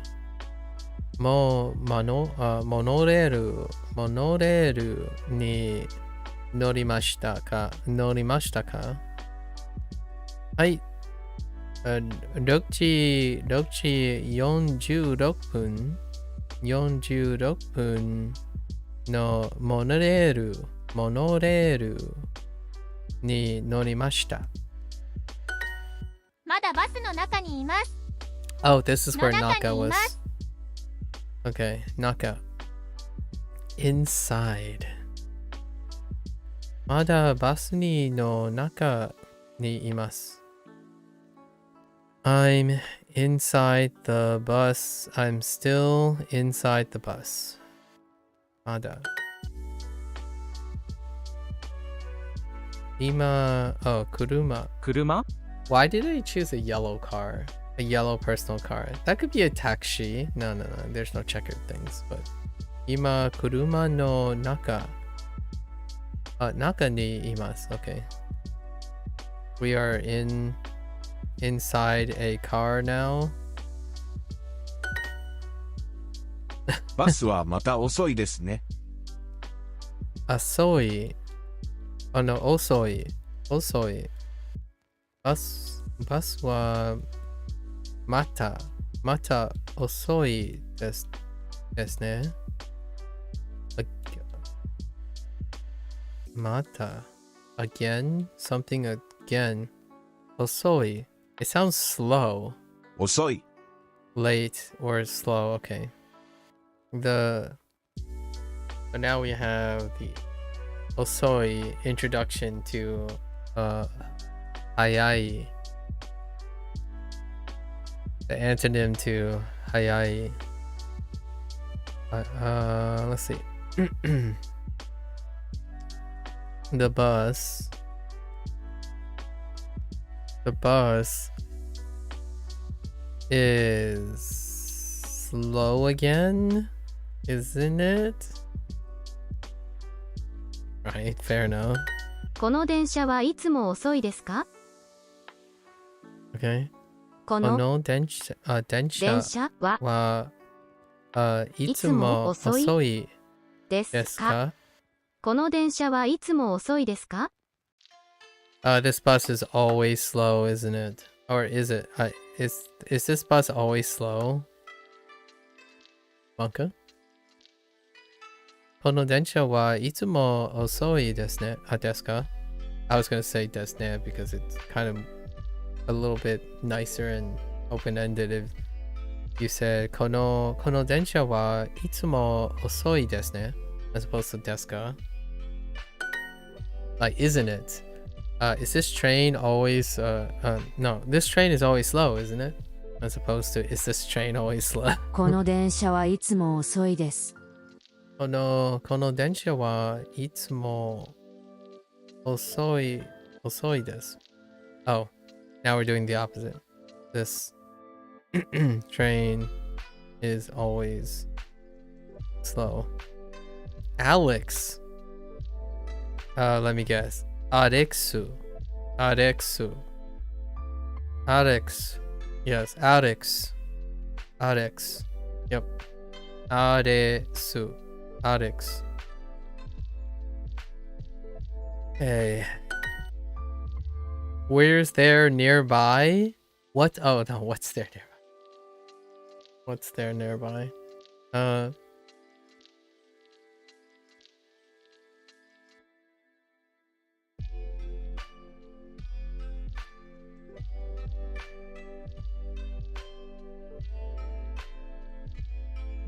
Review exercise. Nani?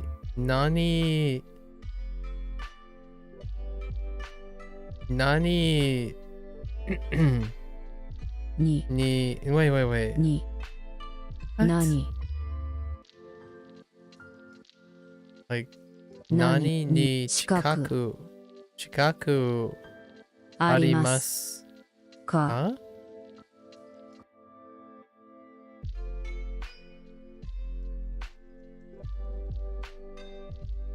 That's not right.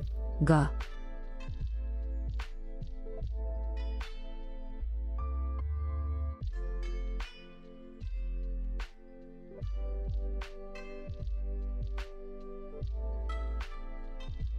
What's there? Nani? Chikaku. Nani, I mean, 近くに何がありますか? Okay. That one is, that's kind of hard actually. アレックスさんは駅にいますか？ Oh, there's a t. Alex. Oh no. アレックスさんは駅にいますか？ Why? Why would you? Why? Alexson. Alexson は駅に、oh man, いますか? Why?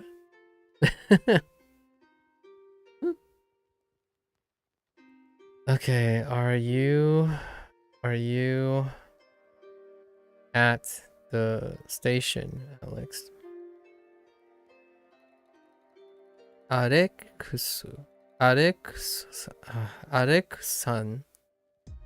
さんは駅にいますか？アレックスさんと電車の中にいます。アレックスさん。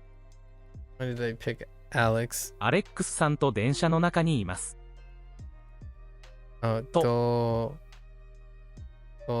電車の中にいます。アレックスさんと電車の中にいます。I'm in the train.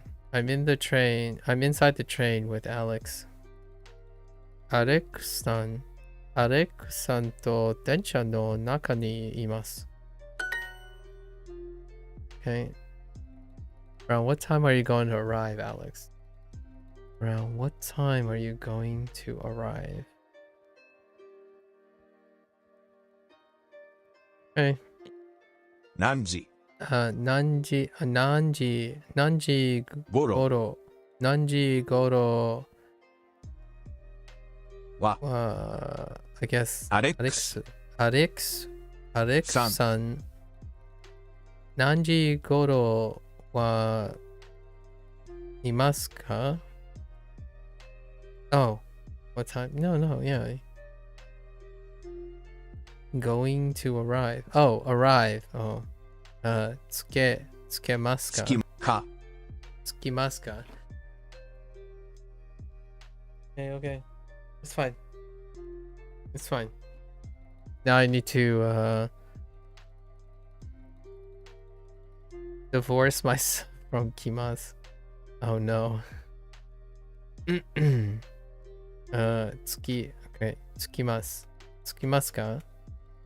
Alexさん send help. Alex さん何時頃は着きますか? Oh, rip. Oh, did they? Oh, okay. Oh, the topic marker. Whoops. Yeah, because of Goro. Yeah, that's her. アレックスアレックスと電車の中 Whoops. 3 Got the sun. 電車の中にいます Okay. Let's try this again. アレックスさんは Alex san wa wait.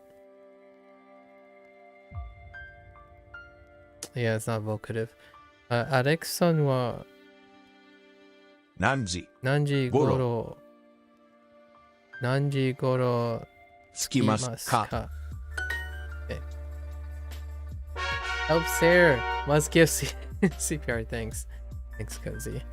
3分 Sanpun. Okay. So sanpun as well. Okay, so now we have Ipun. Ipun. I'm pretty sure it's Nihun. Nihun sanpun. No yo. Gohun. Dokpun. Nanahun. No hachi. And Yuhun. I think.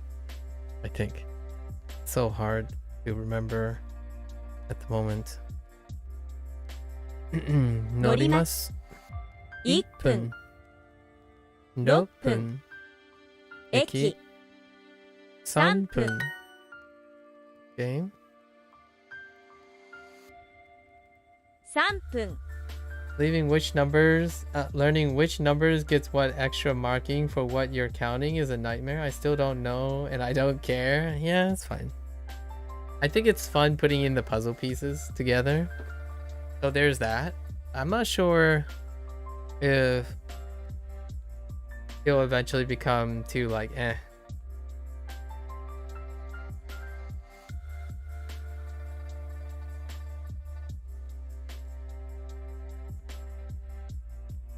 Hmm. 海水6杯 Okay. 3分 I don't actually know those other two. There's water.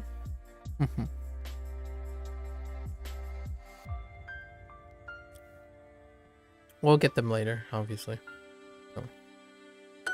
3分 Sanpun. 3中山さんたち Nakayama-san. Oh, Tachi. This is like you know what this reminds me of? Nakayama-san Tachi.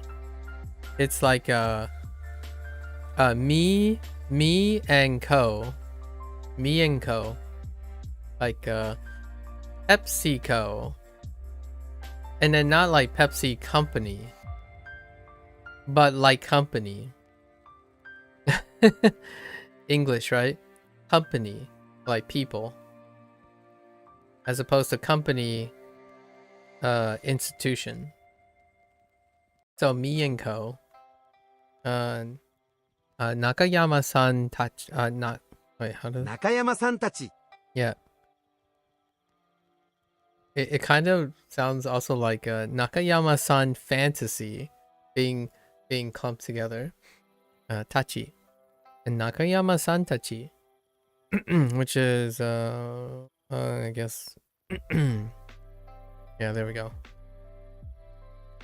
And the others? The others? Okay. 私たちは駅の中にいます。Watashi. Wait. Watashi tachi. Oh, I like that. 私たちは Oh, that. Watashi tachi.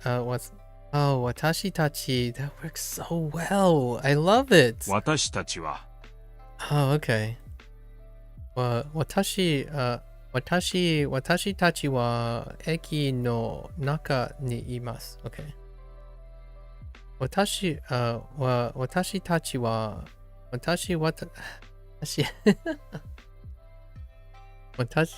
watashi tachi wa eki no naka ni imasu. Okay. We are. You shorten the shi and when saying watashi. Yeah, that's fine. Yeah, I get it. 私たちは I know. But you can't shorten something until like I won't be able to shorten something until I actually know how to say all of it. So they'll naturally shorten on their own. Like ashita or ski. You know, like oo's and e's, they naturally shorten after you practice it. So it'll come with time. 私たちは駅の中にいます。Okay. We are inside the station. Okay. 今私たちは改札の前にいます。Wait. Something in front? 今私たちは改札の前にいます。改札前に。Okay. 私たちの今私たちは改札の前にいます。私たちはね。I'm not paying attention anymore. 今私たちは改札の前にいます。Oh. 今の Wait. 今私たちは改札の前にいます。今私たちは改札の前にいます。今私たちは改札の前にいます。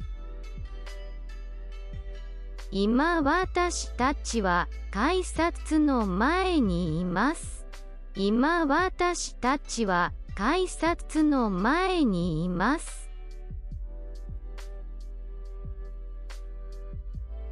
改札の前に着きます。Oh. 着きます。今私たちは改札の前にいます。Okay. So, 今は私たち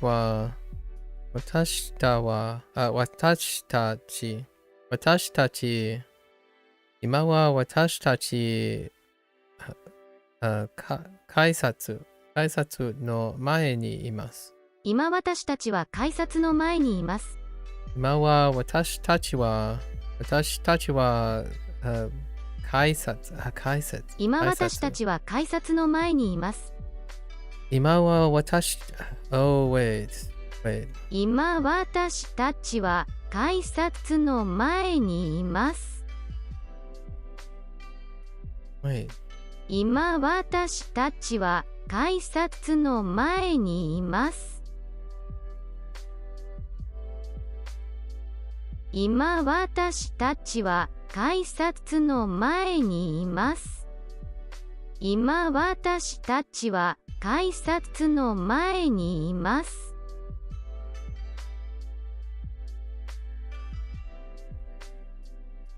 Is it just me or do I hear two was?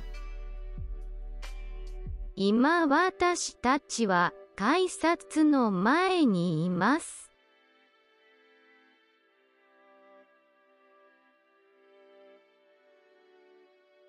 Am I being a pep? わ Can you get away with this? I don't.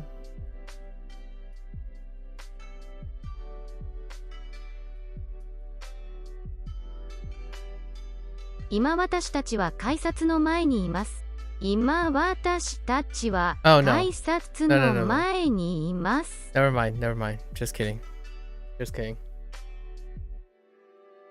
kidding. I am actually hearing two was. Just was from the 私たち。今私たちは改札の前にいます。Okay.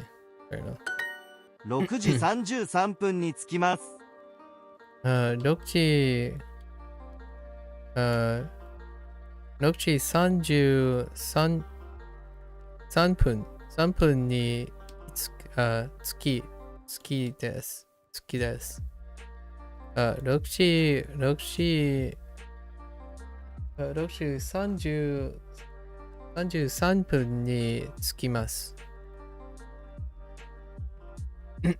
I arrive at 6:33. I guess that is one way to 私た learn. ちはコンビニの前にいます。 Wait. 私たち私たちはは、私たちはコンビニの前にいます。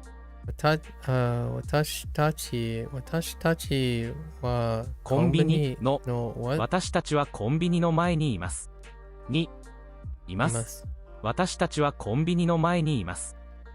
Okay, they're really hamming前に in a different way. How does this differ? Oh yeah, okay. Because now it's the object.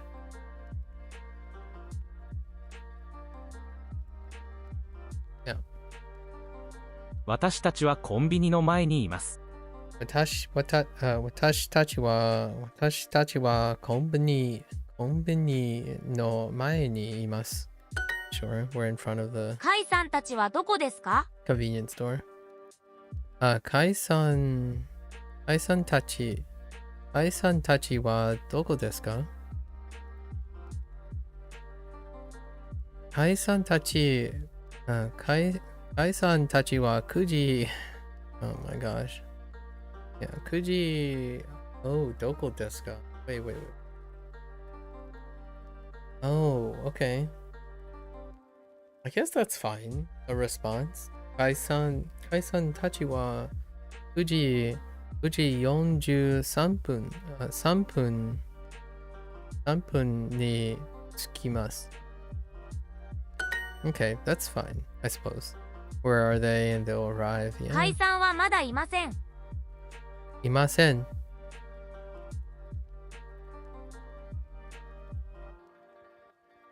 Okay. So, カイさんはまだいません。Okay, so it's like already implying here. いません。 Interesting.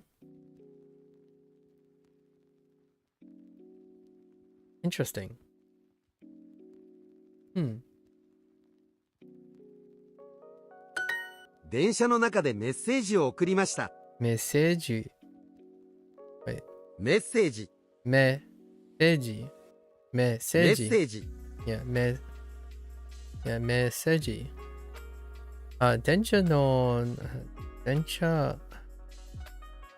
電車の中でメッセージを送りました。送りました。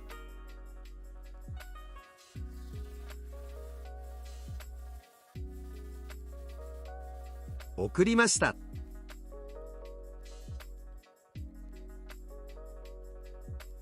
It's not highlighted, but that's definitely.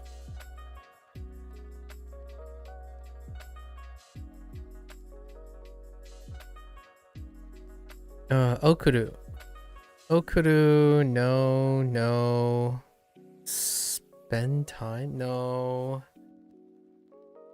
To transmit? Take. Okurimashita. I'm not sure if I'm familiar with okurimashita. I don't remember the last time I used okurimashita. Or okuru. Maybe burogu? No. There's no mail. I didn't learn mail yet. It was post office, but we didn't send any mail. I don't think okurimashita. I don't remember when I used okuru. Because this isn't highlighted, so I don't know if this is new or not. I feel like this is new. When did I use this? 電車の中でメッセージを送りました。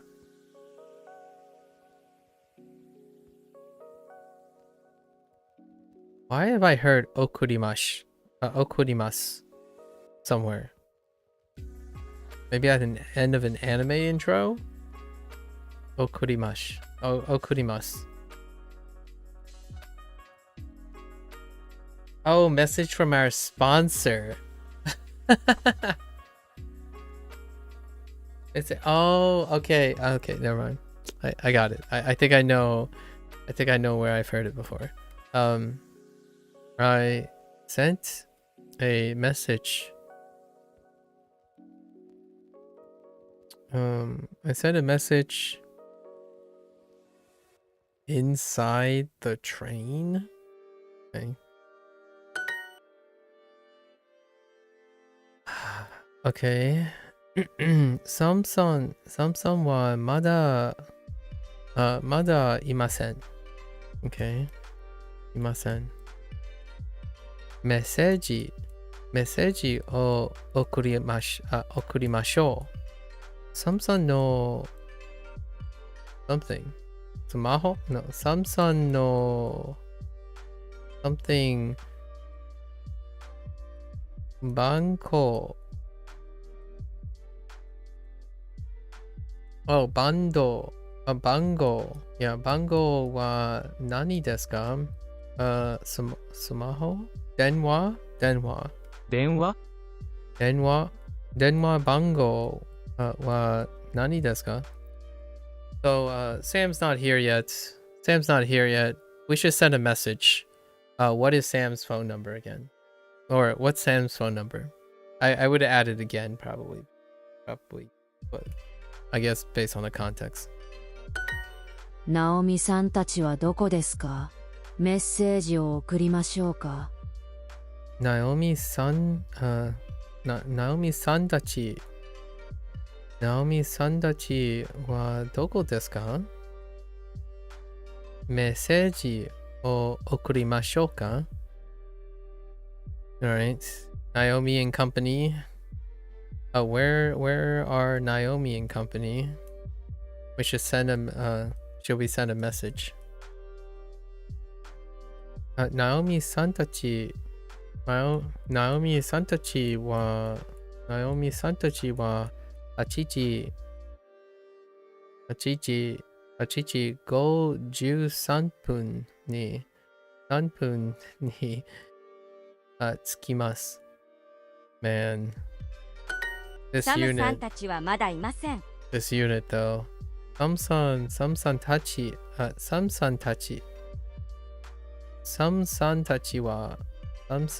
はまだいません。Wait, can I hear that? サムさんたちはまだいません。サムさんたちはまだいません。まだいません。And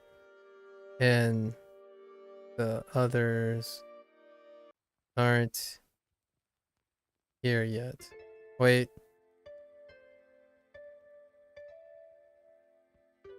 Are you serious?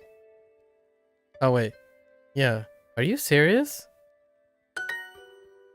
And the other, I can't even add the other. I'm curious what happens if I add the article.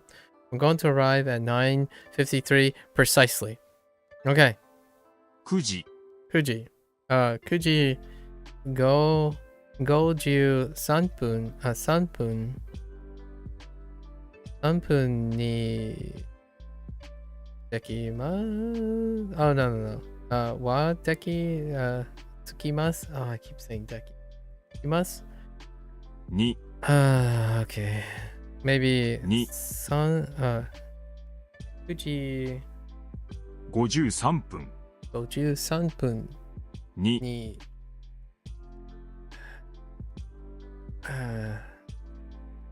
にWait. 2はに着きます。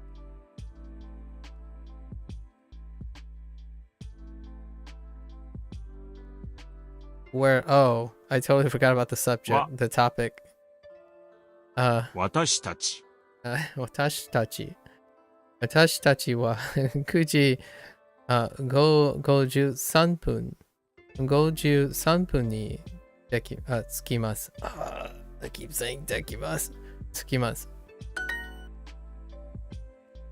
Sam and others aren't here yet.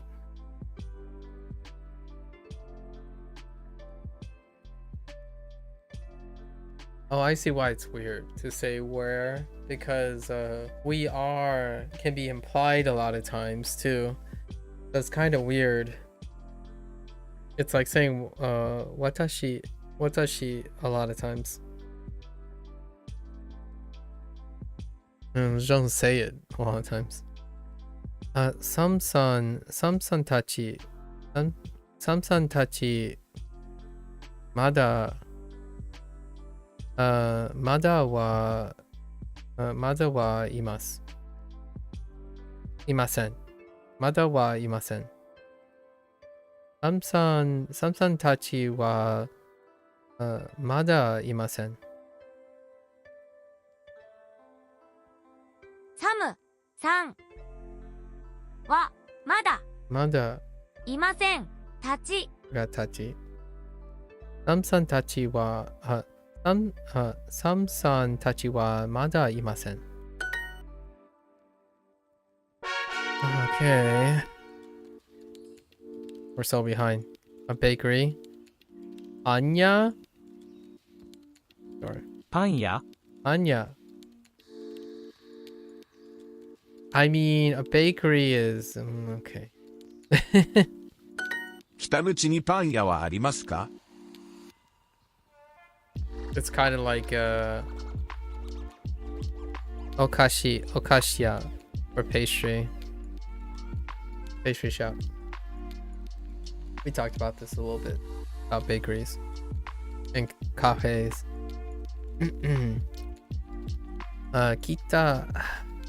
Kitakuchi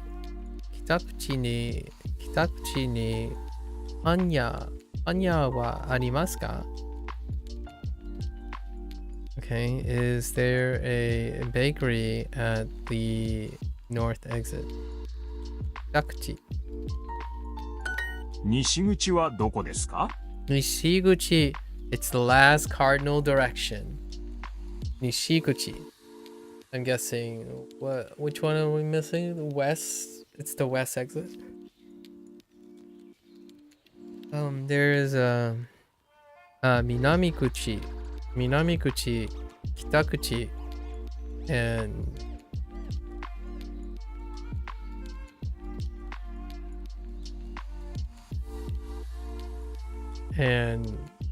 the other exit.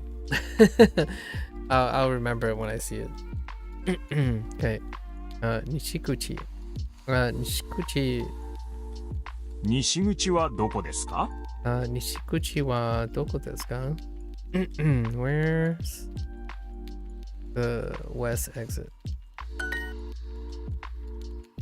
西口私は西口にいます。 Sure. Watashi wa Nishikuchi. Nishikuchi ni imasu.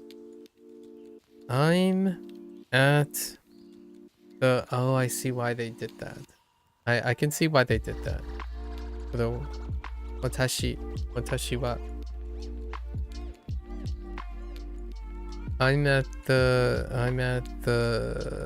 west exit. すみません。遅れます。 Okuremasu? Wait, did you cut 遅 short? れます。 You totally got cut short. Sumimasen. Okurema. I've arrived. Oh no, that's I. Wait. 遅れます。 Be late.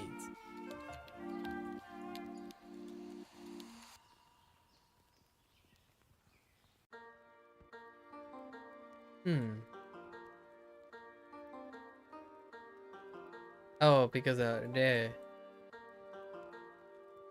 Okay. Ooh, okay. All right. I might end up getting them mixed up tomorrow. I'll be late. 5分遅れます。5分遅れます。遅れます。 Oh, あ、5分遅れます。 I'll be late 5 minutes. Oh, that's nice. I'll be 5 minutes late. Okay. すみません、少し遅れます。みんなは今どこですか？すみません。少し遅れます。遅れます。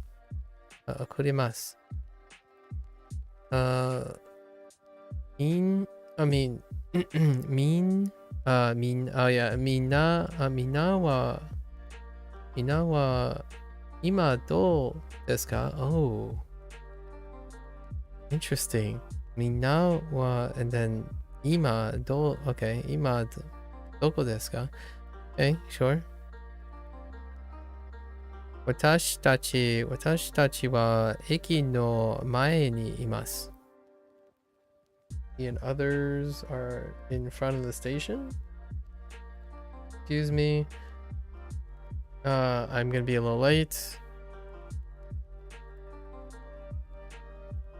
I'm a bit late. Where is everyone right now? Where is everyone now? We're in front of the station. 店まで急ぎましょう。Okay, 店まで急ぎましょう。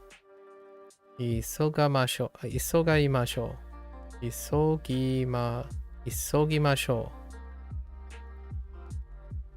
う。Nope, that's new. 急ぎましょう。 We should hurry. Interesting. This is also another alternative phrase too. We could say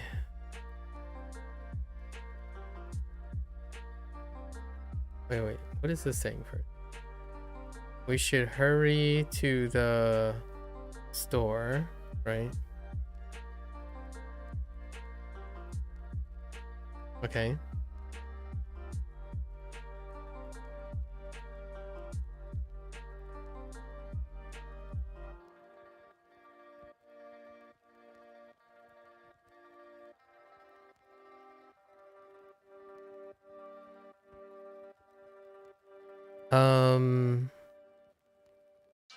Can you still mod it? We should hurry to the store. Oh, it's hurrying. Okay, it's hurrying. As opposed to like 早く店に行きましょう. Right? We should go to the store early.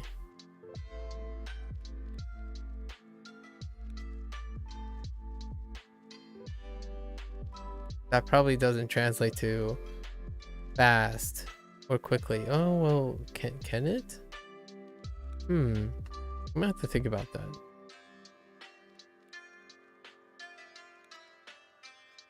that. No, mise. Yeah. Oh, you could say mise ni hayaku ikimashou. We should go to the store quickly. I put the hayaku in the wrong place.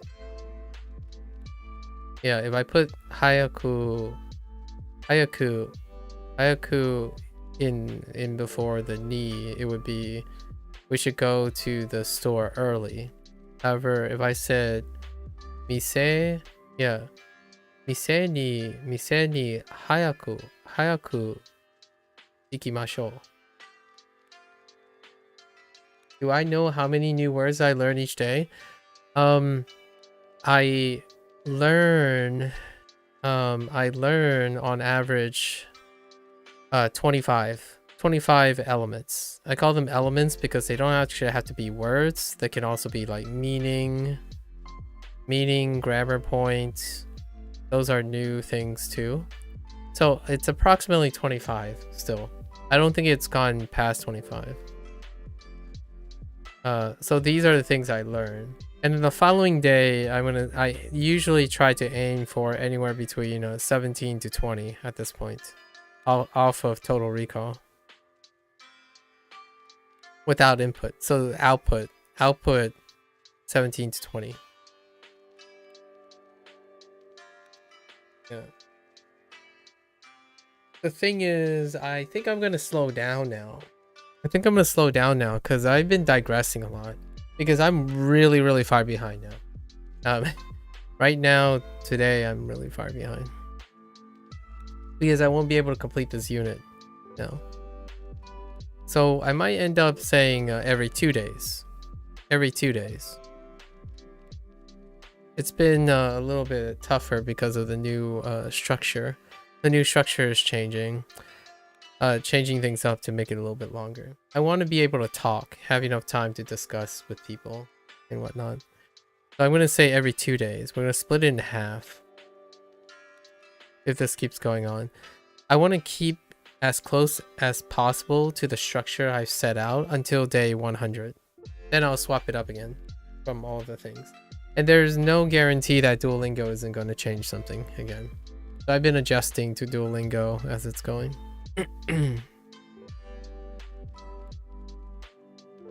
Before my 100-day review, I'm probably going to do something else too. I'm going to probably extend it by a day or two if something happens on day 100 to review all the things and then do my output review. Yeah, day 100 every 25 days is the big one, as in I spend over 6 to 7 hours outputting. But for the Japanese section, like for recalling, I spent like 3 or 4 hours outputting instead of inputting. So there's no input. I spent like three to 4 solid hours trying to output everything I learned in the last 25 days. And I only do that every 25 days because there's no way I would do it every day. I would be so exhausted. I'd be burnt out so much. Yeah, so far it's about that pace for Duolingo. And the reason why I'm saying approximately, I think this is higher now. I almost feel like there's 30 things in it. We'll find out. So far though, I've done the total recall thing and it's really averaging around 25. Like I missed 2 or 3 things, and then I usually recall 17 to 20. It used to be 15, something around 15 that I recall, and I missed like 5 or 6 things. And when I mean miss, they're not in long-term memory. When they come up, it's like, oh yeah, that's what that means, kind of thing. Mise, okay. Yeah, we're good. So, Isogimashou. So,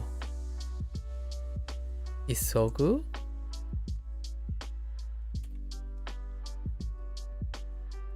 Yes, isogu. Isogu, to hurry. Oh wow, that's the shortest list I've seen. That's a very specific verb. To hurry, to rush, to hasten, to make something happen sooner. Oh, okay, that last one's interesting. To precipitate is probably the word I would use for that. To make something happen sooner. To precipitate. I'm kind of curious. If I type in to precipitate, what does G-show give me? To rain, of course. Oh, to form. Oh, interesting. To beam down. Okay. So isogu. Mise made isogimashou. Okay. Isogimashou. Okay. 今は2時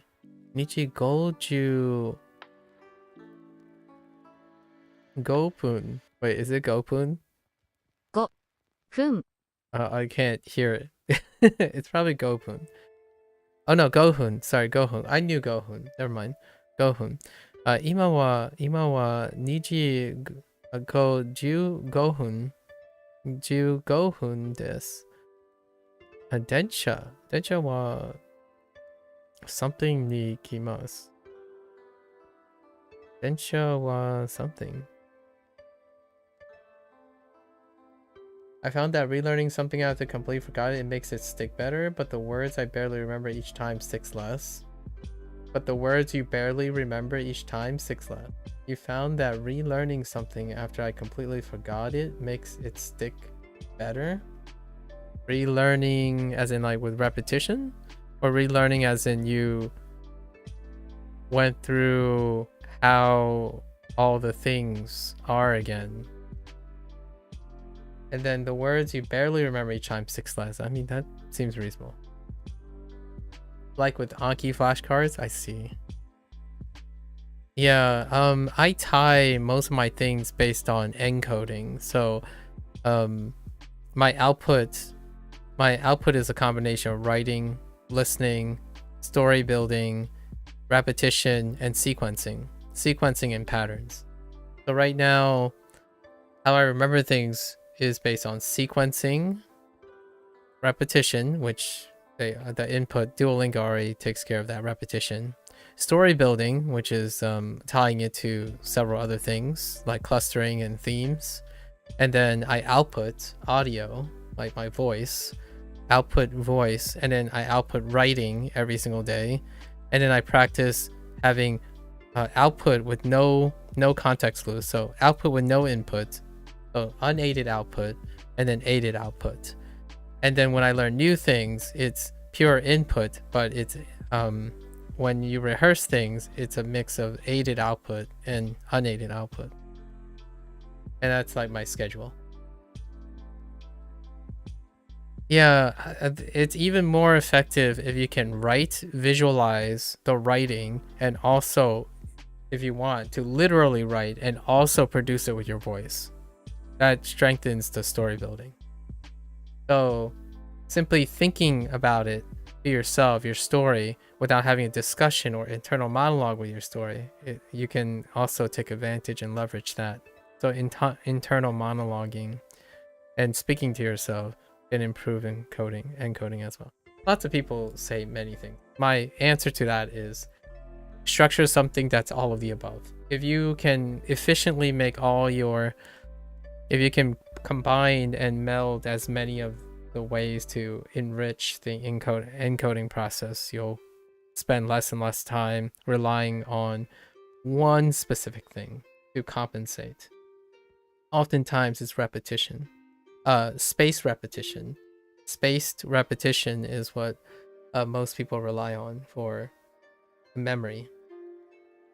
I rely on associations. I think most of the stuff that I use to encode, like vocal production, writing, outputs, all link back to associations as opposed to spaced repetition. Duolingo is doing a lot for me for the spaced repetition though. Anki is a great example. Flashcard is spaced repetition. So when you relearn something that you've forgotten, that's spaced repetition. How do I and then when I ask how do you relearn it, do you relearn it by just explicitly getting reminded by it? The way I pick up if I've forgotten something, I ask myself, how did I learn it in the first place? In what manner of way did I learn it in the first place? So for example, how did I forget something? And how can I remember it the second time around by remembering it differently? So things like, oh yeah, I noticed that every time I do made, it's associated with mata. But sometimes maybe I forget what mata is. So if I forgot mata and I learn mata again, I could try to associate with something else to strengthen the mata. So a lot of times things I forget, I bolster with more association. you make a new story or mnemonic because clearly the last one didn't work. I see. I take the last one and I add to it.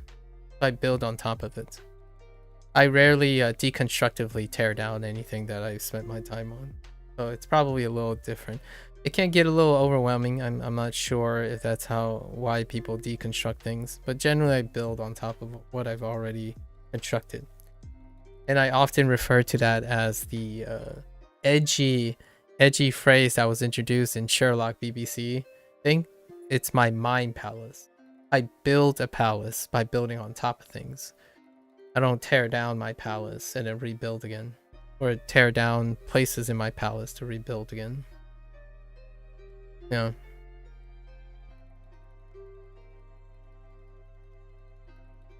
Flashcards do that a lot. Spaced repetition means that to me it encourages people. It works for other people. I'm just saying I don't usually think of it this way, but flashcards mean that you either get it wrong or you get it right. And then when you build a story, it produces that same behavior. So you're very practiced at that. So it probably works really well. I don't usually practice that, so I'm probably not as good. Flashcards will probably not be as effective for me than someone who's very used to deconstructing and reconstructing. So like I clearly, if you forgot something, then I'm more interested in why I forgot it. Oh, you do that too with new stories? I make stories in mnemonics based on already existing solid ones. Yeah, but you also deconstruct things based on whether they work or they didn't work. But when you forget something, it doesn't mean they didn't work, in my opinion. It means it wasn't strong enough. Most of the time, that's how I would envision it. When you clear it and say it didn't work, then you're backtracking, because your new one is less likely to be stronger than both of them combined. So what I mean is, like, the mnemonic that didn't work last time will still be stronger than a new mnemonic and the last one combined, versus forgetting the last one and creating a new one and pretending like the first one didn't exist. That would be weaker generally. A lot of times it would be weaker than both of them combined. So while you're building on solid ones, existing solid ones, you're only building on ones that work. You're not building on things that don't work. And that's not problem solving, in my opinion. Like, you're not practicing a component that I typically practice on, and how to make things that don't work initially and make them work. That's changing something that doesn't work and improving upon it. The perspective is a little different, because people who only build on things that work don't understand things that don't work. But like, over time, you won't be practiced in knowing what doesn't work for you. You will only know what does work for you most of the time. It's a difference in perspective. I don't think it is necessary to be successful. You can definitely do optimize either way. It's how we spend our time together, time invested. Yeah, I like solving problems. So I truly, honestly focus on things I don't know most of the time. So I bring up all the times I fail. I prioritize mistakes and failures and try to make them work versus things that already work for me. Because things that already work for me, there's not much to improve there. It's solid. It's very solid. So Duolingo is doing that for me. I don't like spaced repetition, but dude, Duolingo has a lot of spaced repetition. Like a ton of spaced repetition. That's about the only thing it does. And it can get tired. It can get rough. So I'm trying to find different ways to make myself be more, how to improve spaced repetition. How to make Duolingo work for me. Because it clearly doesn't work for a lot of people. And I totally agree with him that if I were to take Duolingo one-to-one, like I don't bring anything into Duolingo, I would struggle to remember this stuff too. I would struggle to explain grammar points. I would struggle to construct sentences. I would struggle on vocal production. I would definitely struggle on writing. There's like near zero. The kanji section is amazing, but you're not going to learn to write.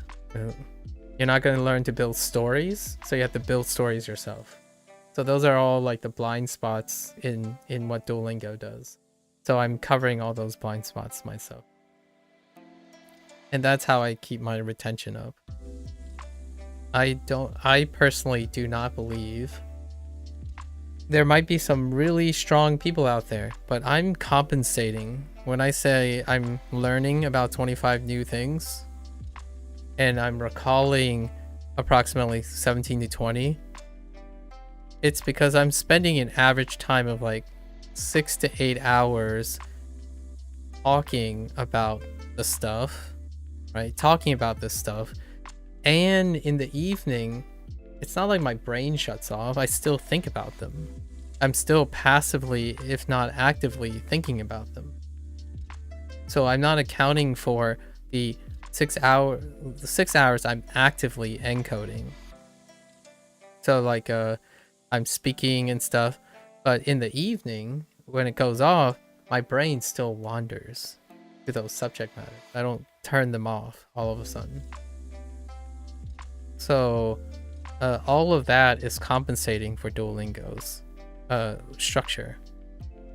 So that's kind of, and to me, it's hard for me to believe, in my opinion, and I agree with most people, if you think using Duolingo, just the way Duolingo is, exactly what Duolingo does, the minimum amount of effort to get the right answers, you are not, in my opinion, I would be incredibly impressed if the average person, like just someone who's a hobbyist, right? The average person will remember 17 to 20 things without any help.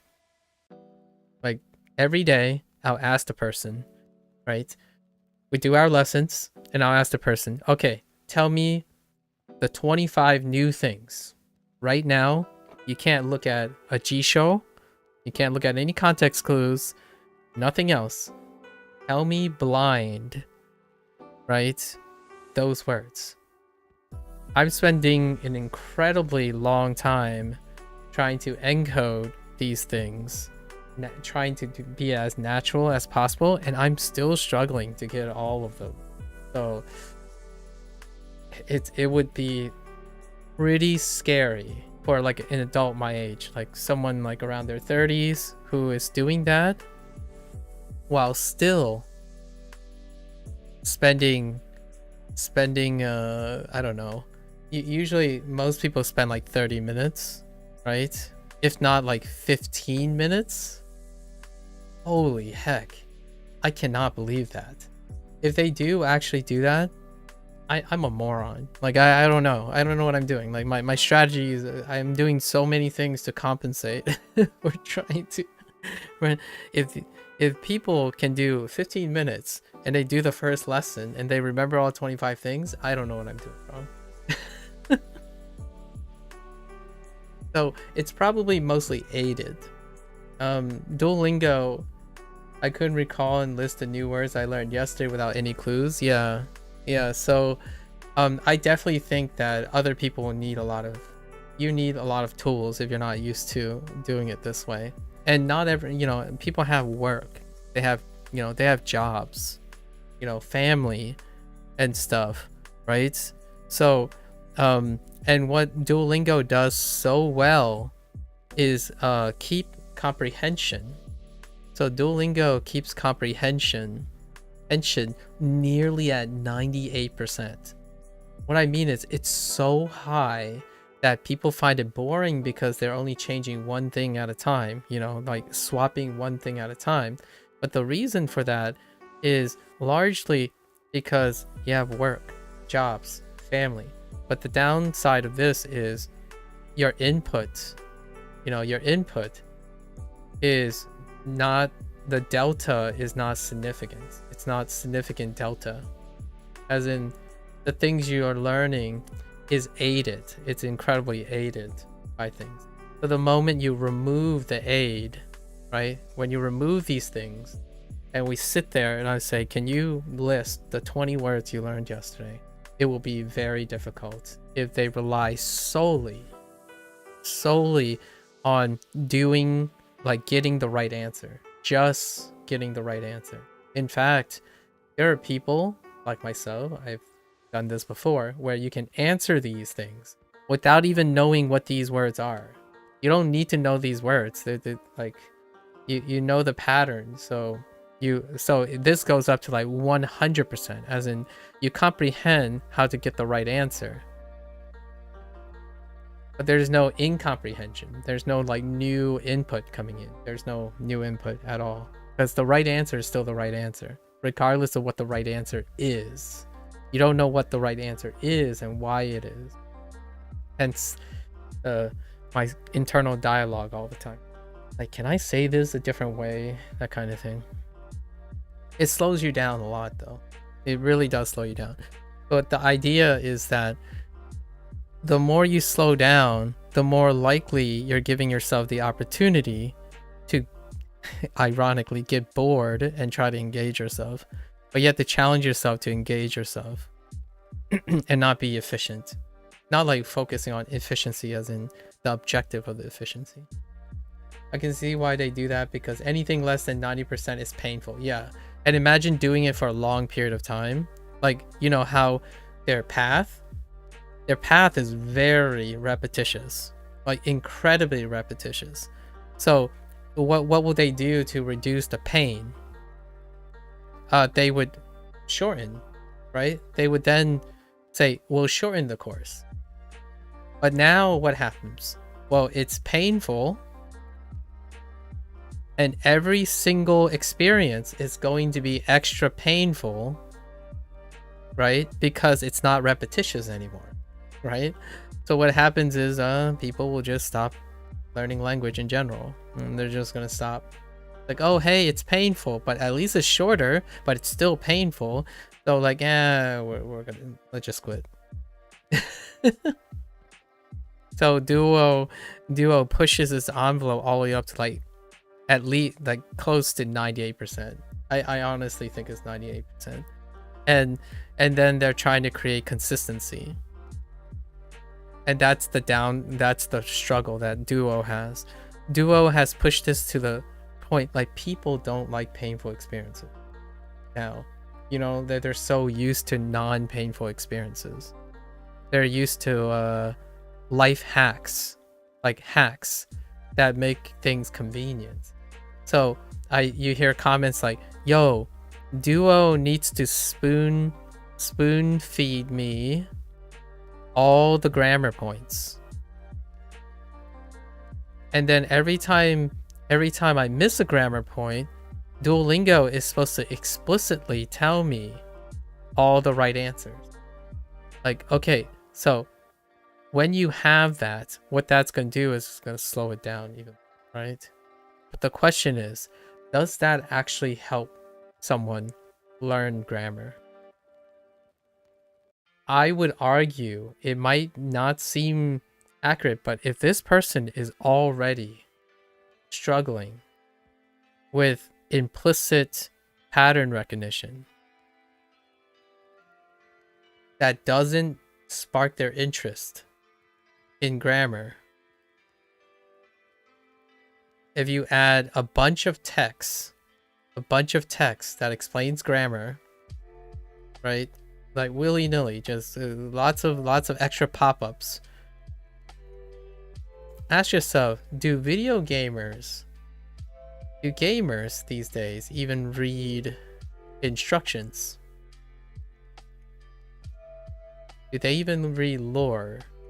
Do they even read stats descriptions? Do they read tutorials?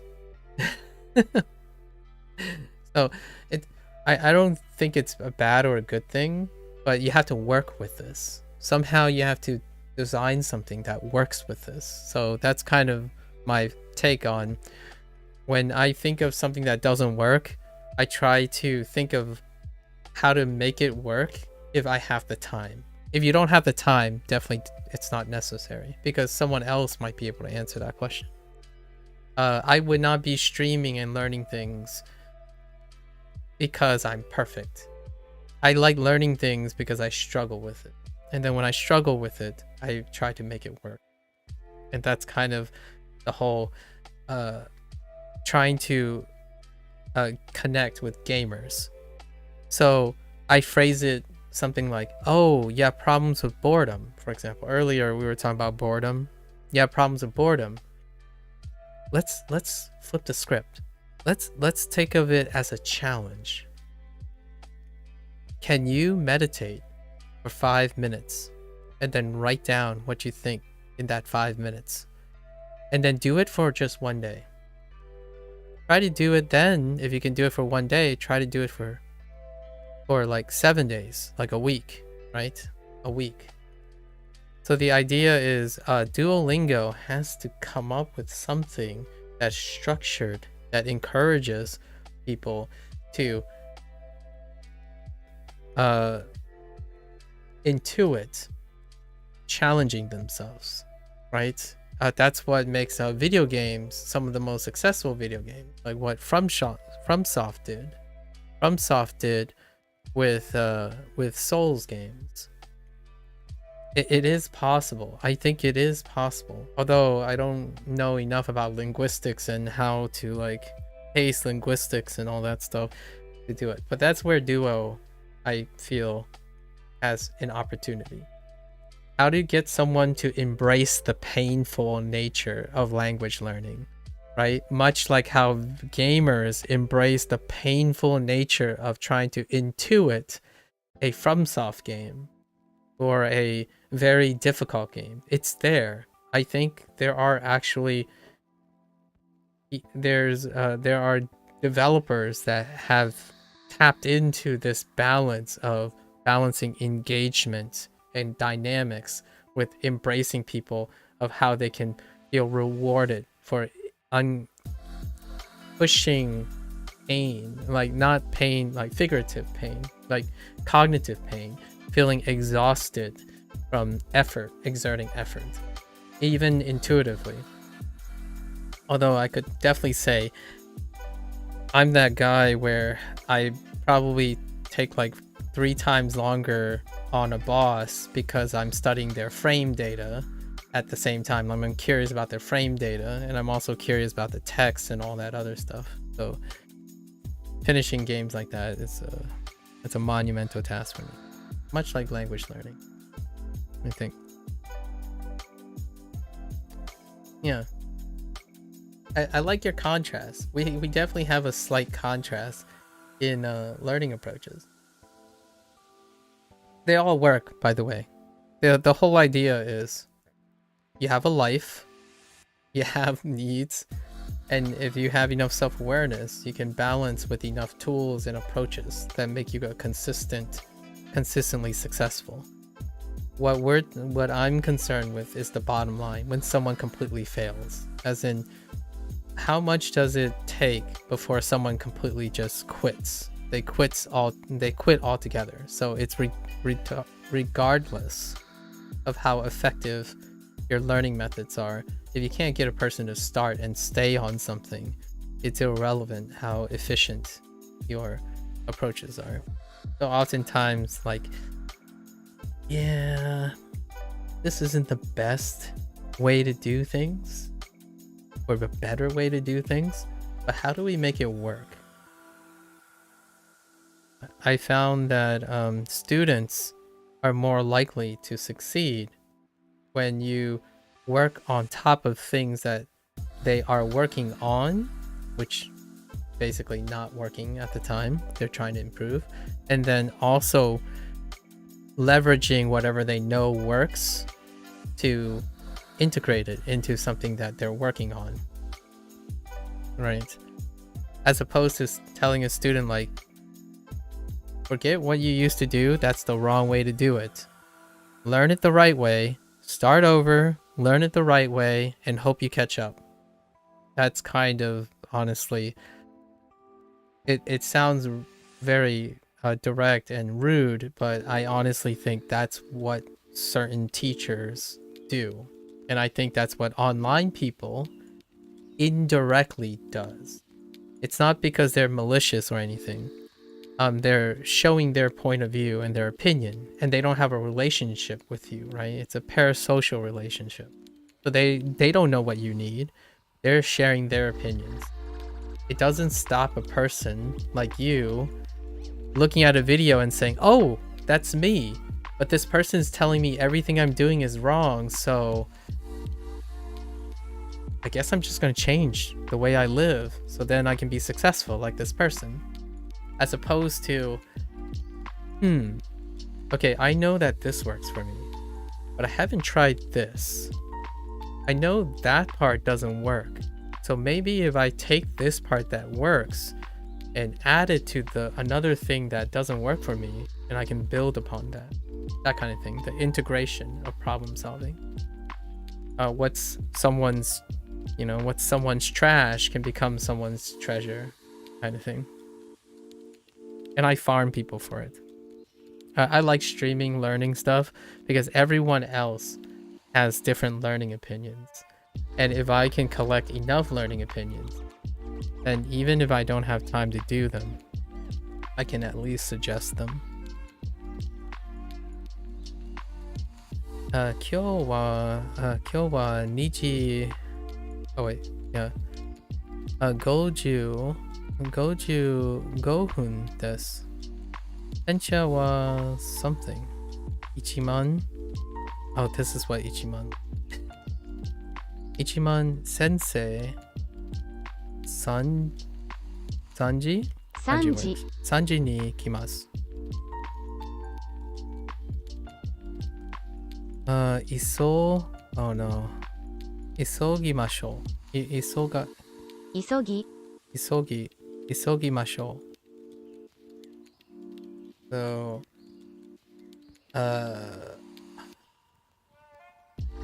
right now it's 2:55. It's 2:55 now. The train arrives. The train comes at 3 o'clock. Yeah, the train comes at 3 o'clock, or it's going to come at 3 o'clock. So, 急ぎましょ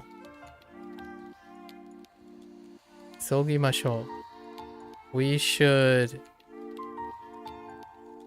arrive. Wait. We should hurry. Oh. So wait. We have hurry? Right? Hurry. Arrive. Skiru.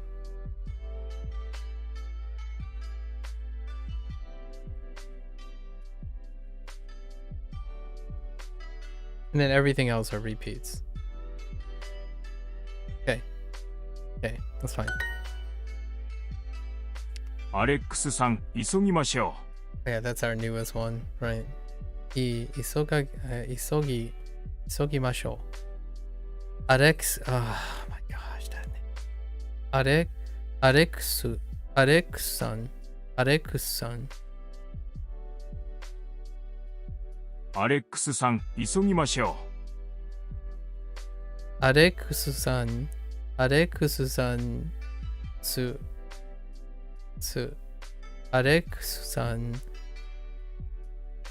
急ぎましょう。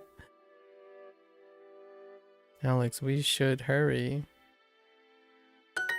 すみません、少し遅れます。みんなはどこですか？すみません。少し遅れです。Oh no, 遅れです。Late, 遅れです。Okay. Yeah, okay. Okuru, right? Okure desu. That's the most recent. Okure desu.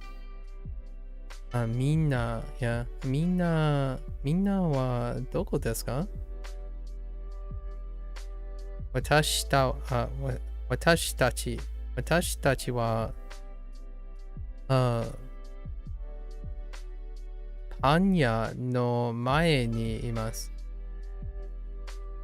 Oh, okay. Yeah, actually that works. We're in front of the bakery. Yeah, cool. バスターミナルに着きました。バス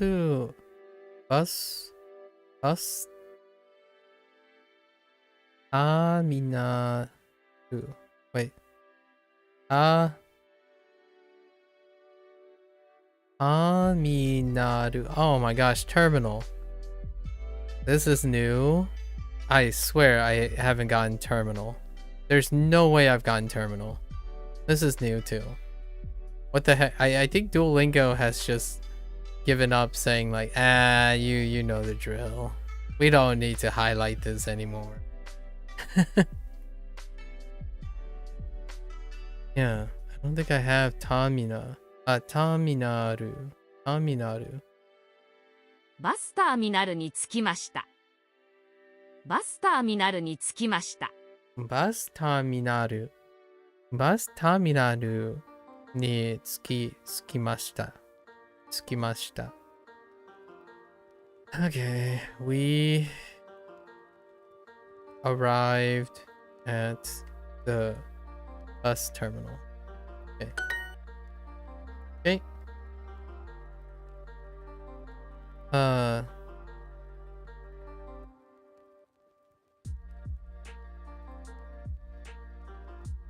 Oh yeah, right. Nishikuchi. West exit. Nishikuchi no ターミナルでバスに乗ります。Sure. バスターミナルで会いましょう。Bus. Oh, there's something I haven't been doing because of interest of time. Usually, a lot of people say use keyboard input, and I am under practice now in keyboard input. However, when you have word banks, I'm not saying the things out loud because it's slowing me down, but I'm actually looking at the other words and I'm telling myself, how do I say that in Japanese? The thing is, I'm doing it a lot faster in my head. So I'm doing this second nature now. Occasionally, I'll see something interesting in the word bank and I'll make a comment about it just to encode it. Like maybe there's something I forget, but usually I don't. So it doesn't come up. When I have a lot of time, I'll talk about the non-answers most of the time to remind myself of all the words that I am not using at the moment. So the word bank has another purpose, right? Has another purpose. This is where I get all my extra practice when I'm not actually literally reviewing all these other things down here. It's more interesting when there's like chat and response. When there's like a chat and response, you can ask yourself, well, the other responses don't work and there's one right answer.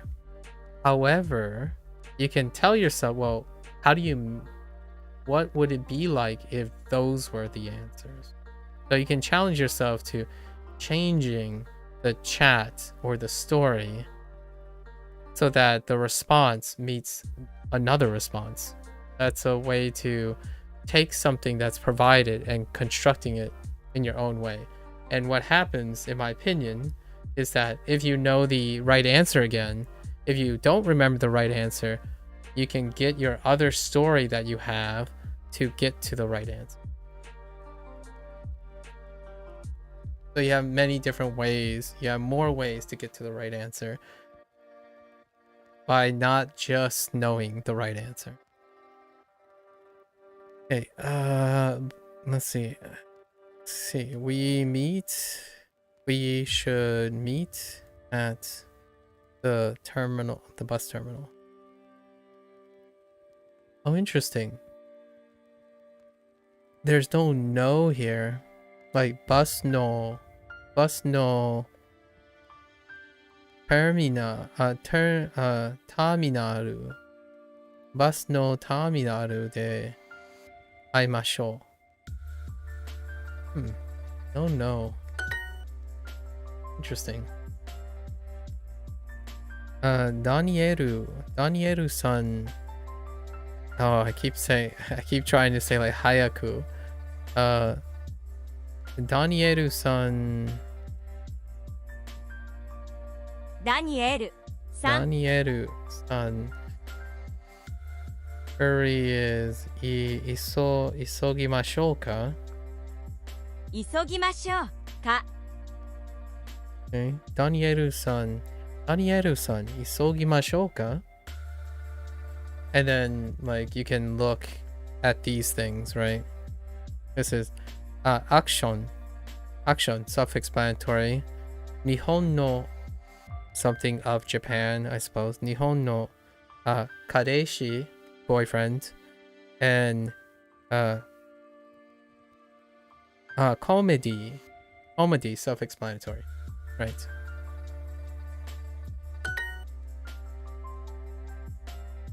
We arrived at the bus terminal.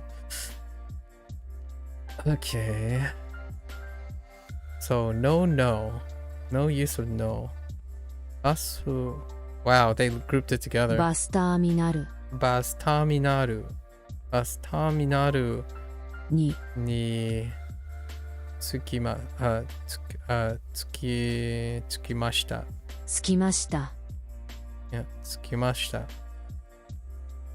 着きました。I guess they just went with 着きました。That's fine. 着きました。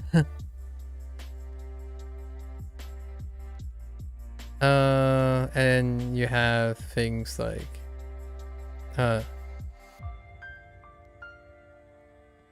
Shuten.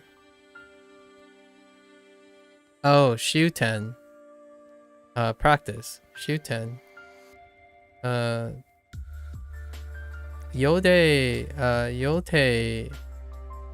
is new. Plan. This is new vocabulary. Nagai is short. And then Nanahun, 7 minutes.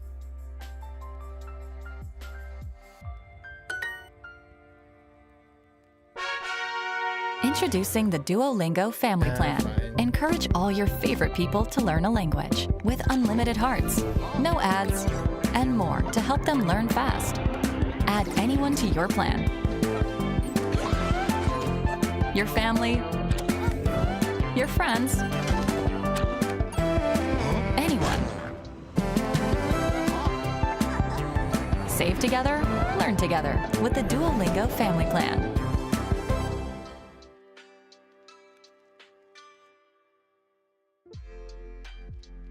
I just had a funny thought. What if it was that easy? Where you like just go to your smartphone and you like tap and your friends just magically show up.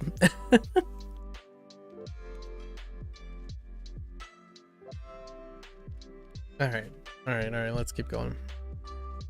I'll try to get to at least we're trying half, another 3 lessons after this. Get like a little bit of a respin. How do I mix this up?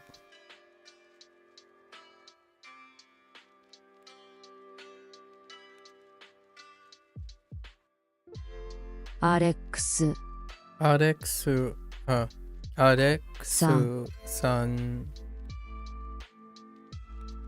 Oh, I screwed up the particle. The particle placement. 何時何時頃 Alright, つけます。つきます。I mean, つきます。I said つけ。つけ is something else. つきます。つきます。か。アレックスさんは何時頃着きます？着きますか？まだ新幹線の中にいますか？まだ新幹線。まだ新幹線の中にいますか？ Are you inside the bullet train? Are you still inside the bullet train? Oh, this is very long, but I already know the answer. See, this is what I mean by pattern recognition. How do I know the answer? Just based on this image. The moment I saw this image and it's fill in the blank and the position where it is, I already know it's Denwa. But we're still gonna read. We're still gonna read all of this because it's important not to skip these things, in my opinion. That's what like. I'm not doing something remarkable. I actually think most people get into this habit and then they forget. They forget all the things that it's in here. And it happens a lot with video games. Samsung wa mada imasen. It is Sam is not here yet. Sam is not here yet.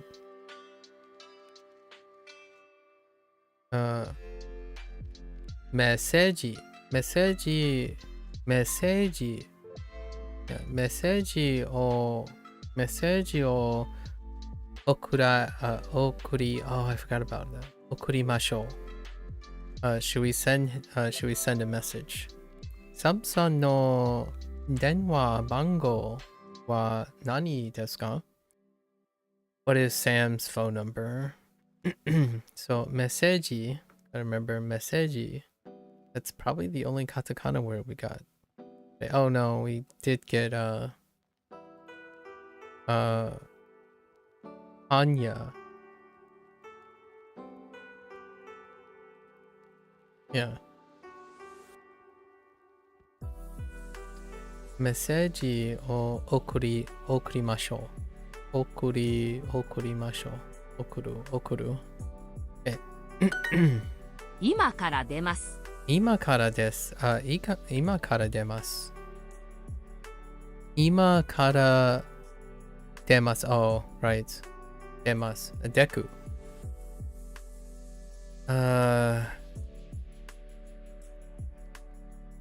I'm leaving. I'm leaving just now. Or I don't like I'm leaving just now, but that's probably what they want, right?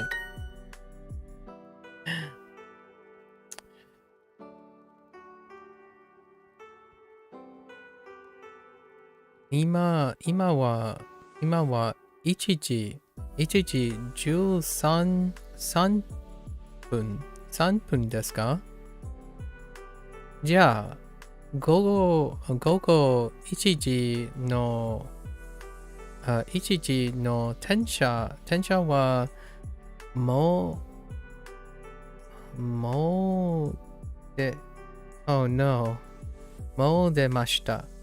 午後1時の電車はもう出ました。Oh, okay, I get that. Yeah, fair. 1時 It is 113. Is it 113 now? Okay then. The train has already left at 1 a.m. I mean 1 p.m. No, the 1 p.m. train has already left. My bad. The 1 p.m. train has already left.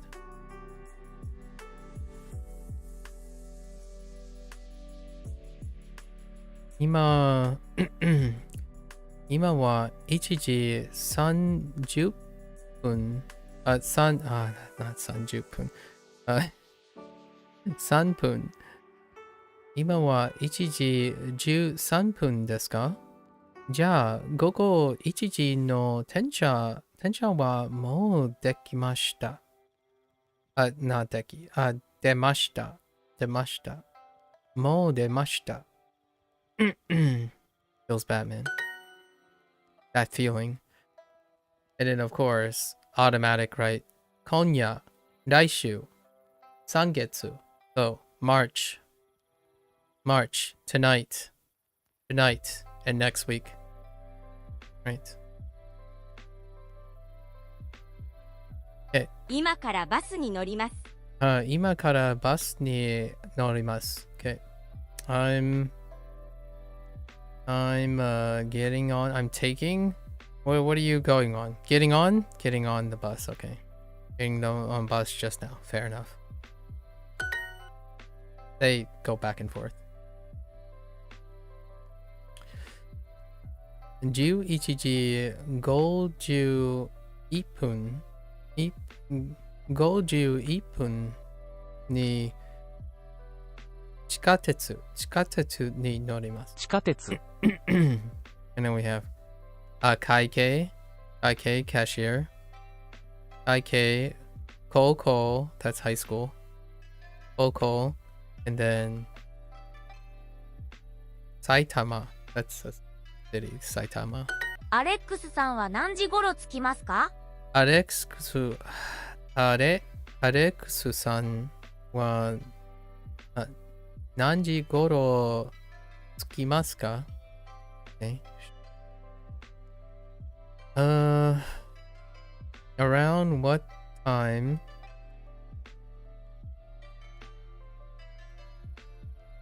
are around what time Alex? Ooh. Around what time Alex? Wait.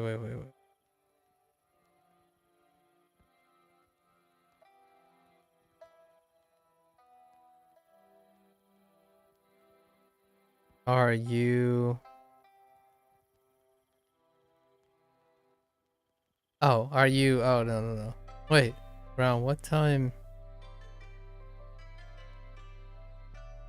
Oh, is this vocative? It's vocative. Around what time are you going to arrive, Alex? It's vocative. English vocatives.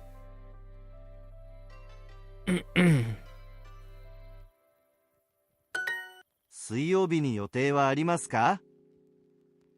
水曜日に予定はありますか？ What are your plans on Wednesday? はい。新宿でエリカさんと会います。So I'm meeting with Erica in Shinjuku. Yes. はい。すみません、少し遅れます。みんなはどこですか？すみません。少し遅れます。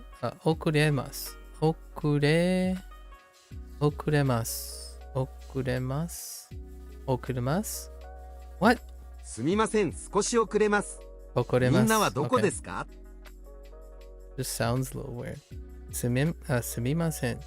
少し遅れます。みんなはどこですか？私たちはバスターミ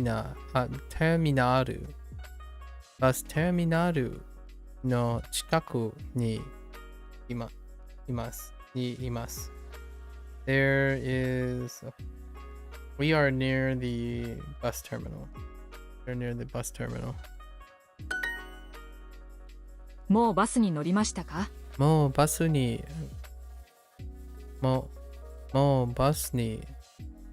乗りましたか？もうバスに乗りましたか？あ、はい。3時に10分、no。はい。はい。3時に16分、16分のバスに乗りました。I took the bus at 3:26.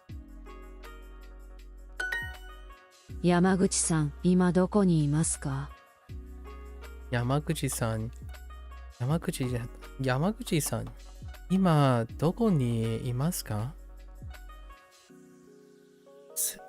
すみません。すみません。今からバスに乗ります。Hey XT. Hello. Just got on the bus. Let's go. Alright, we're gonna do kanji. One kanji? Just one kanji. Okay. It's norimasu. Oh, they're defining as take. Sure. 乗ります。 Okay. Oh. Well 乗 now. ります。 Well now. That's 乗 different. ります。 Oh, because it's on the 乗ります。 bottom quadrant. Fair enough. Okay. 乗り Sure. ます。乗ります。 Interesting. 乗ります。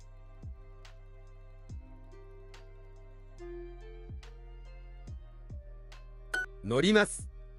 乗ります。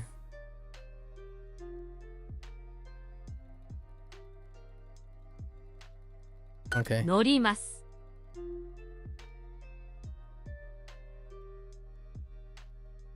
乗ります。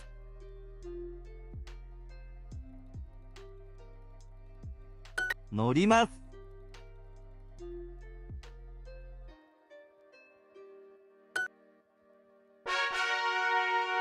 I learned today that if you remove the right kanji from eki, is the kanji for horse. That's pretty cool. I'll have to remember that. No. That's pretty cool. I can't wait to get a horse. Yeah, so you remove the right radical. I'm gonna have to think about that in a sec. Once I finish this 15 minutes.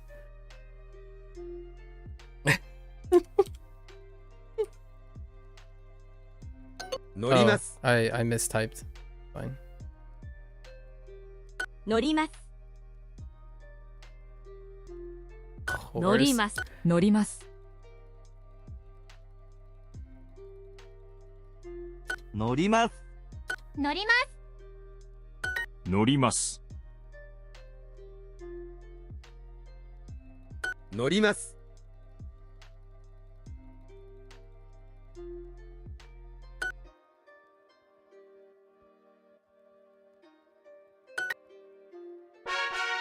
Okay. See all these overlapping ones too. So we have, okay.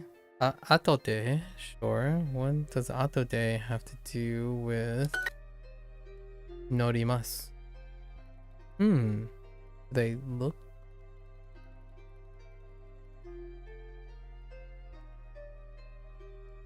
Norimasu. Not really. 後で It can be useful to say norimasu atode, I suppose.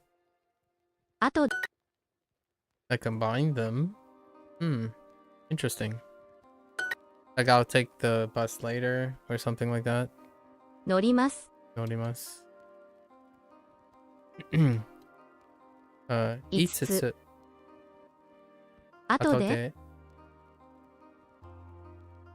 2つ書きます後で後で乗り後で Sure.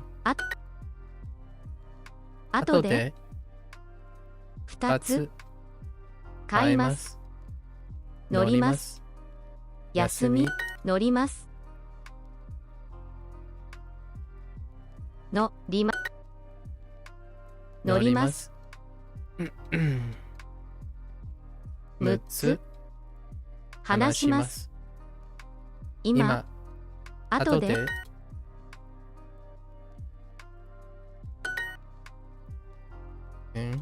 後で後で高い3つ話します。乗ります。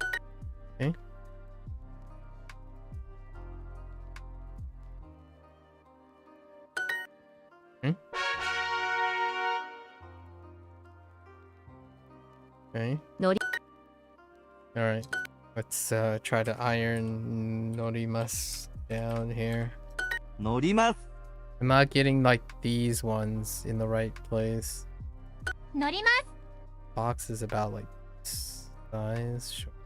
乗ります。乗ります。乗ります。乗ります。乗ります。乗ります。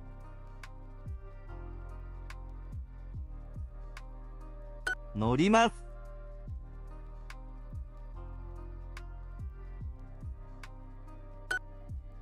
Okay. 乗ります。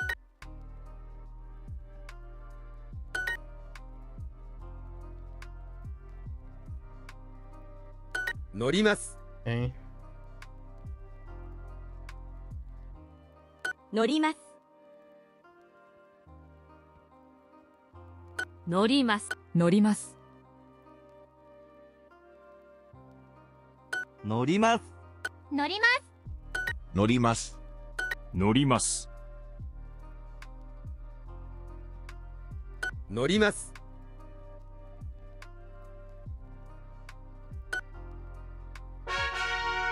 Get more. No, not right now. Maybe a little bit later. I don't need a break right now. 乗ります。 Every time an ad comes up, I'm basically reminding myself, do I need a break right now? 乗ります。乗り It's ます。 basically an 乗り ad ます。 break. 乗ります。乗ります。乗ります。乗ります。 Okay, I think I got the approximate distance down. Alright, so all of these are choices now. Okay, so atode, right? 1分. Okay, sure. 1分 That's kind of associated too, like 1分. If you want to know like maybe a minute later. Oh, I could imagine 後 myself で lining up a sentence like that. 後で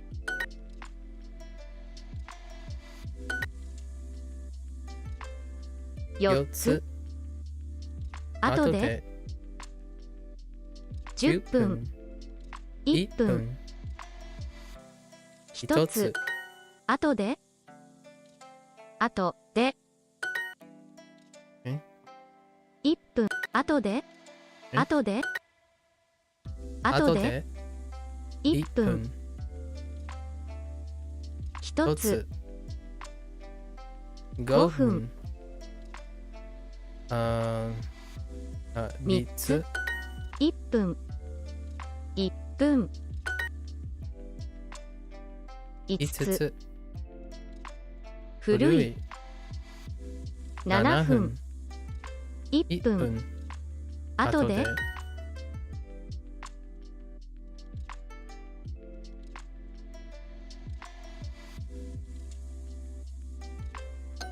Oh.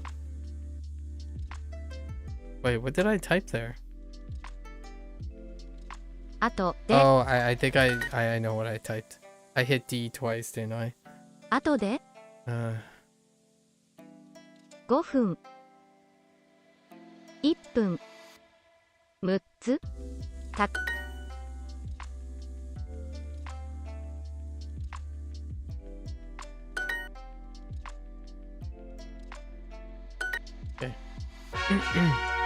Get more.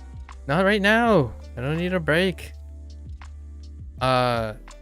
Sanju ichinichi. Alright. 31日 That's probably okay. Ichi, sure. Ippun. 31日 Of all the things. Okay, 1分 sure. 31日31日1分 Okay. 土曜日 15分。 15分15分。 31 31日日。日曜日日。 1分1分1分 I see what they did there. They put go and man, which have like, if you look very closely, yeah. I see what you did. 31日6つ Clever, clever. 休み1回 Okay. 31日 Hold up. 31日 1 1分 分. Oh, don't you dare. Tsuitachi. 1日 I hate you. 31日5分土曜日1分 I stepped out for 6 hours. How was arranging meetings? Pretty good. Pretty good so far. 1分1分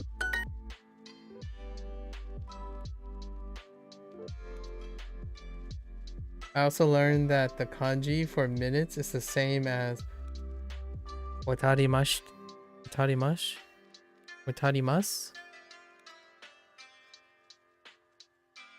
Minutes is the same as, yes, I also know that, but not from someone else who typed that. Yeah, for watarimasu. Very nice, very nice. Ichi. 4時4時1分雨31日5000 Okay. It's pretty good. This unit had a lot of fun stuff in it. And a lot of different ways to say things that you kind of already know how to say in a different way. With like subtle differences. I like subtlety. What is this? Ichikatsu. 1 Oh, with ippun. That makes sense. 1月 Sure. 1 月1月1分先月。1月。1分来来月月。 15 15分分。 1分 Okay. 1分1月500 4回1分何時間 Those are pretty 1 random. 月1月1 1分分。 15 15分分。 1 1月月。先月1 1回回。That's a good 1 one. 分1分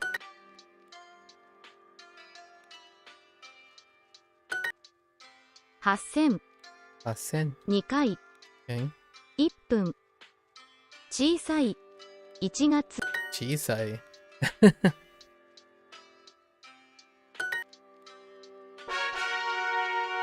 Wow, I still got time. All right. What do we have? 6分. Okay, 6分. Naka? Really? 6分 and Naka? 6 Okay.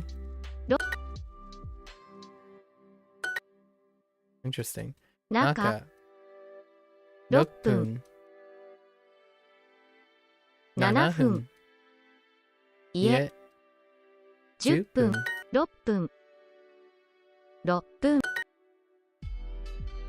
6分 6分 I look forward to kanji sections, like the repeated kanji sections, like retake, because they're kind of tricky at times. And it gives you a frame to compare all the subtleties. 中 Because they try to get as many ones that you can confuse each other, right? 1分 1分 家 2 2分分 中 Okay, so we do know 2分中5 5分分7分6 6分分駅 Oh, Eki. I say yeah. 中 Naka.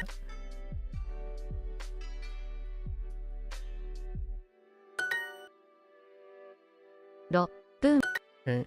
1分駅6分7分中 The kanji section really keeps you honest, though. It does really keep you honest. Alright, that's 15. Now let me see this. Today you learned that if you remove the right side of eki. Where is...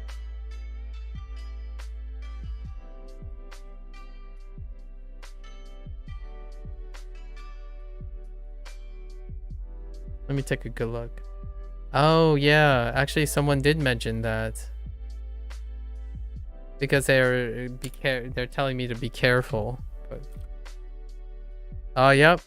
That is definitely horse, alright. That is definitely horse. Now how does that work? Horse? What is the right side? What does the right side mean? It looks like an R.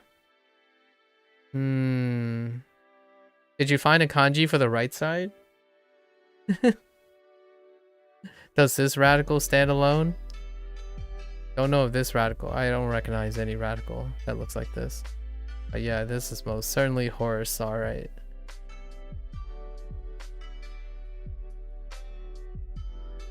Yeah, and then minutes. Yep. All right, well, we're gonna try to do 5 lessons here, but maybe 2 or 3. I'm a little bit tired, but we had a great discussion. What was it about? Oh, boredom. Yeah, it was about boredom. It was stimulated by boredom. You don't? All right. Let me know if you come across it.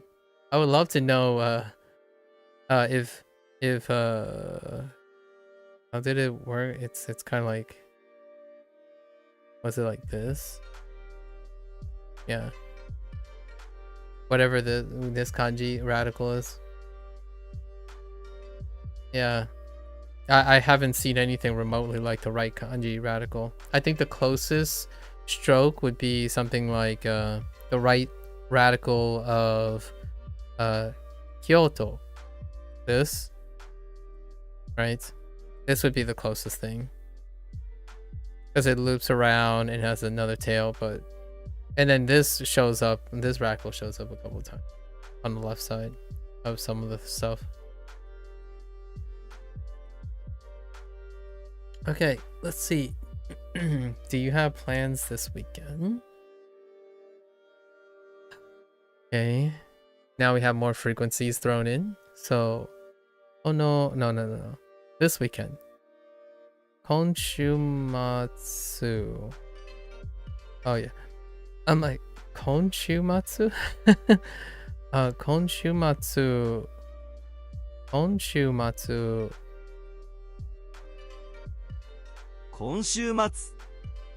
Konshumatsu. I don't think I need. Yeah, I don't. And yoten. Yote. Right, yote wa arimasu ka? Yeah. 今週末予定はありますか？今週末同僚とカラオケに行きます。中山さんは今週末予定はありますか？ Dang. They even throw in karaoke. They're discussing plans for the weekend. 今週末同僚とカラオケに行きます。We're going to karaoke with coworkers this weekend. 中山さんは今週末予定はありますか？ The lack of kanji, yeah, you gotta get used to it. Yeah, I understand. But listen, Zoka. The moment kanji gets added, it almost feels like, that. Oh, wait, by the way, I want to say something. I mentioned, I reference Akira Toriyama quite a lot, just as like fun and relevance. And I only recently found out in the last couple days that they disclosed that Akira Toriyama passed away from he passed away from some sort of a blood clot in subdermal hematoma in his brain. So rip. He will be missed. I mean, there's a lot of DBZ, Dragon Ball in general. The Dragon Ball extended universe is trending, by the way. But anyways, I was gonna make a reference to DBZ, so I just wanted to give thoughts about that. But, I was gonna say, yeah, you see all this stuff when kanji hits, right? When kanji hits, it feels like you just came out of a hyperbolic time chamber where the weights just come off, right? But yeah, this is still pretty tough reading. But once kanji, you get a really great, strong appreciation for kanji, implicit appreciation for kanji.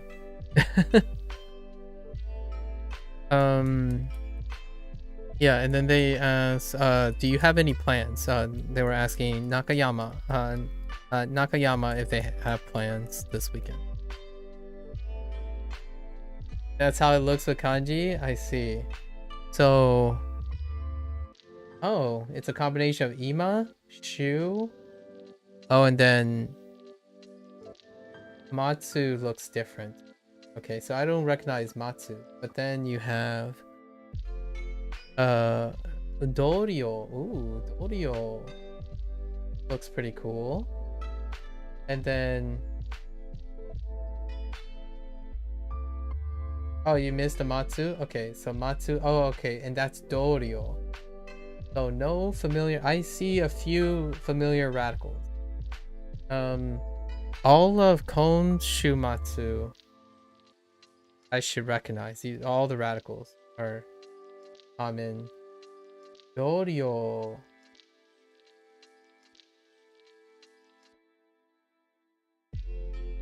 All the radicals are there too for Dorio. Karaoke ni imasu, right? You chose Yamada instead of Nakayama. I love that. Yamada-san wa, and then it's Konshumatsu. No. It's I think it's funny. I think you know exactly what the proper nouns are. This is just proper nouns. I actually think it's pretty cool. I think you should do it deliberately each time. Because san, the honorific gives it away, right? So oftentimes when you use san, you just learn a new proper noun at any time. And then, ooh. What is that? Okay, yote. Yote is interesting. I don't recognize one of the. Oh, hey, it's another occurrence of a similar radical. Wow, yote looks different. And then I didn't never get aru either, but I think aru stays. Okay, so aru you don't typically use a kanji. That's good.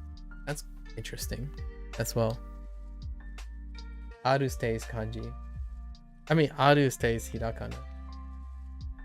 Names in Japanese are a rabbit hole anyways, though there are examples always used like, yeah, they have a lot. And then, wa arimasu. Oops, typo. Oh, you missed the article.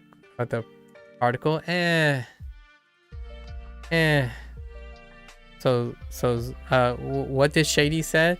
You're just a little flexible with particles. I kind of already knew what you were saying. There's a kanji for it. I know, but it's not usually written. That's what I meant to say. I actually know that there's a lot actually that are kanji that are not usually used. Yeah, it's like you said. It's like you see the same lesson twice in kana and second with kanji. Yeah, basically. I kind of like it in my opinion. I like it quite a lot because it does help me appreciate the kana. Sometimes I prefer to write the kana because the kanji is longer. Like I would make an argument for some of them. Some of them I would definitely make an argument for. Okay, let's move along. Okay, this is different now. This is たくさんのデパート。たくさんのデパート。新しいレストランで食べましょう。みんなは何曜日がいいですか？ You haven't seen Nakayama. I was like, okay, there's Yama, so there's Yamada. Yeah. So they introduced. So here are all the names. So the first three they introduced is surnames. Surnames is Nakayama, Nakayama, Yamaguchi, and Tanaka. And then the second round, they do introduce Yamada. And because you know Tanaka and Nakayama, you know Yamada. So for their kanjis, they reuse kanjis for the names. And then all the English names are katakana. So you should know your kana. But the kanji ones, the kanji proper nouns, they try to get all the different names that use similar kanji, so you make the connection between those names.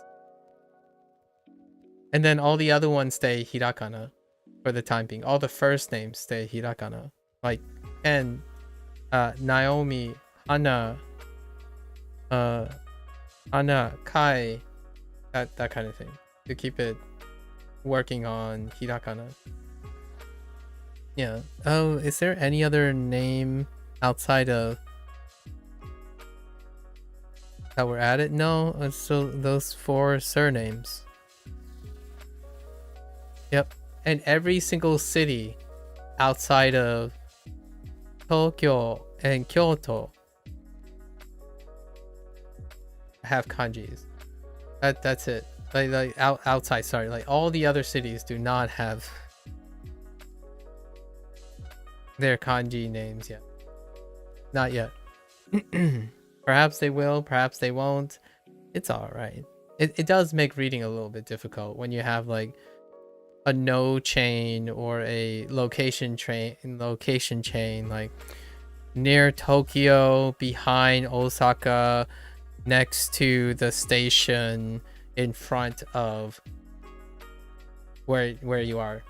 Then it gets a little like we have a lot of city names, by the way.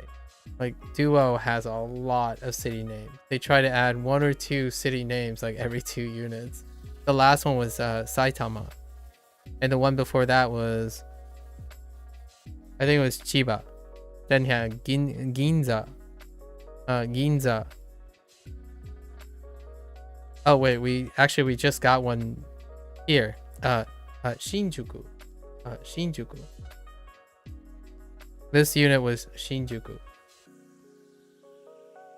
The thing is though, I already know most of these locations. Ginza is the kanji for silver and sit. Oh. That's good. That's interesting. Silver and sit, huh?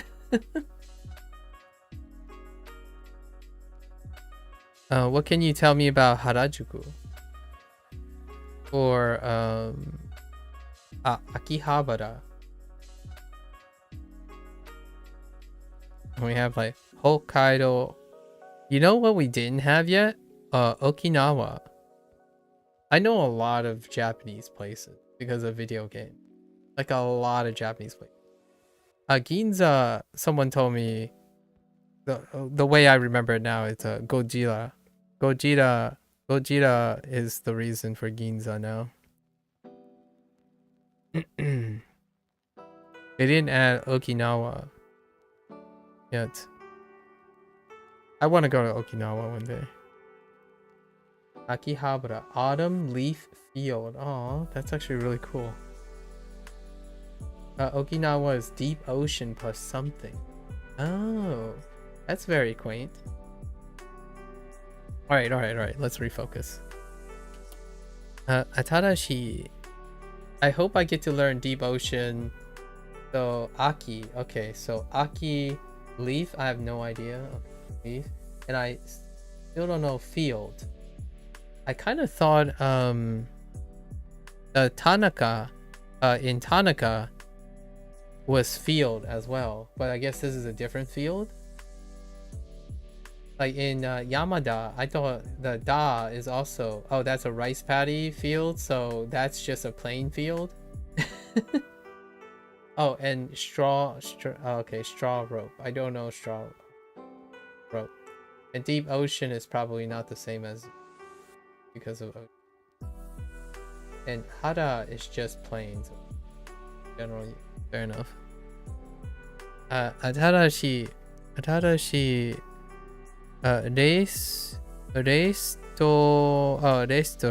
restaurant de tabemashou. We should eat at the new restaurant.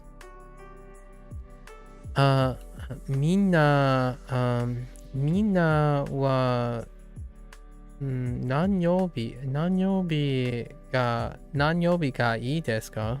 Oh, what day is good for everyone? Make plans, sure. You have plans on Sunday. 日曜日に予定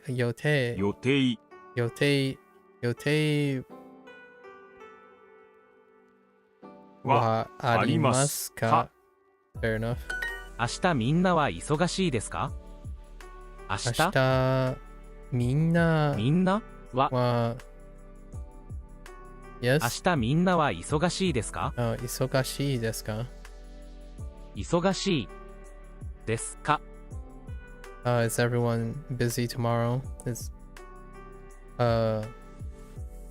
everyone busy tomorrow? Is everyone going to be busy tomorrow? That's fine.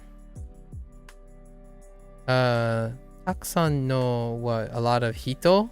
A lot of hito? A lot of hito? たくさんの人に会いたいです。Okay, I want to meet a lot of people, sure.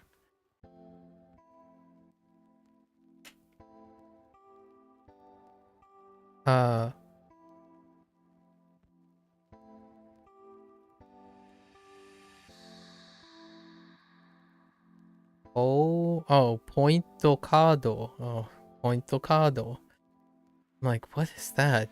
A rewards card. And then Danbo heater. みんなは何が食べたいですか? Yeah, interesting word choice indeed. みんなは何が食べたいですか? みんなは what? みんなは何が食べたいですか? 何食べたい? 食べたいです。何が食べたいですか?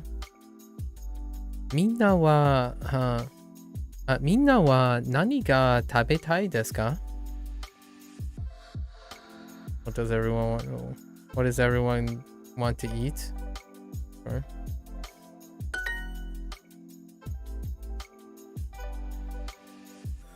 Blank に予定予定はありますか?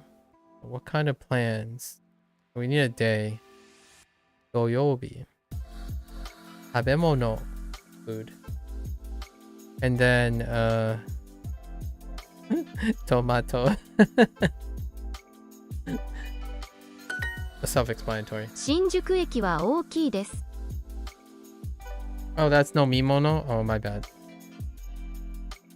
What does everyone want to drink? My bad. Or drinks. I wasn't looking very carefully. Okay. 新宿駅は大きいです。新宿駅は新宿駅は大きいです。大きいです。Sure. Shinjuku station is very big. Or it's big. Or... That's fine.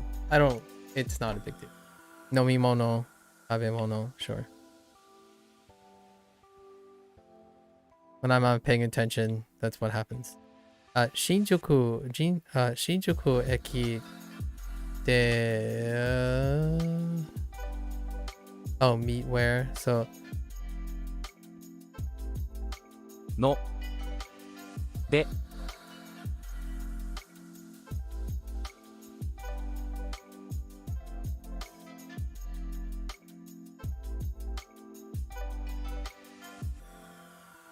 No, de.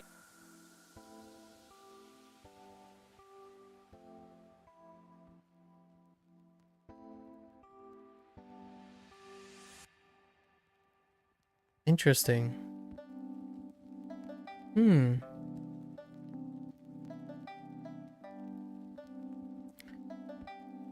Shinjuku eki no doko de aimasu ka?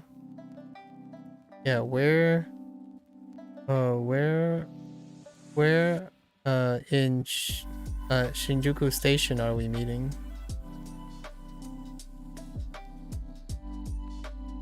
We should combine them anyways. Replace all food and drink with soup. Wait, how do you feel? So, how do you feel? Do you eat soup or do you drink soup? Are you a soup drinker or are you a soup eater?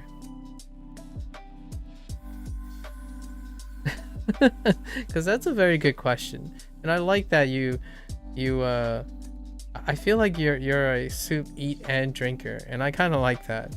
I think we're on the same page here. I say you eat stew, you drink soup. Nice, my man. Although I do have to say, when it comes to noodle soup, I both eat and drink soup, but most people just eat soup. And you, if you know what I mean, eat noodle soup. Actually, quite a lot of people, and I understand sodium and all that stuff, right? But I'm a salty person, so I like my wads of salt and fat. If I'm going out for noodle soup, you heckin' bet your funny currency that I'm going to sip up that sweet, luxurious broth. I don't know if Duo has brought it up at all, but apparently Nomu is used for soup in Japanese. Or... Oh, really?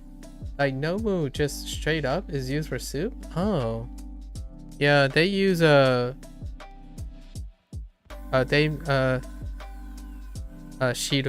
They use shiru. Oh, the closest thing is shiru, I think. Let me double check. Yeah, they use shiru. Shiru is the closest to that I can think of. Like something that can be mistaken for that. Yeah, like miso shiru. Yes, miso shiru. That's the closest to soup. Other than soup. Other than saying soup. You know, soup. Soup. They already did soup, but shiru as in like juice or soup. Yeah, shiru is the closest.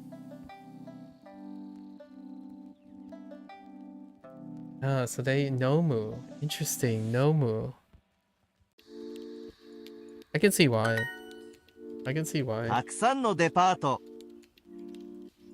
It's kind of like using gohan for meal, right? which is actually inherited. Probably, I'm guessing the Gohan thing is inherited from Chinese. If I had to take a guess, but that might be a coincidence too. I don't think so. I think that's too much of a coincidence. Taksan no, what is, depato. Depato just looks weird all the time. A lot of department stores. Tokyo no doko de aimashou ka? Okay, so the last thing that I was stopping on is this structure is actually different. It's slightly different. So like the way this is expressed. Tokyo no doko. This is actually new. It's a nuance point regarding how no functions. So I stopped on that last one just to make sure. I'm like, have I seen this before? I actually haven't. So that's actually new in that way.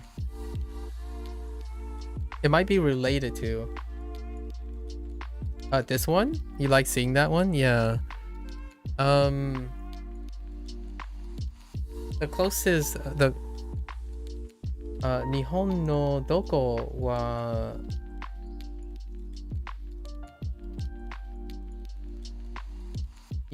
something ki desu ka?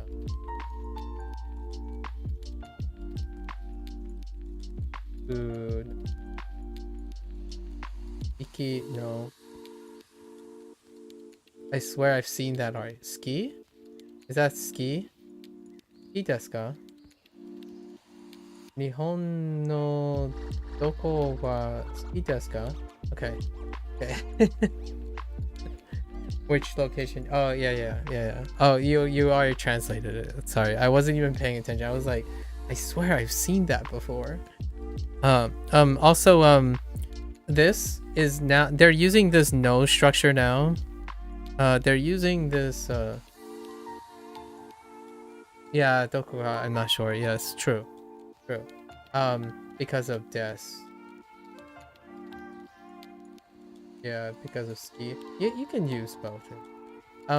For me, this new structure is because they're using things like, they're contrasting things like, right, like this. They're using like no mae ni and like no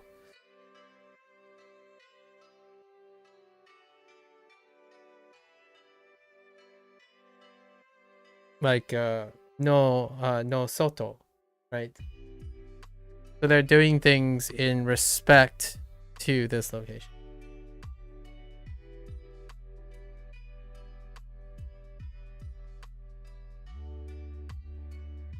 Tokyo? Right. What? Tokyo no Tokoro? Tokyo no... Wait. Yeah, it's like you see the... Wait. There you are cutting Tokyo no Tokoro? Wait.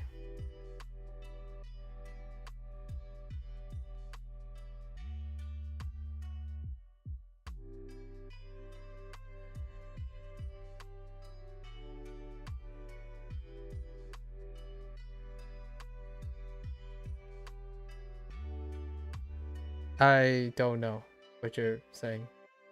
There you are cutting Tokyo no Tokoro? Yes, I'm also talking to someone on YouTube. I'm basically reading everyone's messages. I typically read out the message that I'm responding to.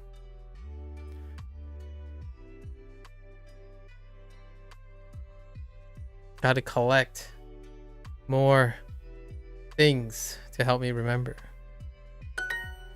So where in Tokyo should we meet? Oh yeah. With the no particle, you are making Tokyo a adjective, and you are saying something like where Tokyo or where in Tokyo. Yeah. Where in Tokyo. So in the last the last two units, they've been trying to phrase it this way to get used to that. And I like this phrasing. I do like this phrasing. Like where you're talking about the respect of this location. Like we're in a place. And they haven't used it. A lot of times no is used as like a subset. It's a subset, categorical subset, or like a possessive, right? A possessive. And then a lot of times the position, like the position subset is over here. And then the place is here. So they're mixing it around, all around.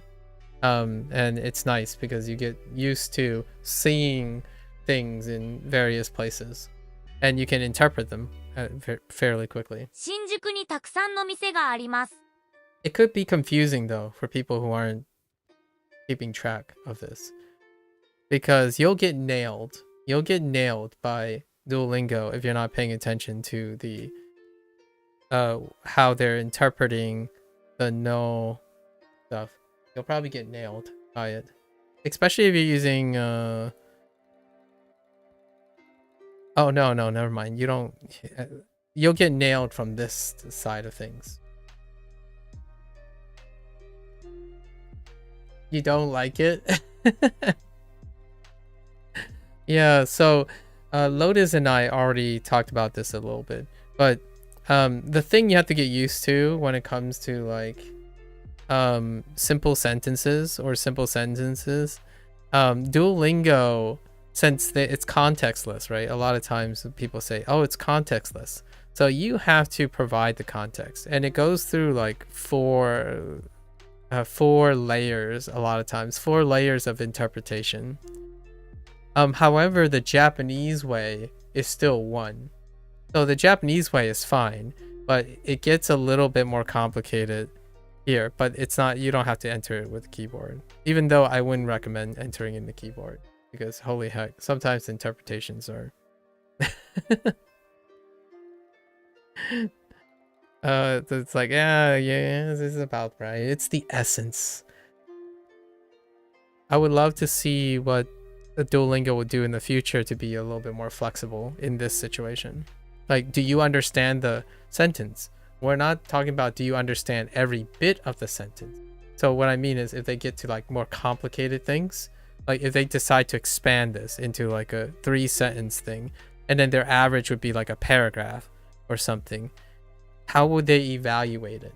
Like in a game wise, how would they evaluate it in a like a structure wise? They would have to come up with a system that allows you to interpret things based on like degree of comprehension and not on literal translation, because literal translation is going to be a nightmare in the native language.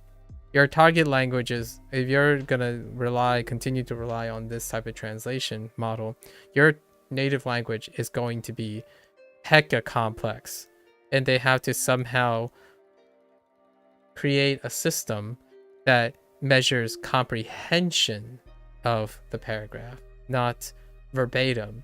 And I know how that sounds. A lot of people would say, well, why don't you literally translate it? That's not, in my opinion, that's not the essence of learning a language. It will actually make you even more, in my opinion, it can be argued that it might cause you to input or output way longer, and then it will create such a rigidity that you will sound like a lot of people that I've met with English.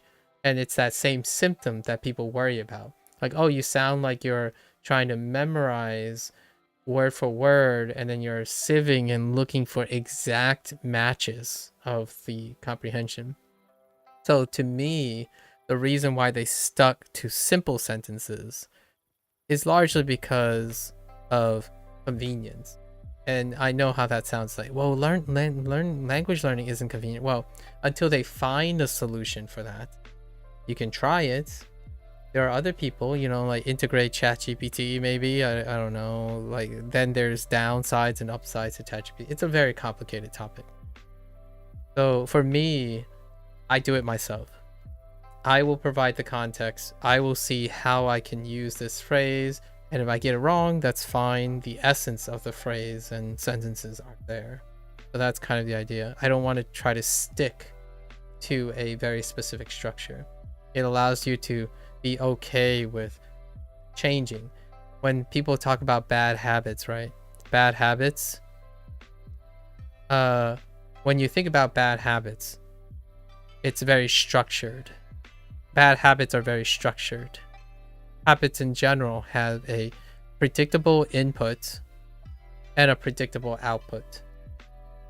However, if you operate and learn knowing that there's fuzzy input and fuzzy output, you are more likely to develop a habit that is ready to be changed and modified. It keeps you in a mindset of saying, oh yeah, you know, I get most of it and I can produce most of it. But the moment you get a new stimuli, your output can adjust to it. So that's kind of more, I call it more of a fluid habit formation. Bad habits is when you practice and invest. So like a person that says, do it right 100% from the start. So they're like auto-correcting the whole time along the way. That creates rigidity. And one of the criticisms of Duolingo, I actually agree with this criticism of Duolingo. How strict these answers are going to be are going to cause this type of mentality. It's super, super rigid. It makes people think that language and language learning is not fluid. It's not fluid.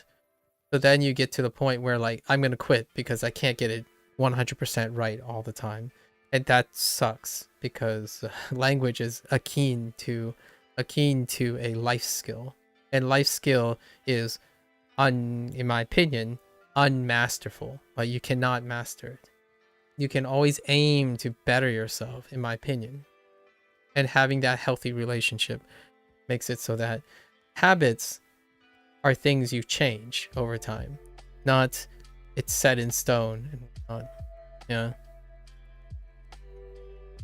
They are integrating ChatGPT behind a paywall, so I'm not rolling in the deep, guys. So I don't even know if I can show you the ChatGPT function by subscribing to Max. I think that stuff I might get nailed by copyright or something. I don't know. There's a chance I might get nailed by copyright, so you're not gonna see me use the Max function. Maybe. I don't know. Perhaps if I get a confirmation that you can stream the Max function, I would love to see how they integrated ChatGPT or nebulous comprehension. I hope you guys don't think that when you type an English sentence every day, you're like, I need to get this right. It's like, oh no, I made a typo, so I have to go back and correct the one period or the one comma. You don't have to do that with me. I can clearly read what your intent is. And I expect that other people in other languages also have that ability. The person who's more knowledgeable is the person who's going to be able to comprehend better. As ChatGPT can. Yeah, you'll never live your typos down. I think I can never tell someone that if like for me, like it will be, I will never tell a language learner that. If you're a language learner, it would hurt me a lot if I ever suddenly tell someone like your typos, like there's no room for typos. If you're a language learner, there's always room for typos and misunderstanding. You have to make space in your mind to understand that if you want to be a language learner and you want to be happy with language learning, you're going to make typos. You're going to be, things are going to be incomprehensible for the time being. There are things you might maybe never master. That's the essence of language learning. We're all computers and you have a bad input, we can't continue. I'm laughing about it, but there are truly people who believe that though. And it hurts my soul, in my opinion, when I see someone who is so good, but they get stuck. They get stuck on like, no. I won't learn any more until I get this right. I have to get this right first. So there are people who like know so much about Japanese grammar, but then that's where they stop because they had enough. They couldn't remember all the grammar before they could start. And that kind of sucks. Or like people who are told every day that, oh, you have to 100% your kana, your hirakana, and your katakana before you ever start learning Japanese words. That sucks. That means that person is going to spend like however long it takes them. Some people say, oh, but it only took me like a week. It's like, well, you don't know that for a lot of people. There could be one person who spent like 2 months on kana, writing kana, because everyone told them to write kana, and they quit before they even got the opportunity to like say konochiwa. I said konochiwa. Konnichiwa, or like yoroshiku, you know, things like that. They don't even get a chance. Konnichiwa. Konnichiwa. But yeah, that's kind of what's a little disappointing, a little bit disheartening. It saddens me when it's an all or none. Learning is not an all or none process. It's so hyper realized in Asian cultures though. I still remember those days. We're human. I think there's beauty in making mistakes. In fact, the mistakes you make, you remember so much better, in my opinion. Sorry, not sorry. But how memory works is when you make a mistake and you go out of your way to correct it, that actually is the most salient memory you have, as opposed to the things around it. So what you can do is when you make a mistake, you take that opportunity to associate everything around that mistake. Then you can make it even more functional. So for example, today, I think I remember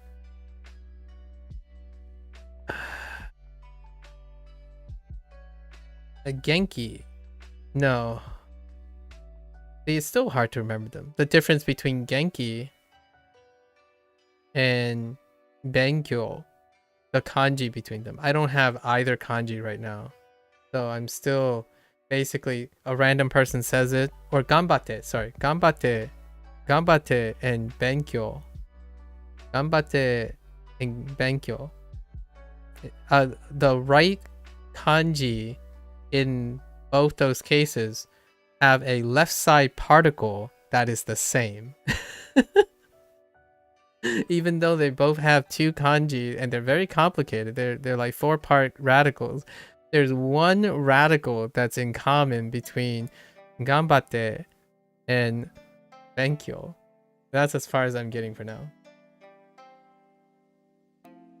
For kanji too, don't worry too much about recognizing them on their own. If you can recognize them in the context of a sense, you're good. Yeah, pretty much. But here's the thing. I like it. So I like to worry about things I like. So I actually enjoy dissecting radicals in kanji. And it's not because I'm remembering kanji or focusing on kanji. I'm remembering the people who are saying the kanji. So it's lotus and granola. It's lotus and granola that uses benkyo and ganbatte a lot. So we're not remembering kanji per se. We're remembering people. Much like I remember a lot of random kanji because of other people. When horse comes up, when the kanji for horse comes up, XD will be the person that I'm gonna refer to. because XD removed the kanji from. Oh no. Oh, the kanji from eki. The kanji, the right radical from remove the right radical from eki to get horse, which is I think it's uma, right? That's a GLPT. That's a GLPT one vocabulary. Yeah, uma.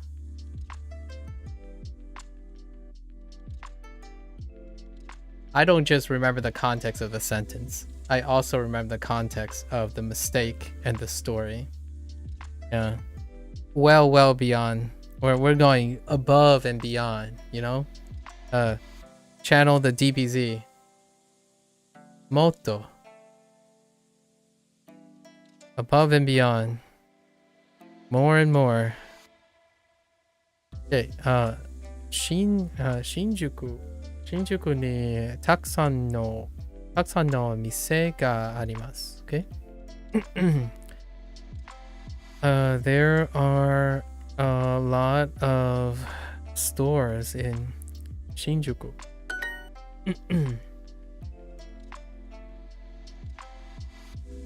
Shibuya駅のどこで会いましょうか? We should meet. Where should we meet in? Where in Shibuya Station should we meet? Okay. What? Oh. We should take the bus. Oh, okay. All right. 新宿のどこでバスさんI think that's kind of cute. I might actually do that intentionally in the future. Just put like honorifics at the end of I think that's that might be a little bit sussy, but Basu-san.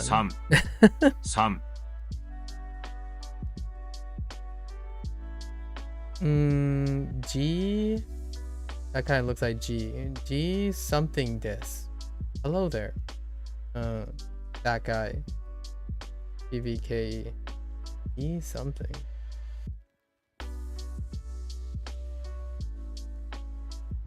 What could that mean? Something about time. It's something related time. Oh, you speak English?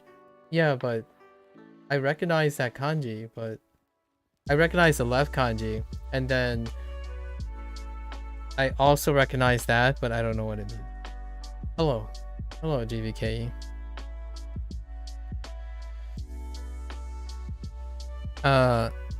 Konnichiwa, JB JB-san. Genki desu ka? Yoroshiku. Jake? Fair enough. Genki desu ka? You're in it now. You're in it now. I'm just kidding. I something like enjoy the views. Oh, what is sightseeing? Sightseeing. Oh no. I know the view one, right? We learned view and sightseeing. I forgot how to do sightseeing. Yeah, and it's like sightseeing plus suru. Right? If you put like suru with view, no, maybe not. I know tenbo, right? Is it tenbo? I'm pretty sure tenbo is... Oh no, it's not. It's no.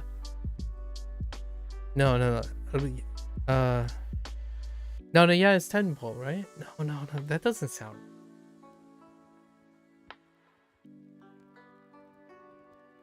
No, it's not. It's like me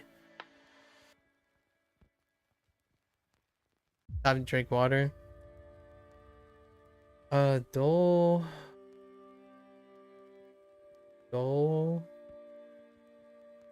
yoru shiku. Dozo yoroshiku. Dozo yoroshiku.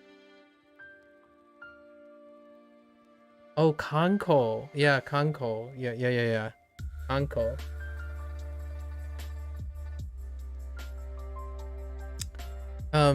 Sightseeing was a sudo for us. Sightseeing was a sudo. At least for Duolingo. It was a sudo. At least I thought it was a sudo. Oh no, maybe. Oh, kanko is the. Oh no, kanko is sightseeing. You're right. But didn't they link it with sudo, or did they do an o sudo? Whereas like kanko o shimasu or something, kanko o shimasu, as opposed to like kanko shimasu.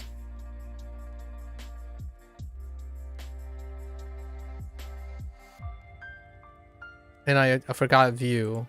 Give me the word for view, XD. I totally forgot the word for view. I remember they use yama. They use yama as for the view.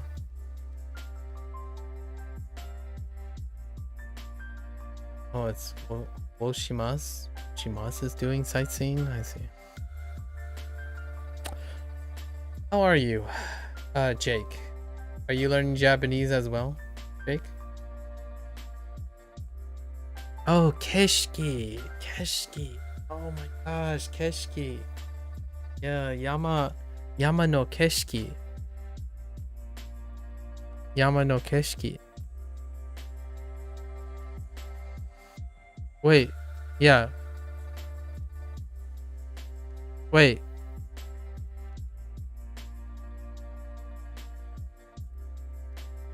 Why does keshiki remind me of another word? Oh no. I think I'm thinking deishiki. Deishiki for history, right? Deishiki.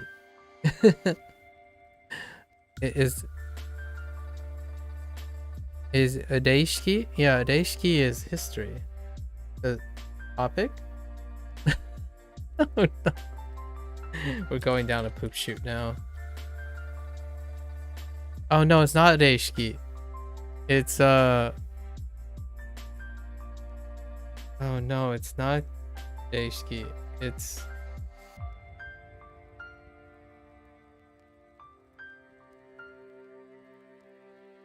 hold. Reikishi. It's a reikishi. I got the two syllables backwards. Reishiki. Yeah, reikishi.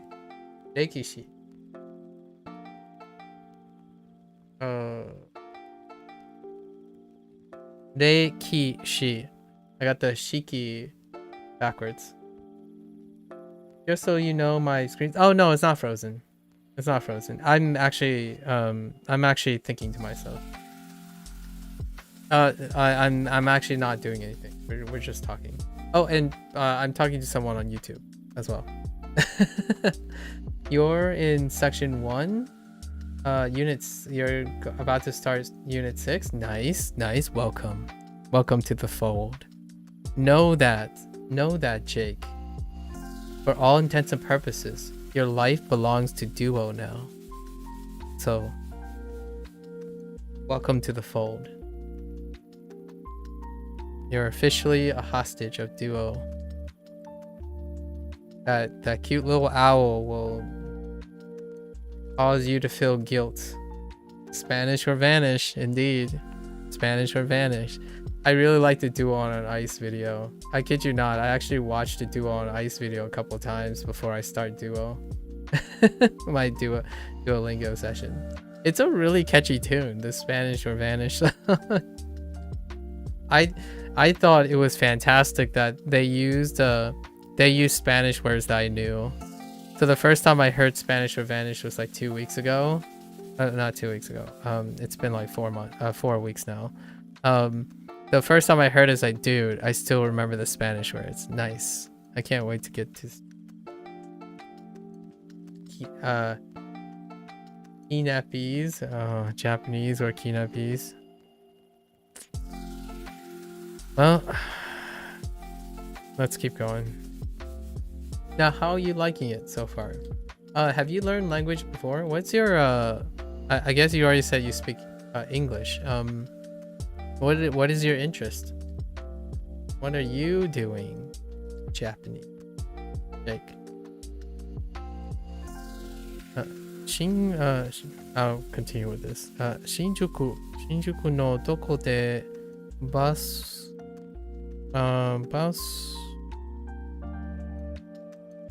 norimashou ka. 新宿のどこでバスに乗りましょうか? Fair enough. Just to scream words in Japanese and people don't know what I'm saying.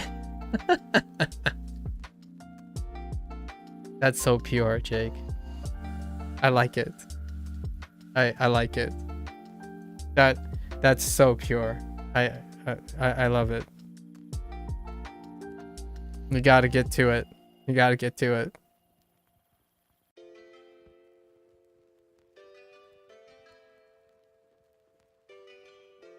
You could like bow and say, "Hi, ii desu ne." Hi, aggressively just say "ii desu ne" in someone's face. It's like, what are you saying? I'm just saying sounds good. Like, all right. You know? Someone tells you meet someone like me and I talk to you for like 3 hours straight and then I'm asking for a question. It's like, "Hi, ii desu ne."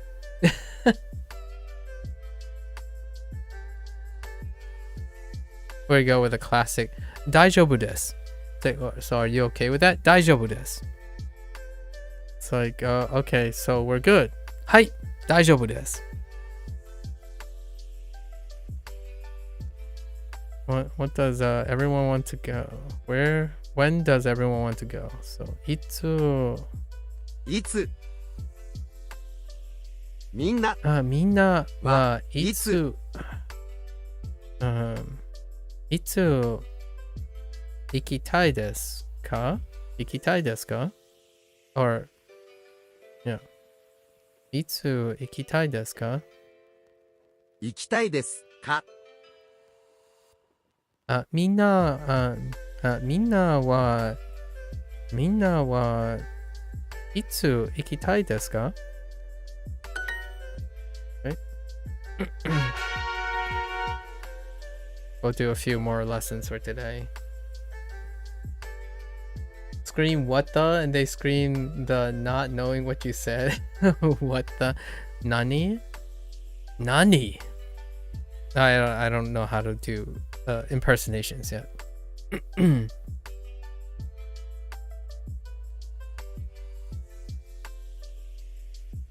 Or you can be like the inquisitive type, the mysterious, like omoshireru. Omoshiroi, sorry. Omoshiroi. Like so. Omoshiroi. Ne? Just ne at someone, like ne? Instead of the classic nani, right? Just ne all over the place. Someone in your school is learning with you? That's awesome. Are you friends with that person? Like really, really close friends?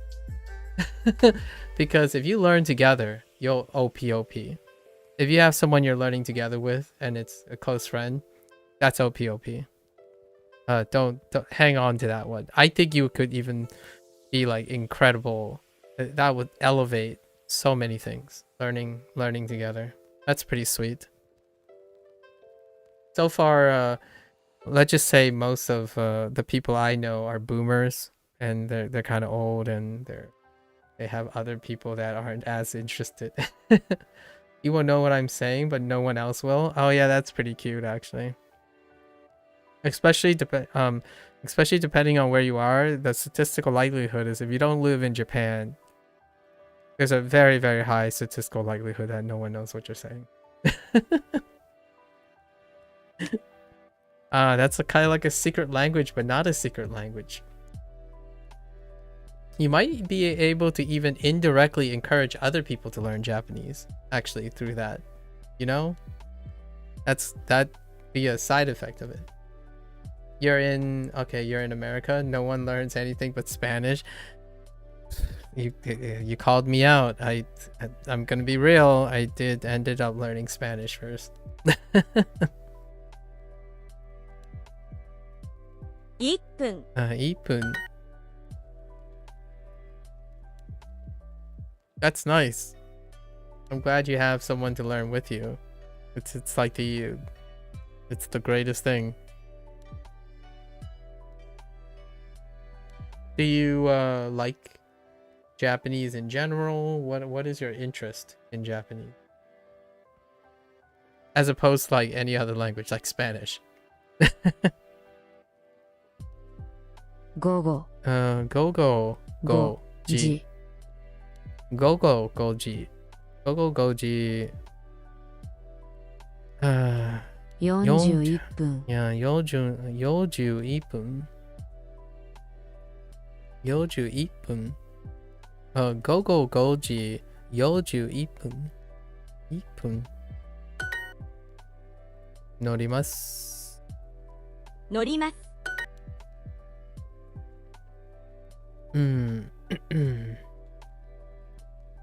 今から家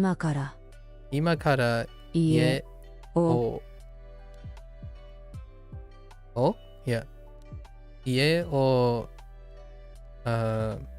出ます。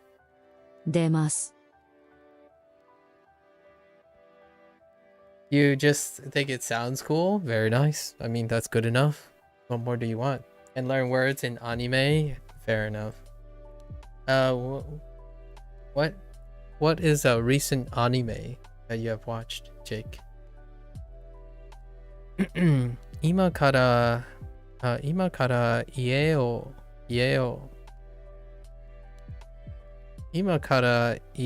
出ます。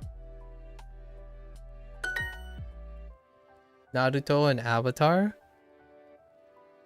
Avatar. Oh, are we talking about Avatar: The Last Airbender? Like the first Avatar? Okay.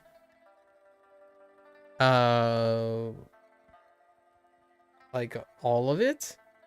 I watched Avatar: The Last Airbender for a couple times already, and then Legends of Korra.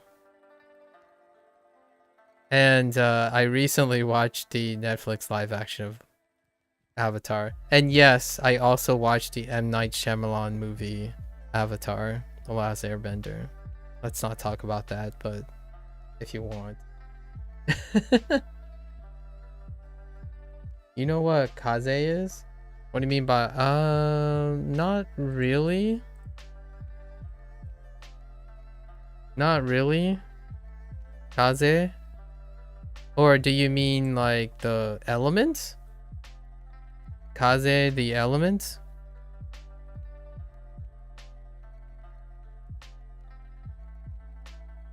As in like air or wind? Kaze? Oh, sorry, I'm talking to XD. And you want to go to Japan? Alright. Japan, pretty nice.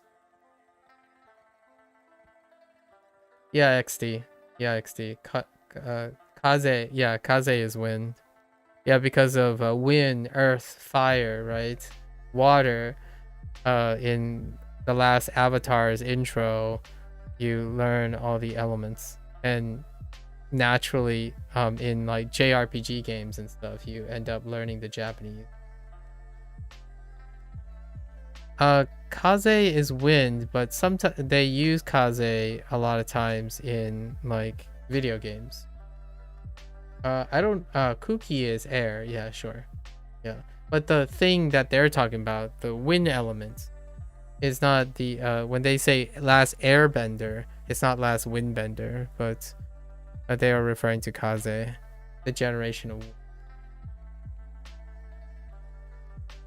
Yeah. For sure. Yep. So Mizu is obviously water. Yep. I was gonna say shui, but shui is here too. 木曜日、木曜日。京都。9月。乗ります。1分。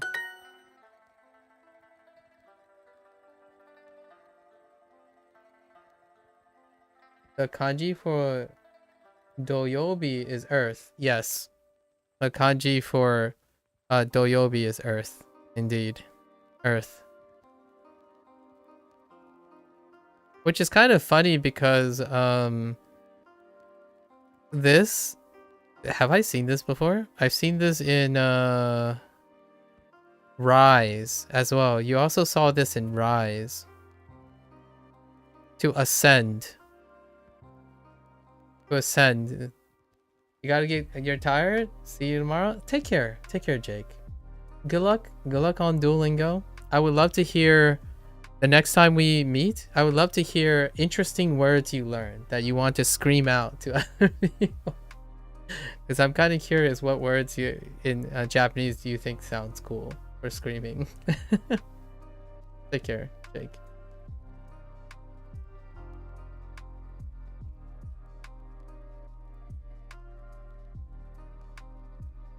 Yeah, I'm pretty sure. Let me see. Ascend. Oh no, just kidding. Just kidding. I lied. I lied. XD. I lied. Ascend is related. It's I lied. It's this. Sorry. I lied. I had to look because we weren't it showed up, but it wasn't taught. Like it's not in the kanji section, in my kanji section yet, but it showed up. It was about stairs or escalators. You ascend the stairs or escalators. I climb, and this was used once. Only in that one unit, and it didn't show up again. And there's no kanji section, so I don't know. Maybe it's too basic. Yeah, it's the kanji for up, indeed. And then I think let me think. Lotus shared down. I think this is down. Ascend and descend. It almost looks, the reason why I remember is if you flip ascend upside down, if you just flip it, you get close to descend. So that's how I remembered it, because Lotus shared with me. I think it's a little bit like angled down, but let me double check because I don't know these kanji yet.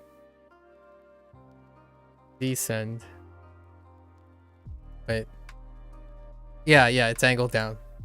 It kind of broke off a little. It went whoop. It's a little flaccid. Sorry, kids. Sorry. It's a little flaccid. It drooped a little when you flipped it. And with the kanji for hand is skill. Ah, yeah.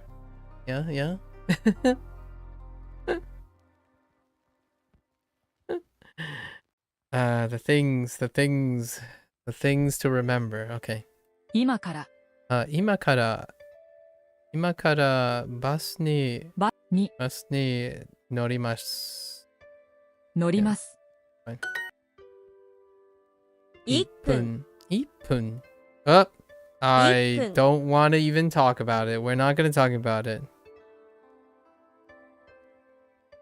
This is 600. Yeah, 600. Oh, I see. Oh, 600 and 6分. Ah, okay. 乗ります。2つ。古い。1時半にパパパパ味? No. What am I doing? Yeah? Yeah, okay. Yeah, or demasu. Leave the house at 1:30? Sure. Mada ie o imasu? No. Ni imasu. Demo, ima kara ie o demasu. Ooh. Yeah, this is a good one. This is a good fill in the blank.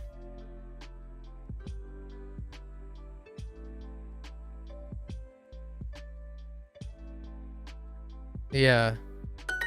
This is a good fill in the blank.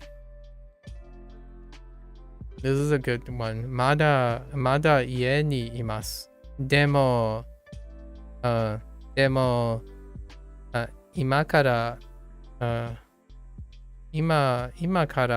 ie o demasu. That's a good one. Here. This is a good one. Particle test. 21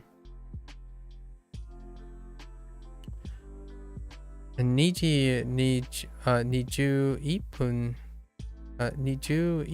に電車に乗ります。I want to hear 10、11。No, I can't hear the whole.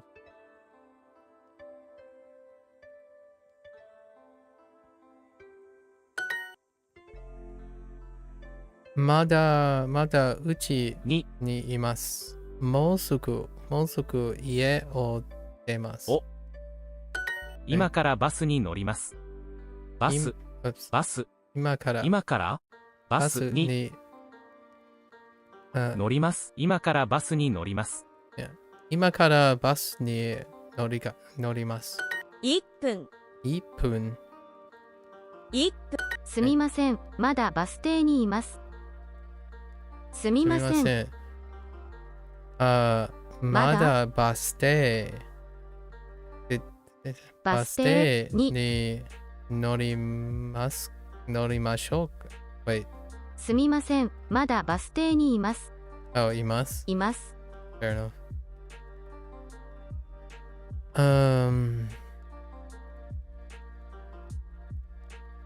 I am still at the bus stop. Sorry, I'm still at the bus stop. 乗ります。Sure. I'm going to. I was just about to say I'm going to eat on the bus at 1:21. Okay. Ichi. Okay. Ichi. 21分。21分。Oh, 20. Okay. 21分にバスに乗ります。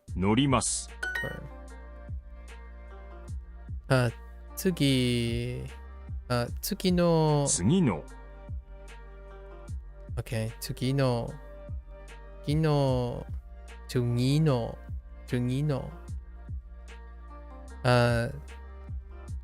次の。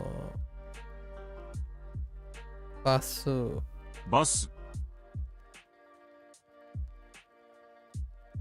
Hold up. Oh yeah, that's fine.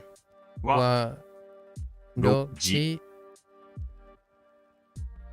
21分。に来ます。And that's weird that they group those together, but that's fine. Yeah. 次のバスは6時21分に来ます。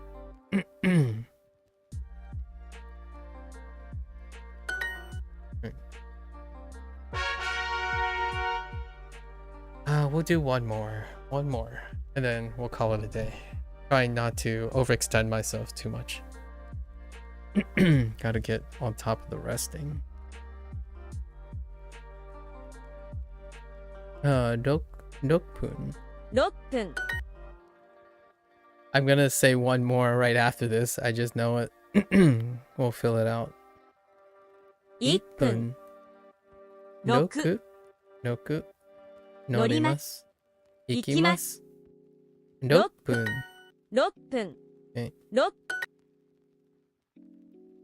I'll arrive at... Okay, we're getting back our vocabulary, right? This is our second exposure. I'm gonna need more lessons. This is...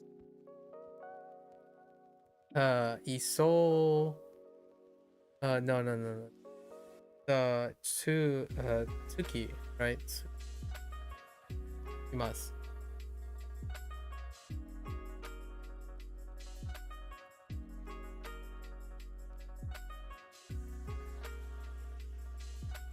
Wait, what is the...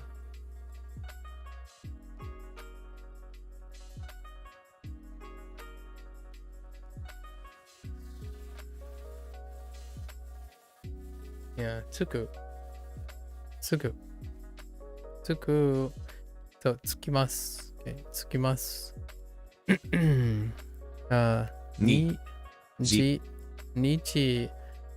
46、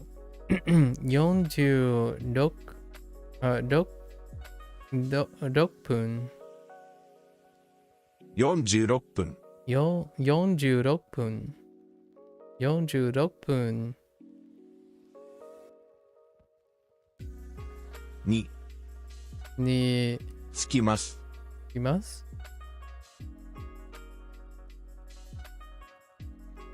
Yeah? アレックスさんは駅にいますか？ Why, Alex? アレックス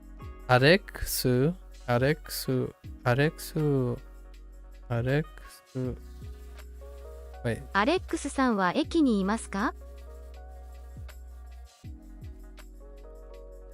アレックスは駅3アレックスさんは駅 something アレックスさんは駅にいますか？にいますか？ Are you at the station, Alex? Is Alex at the station? Or vocative, are you at the station, Alex? Oh. Not enough context. Alex. Oh, now there's no. Alex さんは3番ホームにいますか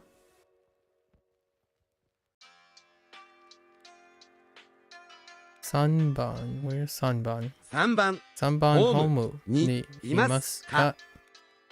アレックスさんは3番ホームにいますか？今3時26分です。今36 Oh 26分今3時26分です。今3時今3時26分。What? 今3時26分です。26分です。Okay. 今3時26分です。It kind of goes up and down. 今3時26分です。26分です。アレックスさん、もう駅に着きましたか？みんなは今改札の近くにいます。改札の前で会いましょうか。Okay, they're planning on meeting up. アレックスさんアレクさん、もう駅に、つけました。つきました。着きましたか。Oh my gosh. Blah, blah, blah, blah, blah, blah, blah. もう駅に着きましたか。着きましたか。もう駅に着きましたか。Did you arrive? Did you arrive at the station yet? みんなは Can I hear this again? アレックスさん、もう駅に着きましたか。みんなは今改札の近くにいます。改札の前で会いましょうか。Okay. みんなは今から今改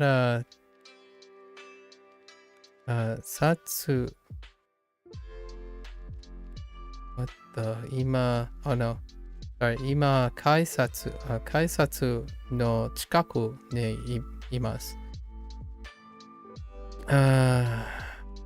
Come to the oh.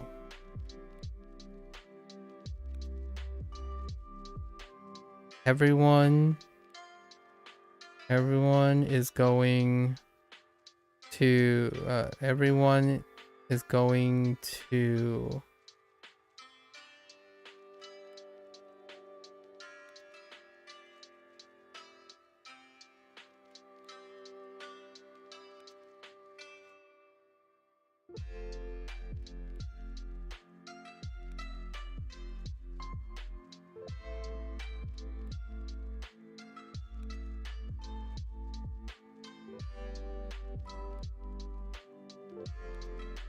Everyone is coming to the everyone is coming to next one is coming next to the subway just now.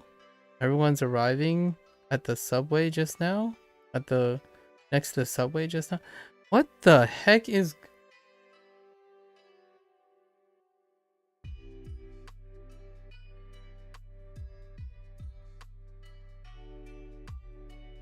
Minna? Right. Minna wa. Okay, so everyone, it's a topic. Ima. Okay, just Ima. No. Ima now. So everyone is coming. Everyone is arriving or coming to. Coming next. The nearby station. No. Everyone is coming to the nearby subway now. Why is that phrasing? Why am I phrasing that really weird? Oh, because that's not coming. That's everyone is at the near the station now. That's why. Because I'm thinking of Imas. So everyone's near the station now. Okay, I mean, yeah, sure. Everyone's near the station now.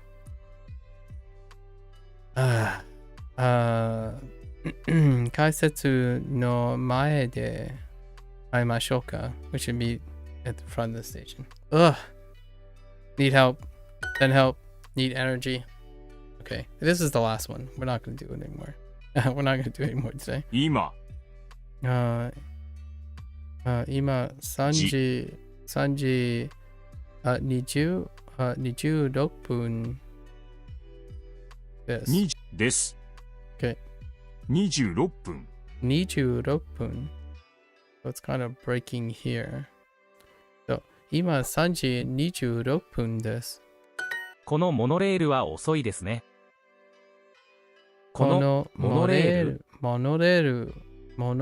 ル something. This is slow, right? We got slow. It's probably slow. Where is it? 遅い。遅いですね。このモノレールは遅いですね。このモノレールは遅いですね。I'm not gonna remember 遅い。Holy, 遅い is gonna be tough to remember. That did not get enough exposure. まだ、バナナ。まだタクシーの中にいます。Yeah, in the middle, inside a taxi. このバスは遅いですね。このバスは遅いですね。This bus is slow. ナオミさんはもうすぐ thing 駅に着きます。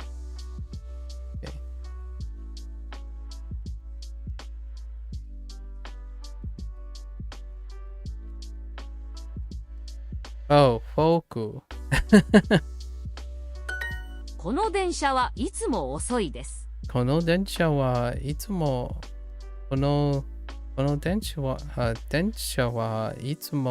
遅いです。This train is always slow. Object? そのバスは遅いですね。Yeah. Buses are slow. It's fine. We understand. 地下鉄の中です。中にいます？います。Okay. 今モノレールの中にいます。Okay. Alright. We'll save the rest for tomorrow. So what is that? So we could do it this way, right? That's 6 lessons. That's 9 lessons. Then we have 3, 6, 9, and then the trophy. So that's 10. I think we can stick it with this way. And then it'll give us 2 total recall days, right? Total recall days per unit. And we'll splash in the previous unit. Asoi is very common if you watch anime often. Yeah, I can see that. I can definitely see that. Yeah, my mental fortitude has been fading. Okay. know when to rest. I might actually or anime. What am I currently watching?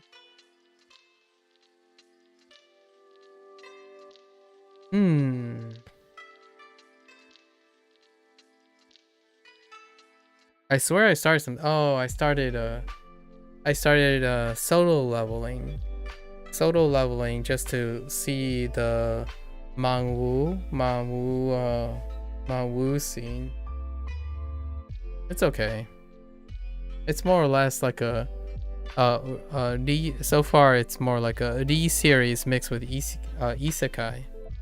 It's like a combination of a D meets isekai, and then having an underdog break the rules to. Yeah, it's kind of okay so far. Kind of okay. All right, folks. As always, what should I close off? I've been or associate Asoi with Hayai. Yeah, that's basically what you do. You associate Asoi with Hayai, which I said earlier, like when it first got introduced. Asoi was introduced earlier. This is the second wraparound.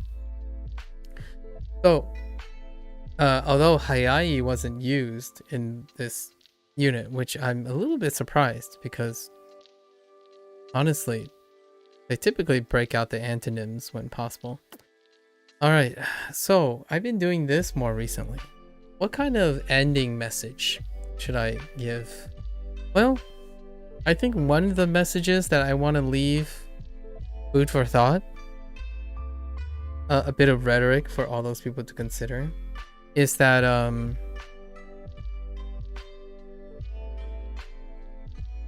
have two messages from today. One message is often when you are presented with something, say, call it boredom. We specifically talked about boredom. When you are presented with something that's ever present in your life,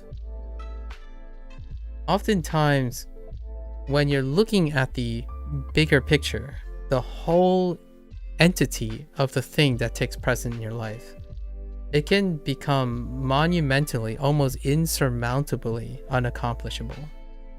However, do sit down and deconstruct it. Like take a few minutes to deconstruct it. It might not have to be all at the same time. Every day you can deconstruct it a little. And what happens, in my opinion, is there will be enough deconstruction that you can find it less insurmountable. So for example, if boredom is absolutely crippling you when you become detached to your dependency, ask yourself, what is the next step down? Can you do 5 minutes less and then do 5 minutes of something else? Can you do 10 minutes less and do something else? In a week's time, 10 minutes can feel like, hey, wow, 10 minutes is already up. Let's do 15 minutes, 20 minutes. And then with that liberated time, you can find a new dependency, something to be even more accessible. So then you'll start building up dependencies. However, those dependencies will be more dynamic. So you'll have things that you can do to offset something negative in your life because of your accessibility. That's kind of a really rough way of saying adapting, but at the same time, it's more like liberating by coping more efficiently, right? Normalizing other alternatives. So what can you do in the 5 minutes that you're not dependent, or you're trying not to be dependent on something? I go out for a run. Actually, I go out for a 15-minute to 30-minute run. So things like that can really add some flexibility, and consider it as an investment in yourself, right? You are more likely to be able to solve future problems, encounter future things, and a lot sturdier, even if you're not independent. And oftentimes, all that diversity in different tools and different things you use to address something that is constantly ever present in your life, like for example, sadness, depression, that type of thing, ultimately when it becomes more diverse, it leads to an intuition that leads to independence. Because being constantly accessible and being able to adapt to many circumstances, it builds confidence, and confidence often resolve and contribute to independence. It follows, right? So hopefully everyone is finding their ways to step down if they want to change something a little at a time. Things that are investing in yourself takes a really long time, and small steps go a long way in a marathon, not large incredible steps where you risk injuring yourself every time, right? And then one other message we kind of touched upon that I didn't get a chance to talk about, to demonstrate with like an actual example, was sometimes when you're ignoring all the things that are not useful or maybe bad or irrelevant, you cannot anticipate or see what the value of that thing is yet. So if you find yourself with some excess time, or maybe some privileged time, say the time you liberate from being dependent on one thing, you can spend that 5 minutes or 10 minutes exploring things that you may have written off, for example. It's very unlikely that a human being can understand the life is strange phenomenon of finding one day that one time you're like, yeah, I spent like 4 hours on Duolingo and it was the worst thing ever, but I made it work. You don't really know what value that will present if you had time to experience it. So oftentimes, yes, it's kind of nice if you can live through life always doing the right thing from the start, or always doing the best thing from the start. Reality is that you don't. So sometimes if you have the time to entertain things that didn't work at first and understand why it didn't work and how it didn't work and what you can do to make it work, that challenge alone can develop skills that you might not be able to appreciate until you do it, right? Sometimes taking battles on a losing footing can be an exercise, for example, in humility or optimizing a losing cause. How to cut costs and take risk, risk management. And sure enough, I want to plug that if you are constantly avoiding making mistakes, that's kind of nice. If you're able to make mistakes, there's a whole set of problem-solving skills that is essential for people who are sad, get insecure, fear of disappointment, fear of messing up, right? All these things, when you regulate with a mindset of always getting it right, which the internet does do that incredibly well, you also lose out. It might not be necessary, but if you find yourself you are having problems solving your own problems, like becoming independent, or you're having problems expressing things that are bothering you each day, it's ultimately a reflection, in my opinion, of how often you place yourself in problematic situations. And I think one of the most opportune moments to work on your weaknesses or practices or being a problem solver and a critical thinker is to actually have problems to critically think about and solve.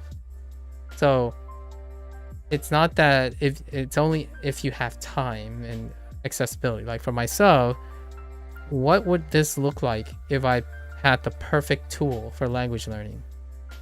Well, I wouldn't learn anything about language learning.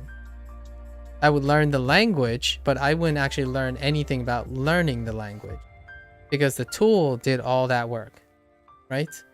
So yes, for those who don't have time, they will love to have a tool that does all the learning for them. So then all you have to do is practice. That's a hot take, I know. But there's a difference between learning how to learn a language versus being taught a language, like verbatim. So if you want the perfect tool to remove all the necessities of discovering all the problems you have to overcome learning a language, and you don't want any of that, and you don't have time for that, there might be a tool out there. Honestly, I don't believe in such a tool because without understanding how your difficulties and things that don't work and do work, your next language, if you're interested in your next language or continuing to learn, those things will come back again and again. Like for example, 2 years down the line, you might be burnt out. 3 years down the line, you have no idea why it's not interesting anymore. 4 years down the line, you have no idea why you're not using the language anymore. Those are problem solving skills. They don't actually teach you that. A good tool that removes all the needs to develop your own motivations, your own schedules, your own blocks, however much that is doing, that stuff you have to remind yourself, in my opinion, it's highly encouraged that you know that something else is doing those things for you. The great thing you can do is you can take all of that, ask yourself, what is the tool doing for you? And in the future, when you go out and look for new tools or solving a problem, like, oh yeah, I need to learn how to build a birdhouse. Well, I can take all the things that I've learned a language before. It's very hard, and I've learned a lot from the tools that help me. You can take those things and look for those things on how to build a birdhouse. So sooner or later, you become more efficient at it. You learn to look for resources. Libraries don't exist anymore. We talked about libraries a little bit, and what I mean by that is people don't go to libraries for collection of looking for sources, right? The new method is looking for what works for you, how to identify a person who has advice, how to identify quickly if that person is relatable to you. All these things are part of problem solving tool, right? If you're always doing the right thing, then you won't even know that the person's giving you the wrong advice. And what I mean by the wrong advice is advice that is not relevant to you. So you'll constantly go through the consternation of saying, okay, I want to start doing fitness now. And then you didn't learn anything about what works for you in language learning and what didn't. So you're like, okay, well, this guy sounds pretty good. And meanwhile, you have no idea to identify that this person has a personality that doesn't work for you because you didn't focus on what doesn't work. So there is value to understanding what doesn't work. And as a slight deep cut to science, when you read a scientific article, it does not tell you all the years that that group failed to do things. As in, when a scientific article is published, only the people who are in that field and from that lab even understands how they got to that point by knowing a lot of things. 90% of it is all the things that don't work. So it's built upon understanding what doesn't work as well as what does work. So if you ever have time, I really believe that to prevent something bad from happening is also understanding what could happen and what has already happened. Just my 2 cents. If you have time, obviously. If you don't have time, yeah, definitely hope that there's an expert out there or some tool that offsets the need, right? This is a privileged position, so I have to make sure to say that clearly. I like delving in problem solving, so I spend most of my time problem solving. The more I spend solving other people's problems, the less problems I have in my life, because if I can solve other people's problems, I can also solve mine. Generally speaking. All right. And then I have people who can help me solve my problems if I become unable to solve my own problems, right? That's kind of a investment for it. So much like everyone else, I hope everyone is learning language in a beautiful way. I would love to hear the way you learn language. Tell me something interesting about your learning experience. I will take it up. I'll soak it in. And I will carry the legacy you left. And maybe one day I can pay you back indirectly, in some way, shape or form. Maybe telling you a good job. That can mean the world to someone. Giving someone the time of day. It's pretty amazing how much of a difference you can be to someone by sometimes simply sharing some word of encouragement or acknowledgement, right? Or offering some input in a compassionate way, not in a presumptuous way, right? All right. As always, thanks for listening. The end of day 90. We got 10 days to go. Hopefully I can keep the schedule up for 10 days, and then we're going to do some changes for the following day 100. As always, thanks for listening. Take care. Stay safe. Stay healthy in both mind and body, right? And like always, mata ne. And I'll catch you guys on next time. じゃあね。